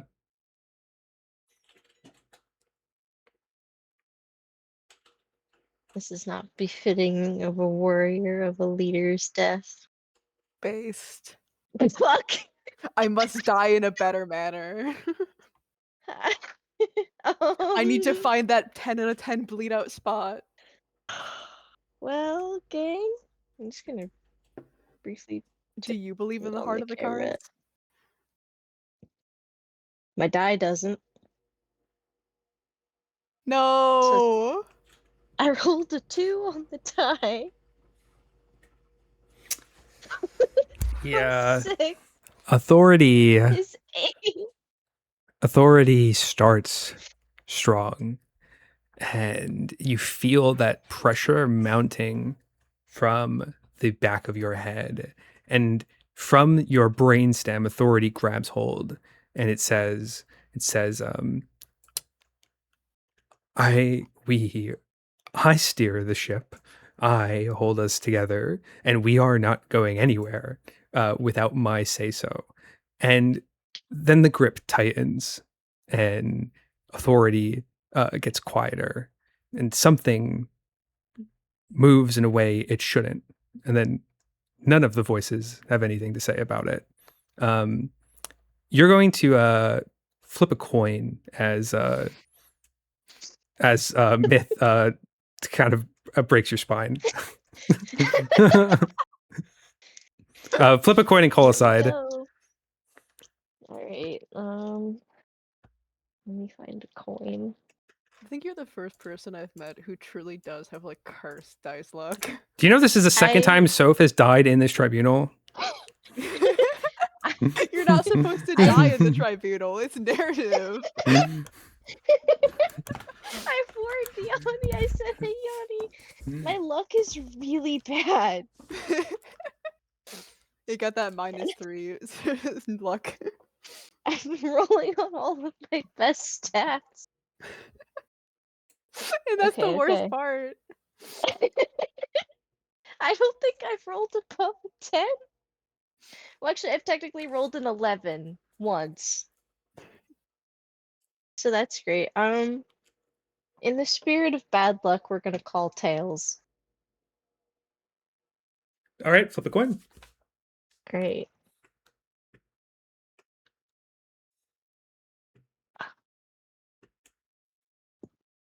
Oh. Where'd it go? It's tails! Tails. You've We're still in this. avoid paying the toll this time. Next time you die, you will flip 2 coins and call aside. But you do not pay the toll. You do not accrue a permanent death marker, but you are out for the count for the rest of this tribunal. Good luck. Oxy, you hear a horrible noise. That snapping sound that you've heard only once, followed quickly by the snapping of all of your fingers, it emanates from somewhere below you. This broken charcoal-like noise. Give me any voice that would help our flying friend not be bird-shotted out of the sky. Oh.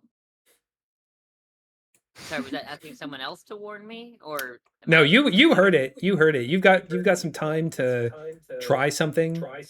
One thing. Oh, you got enough time to try one thing. I drop. I have, when I'm flying, I can step in the air to descend up to double your natural movement instantly. Okay. Right? That's a Peregrine bloodline thing. So can I take a step? You can. Give me a voice check. Okay, I think this is going to be agility for sure. Let's go latency again, since it seems instinctive. Latency is very good. Okay, that is an 11. Total? 11 total. Okay. You drop as quick as any harpy can. You're a dive bomb. You've done this before.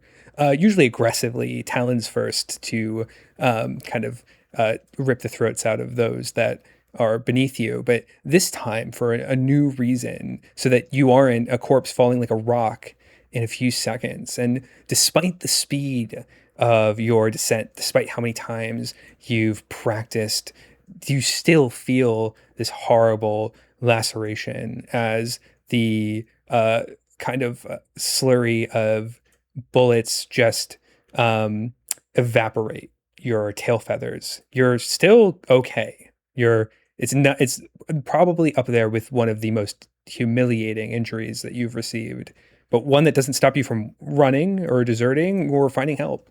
So that's a win that we'll take. And Moon, you see them break their rifle. Another shot comes out, and they look around the room and they say, two bulls shot dead from the pen. Where's that third? And it begins to look over at where a smoke bomb might have emanated. What do you do? What voice are you gonna use here? Let me take a peek-see.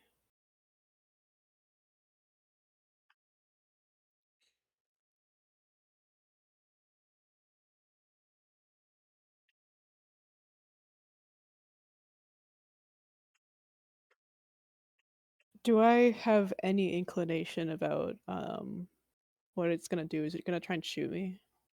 It's kind of ominous right now. It hasn't loaded the next one yet. It's just unloaded. And there's some distance between you. Like, you don't think you can lose too much here. And then something Antoine Sugar. It's the most you've ever lost in a coin toss. I want to hear what luck has to say. I think I've been using it a lot, but it's never brought me down.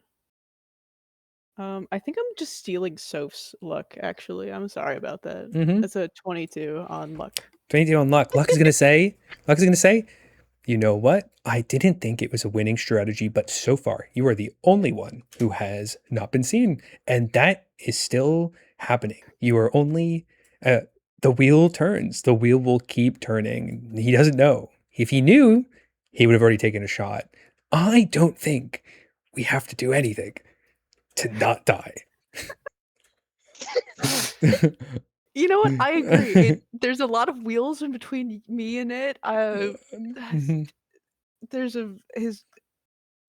he's got to reload the gun.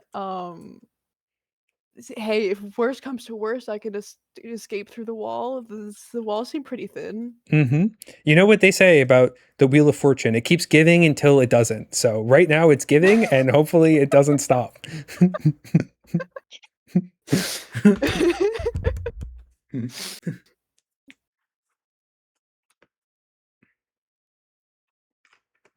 I'm gonna say that gives it 2 suspicion, but not full. You don't know what Myth's doing. No one has a sight on Myth at the moment. That's the end of its turn. It's the start of your turn. Enoch is 1 away. That can be remedied very quickly by Oxy, if they so choose.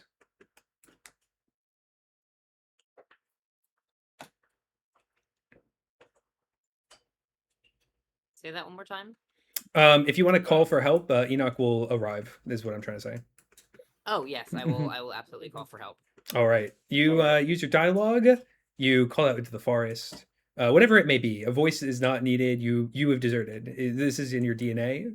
We need your light. We need your light. We need your light. And as you ask, you shall receive. And a blinding light comes straight from the forest and like basks the mill. It pours in through the holes that have been left from your encounter with the hounds and just illuminates the interior, casting a deep shadow on you specifically, Moon, hiding you behind the wheel mill. Let's go. And Enoch says, are you all okay? What happened? Hello?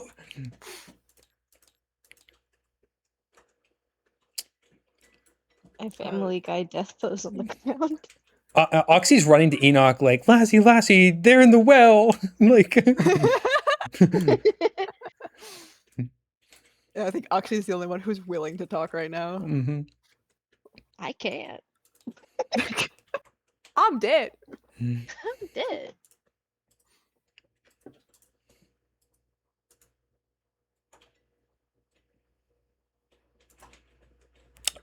You might be muted, Alex.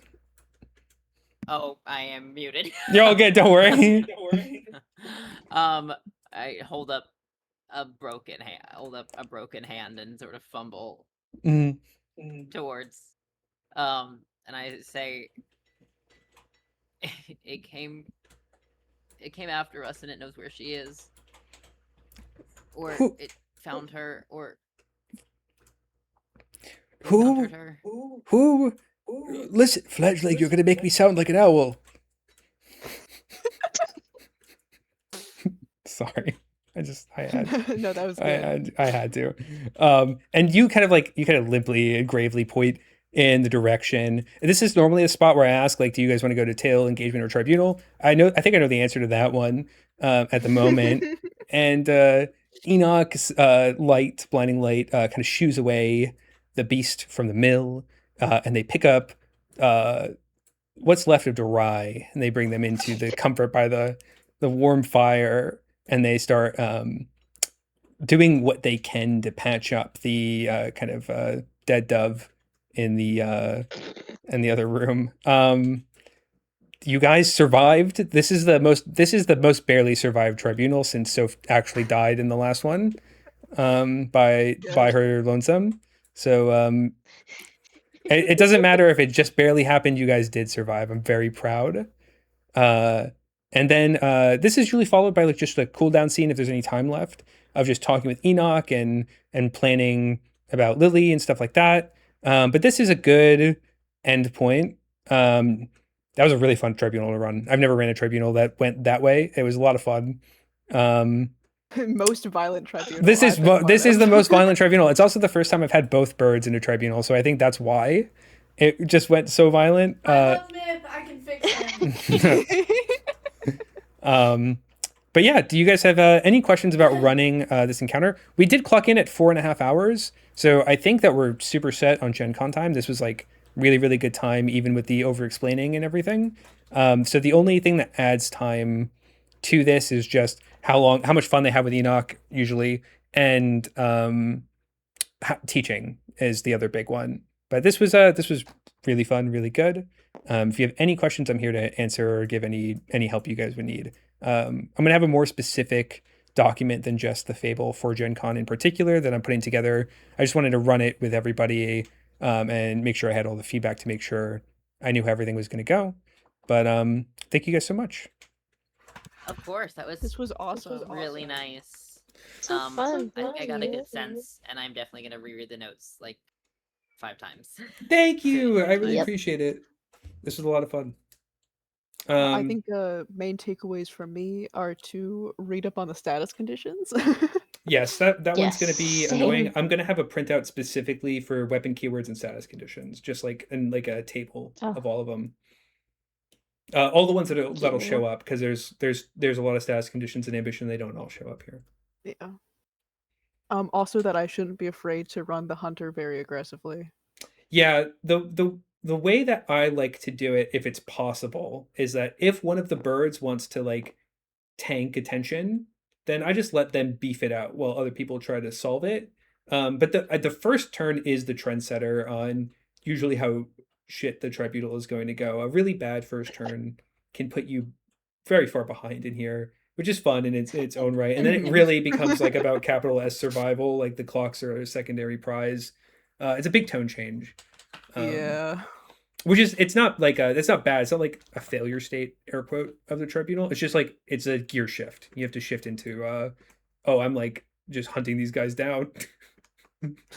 One of the parts of the tribunal that I like is that even if you do fail and you solve none of the clocks, you can still like win the adventure. Yeah, 100%. This is the long-term consequences of failing the tribunal is that Myth will stalk you in other fables. So, I love that. It's my favorite thing ever. haunts One the of these days narrative. we gotta run an Oh. actual full adventure. I can't tell you how badly I want to be running real ambition, like long-term ambition. That's what Oh, I want it. I know. It's been like a year and a half since my last long-term game. It's literally been since last Gen Con. I think I've ran the Yes. unknown almost exclusively dozens of times, besides like 3 sessions of the Corpse Vault, 2 sessions of the Corpse Vault. Yeah, it was not a lot. But this is the end of it. The end of the unknown era. One Gen Con to another It's beautiful. Beautiful. is beautiful. Amphi, I know that when we were talking last time, running aggressive tribunals, like there's like a lot of difficulty there. Did this, as an example of play, help at all? Is there anything else I could help you with for running kind of like a more bloodthirsty myth, for I lack of a think better word? I think it did, because I got to see the things that you did that I didn't do. So that's very nice. Yeah. Anything else I can't fully articulate in a way that makes any sense and would get me a clear answer. So. Honest to God, if that's the spot that we're in, I think we're perfectly set. The way that I like to do narrative injury in a tribunal is I like myth on like the second turn. If they have somebody at the start of their turn, they're going to inflict a pretty heavy narrative injury, not like an insta kill one, but I like to set the tone early that they're going to start inflicting narrative injuries, and then if they play well, there's space enough to not get too tapped by a narrative injury for the whole party. And if they still continue that aggressive demeanor, or they can't really escape the cornering, then somebody will get tapped. But it's like one strong narrative injury early, and then see how they play through that, and that usually informs how much you put on the brake or how much you put on the gas. For Sof and Alex, have either of you seen or played in a Myth Tribunal that was like completely non-violent? No. No. I have been beat to death both times. I think last time Okay, Alex 'cause we played it. could- Oh, sorry. We could give them the recording for the pages groups, because that was a very non-violent tribunal. That was a very non-violent tribunal, and It's a lot of homework, but it's an option. the +1 I am EXP. curious. Oh, sorry. Oh, sorry. Go ahead. The +1 EXP tribunal was pretty non-violent too. The character playing Ido did get in Myth's face, but they did the tribunaling part very non-violently. Alex, the tribunal that you played was so funny. From the get-go, I think like you guys shot an explosive barrel, you knocked Myth on their ass outside of the door, parried a gunshot, and then it was crazy. I think it was very surprisingly strategic in like turning the aggression way. It was really good. It was so funny. It was the first tribunal that I've seen run where you guys were aggressing onto Myth to keep them onto the back foot, and you're doing it super well. They just like couldn't even get up at one point. Parrying a gunshot would have been so cool. That would have been so cool. If only you had one of your arms. Only I had one of my arms. But I could put the recording for both the tribunal I ran for Amphi's group and the +1 tribunal into the Gen Con chat. And then if you want to watch for like as like further homework, air quote, more than welcome to. If not, I think that this is a really good benchmark for kind of the kind of play you'd see at Gen Con. Sometimes there's a passivity that happens, especially with D&D players. I've noticed D&D players in particular don't know how to interface with the mechanics of the tribunal super well. So they kind of like, they don't target clocks, or they get violent, or they flail about. And then aggressive myths kind of push them into realizing that they cannot brute force their way through the encounter, which then brings their attention back to the board. So this, I would expect out of the 3 sessions you run for a tribunal to go like this, more so than the other ones. Got it. If for ones that typically don't go violent, because the other one that I did, like Etlin was trying to be non-violent and just be investigating, but then she got found and beat. But for ones that like with a group that manages to do it non-violent, how do they usually like? Is it like they're all hiding? So the way that non-violent tribunals usually go is that one player is managing Myth's attention. So that's either Durai or Oxy or Ido doesn't mind being at the end of the aggression of like being pursued by myth, and then you have like your witch or investigator or fool that is putting the case together in the background. And then once enough of those pieces are found, like once the who, what are they clock is solved, you have an opportunity to start talking to myth about what it is in a way that it's respondent to. That happened in Amphi's Tribunal really well.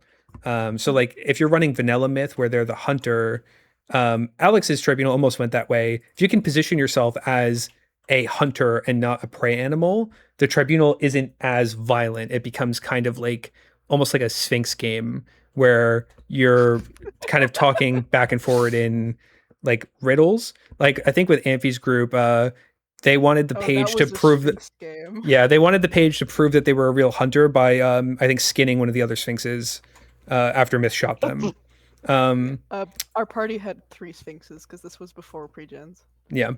But that's usually, it's basically like if one of the more like sturdy players can successfully roll with myth and not die, not take a narrative injury, but not die, then one of the kind of like more information focused archetypes can put enough of a case together to start dialogues that like don't end in violence every time. And that's so you can potentially like try to convince Smith that you're a hunter, because Etlin tried to do that and it went so bad. I would say that convincing Myth that you're a hunter. She's also an investigator. Yeah, convincing Myth that you're a hunter comes more from acting like one than arguing you are one. Myth responds to action, like existence, because he's like very conceptual. So if you just like say like I am a hunt, you my prey animal, then he's gonna just shoot you. Like, but if you like bear trap him or like fillet an animal or something, or like like do something that convinces it that it's of the same mind that you are, then it will kind of respond in kind. Something like that. But yeah. I think that's all for the session. I don't want to keep you guys too much because I know Alex, you want to go grab some food. But I got dinner. Yeah. Good. Yeah, I'm gonna go eat some food too. Thank you guys so much for this session. I'm so glad that we got to do it. I'm so excited for Gen Con. All the tickets all came in today, so we're all set on everything. I can't wait to see you guys. Yippee! This is gonna be so I'm awesome. so excited. I just confirmed. Thank you for running. My friend Cameron is driving me overnight, so it's going to be an 11-hour drive on Wednesday night. Whoa, that's what me, Anna, and Sof are doing. We're driving 12 hours. Joke's on you guys. I have a 4-hour drive. Lucky. R.I.P. I just don't have the money to pay for a flight, so. Flying fucking sucks right now too. I'm taking my brother with me. He should hopefully be pulling up to one of the Thursday sessions, but he hasn't bought tickets yet because he's a procrastinator just like me. I'm so excited. All right, I'm gonna pop off and go grab food. This was so delightful. I cannot wait to see you in person. Me too. I'm so excited. You're gonna see my flesh suit. Yeah, nice. That's so true. Alex, I miss you. I can't wait to see you too. It's gonna be so much fun. I'm gonna see you guys around. I am going to go rest my sick little voice and eat some food and then go to bed. Thank you guys for coming. Thank you for having us. I'm gonna go kill some people in art fight. Wicked. Right. Have a good night. Bye. Bye.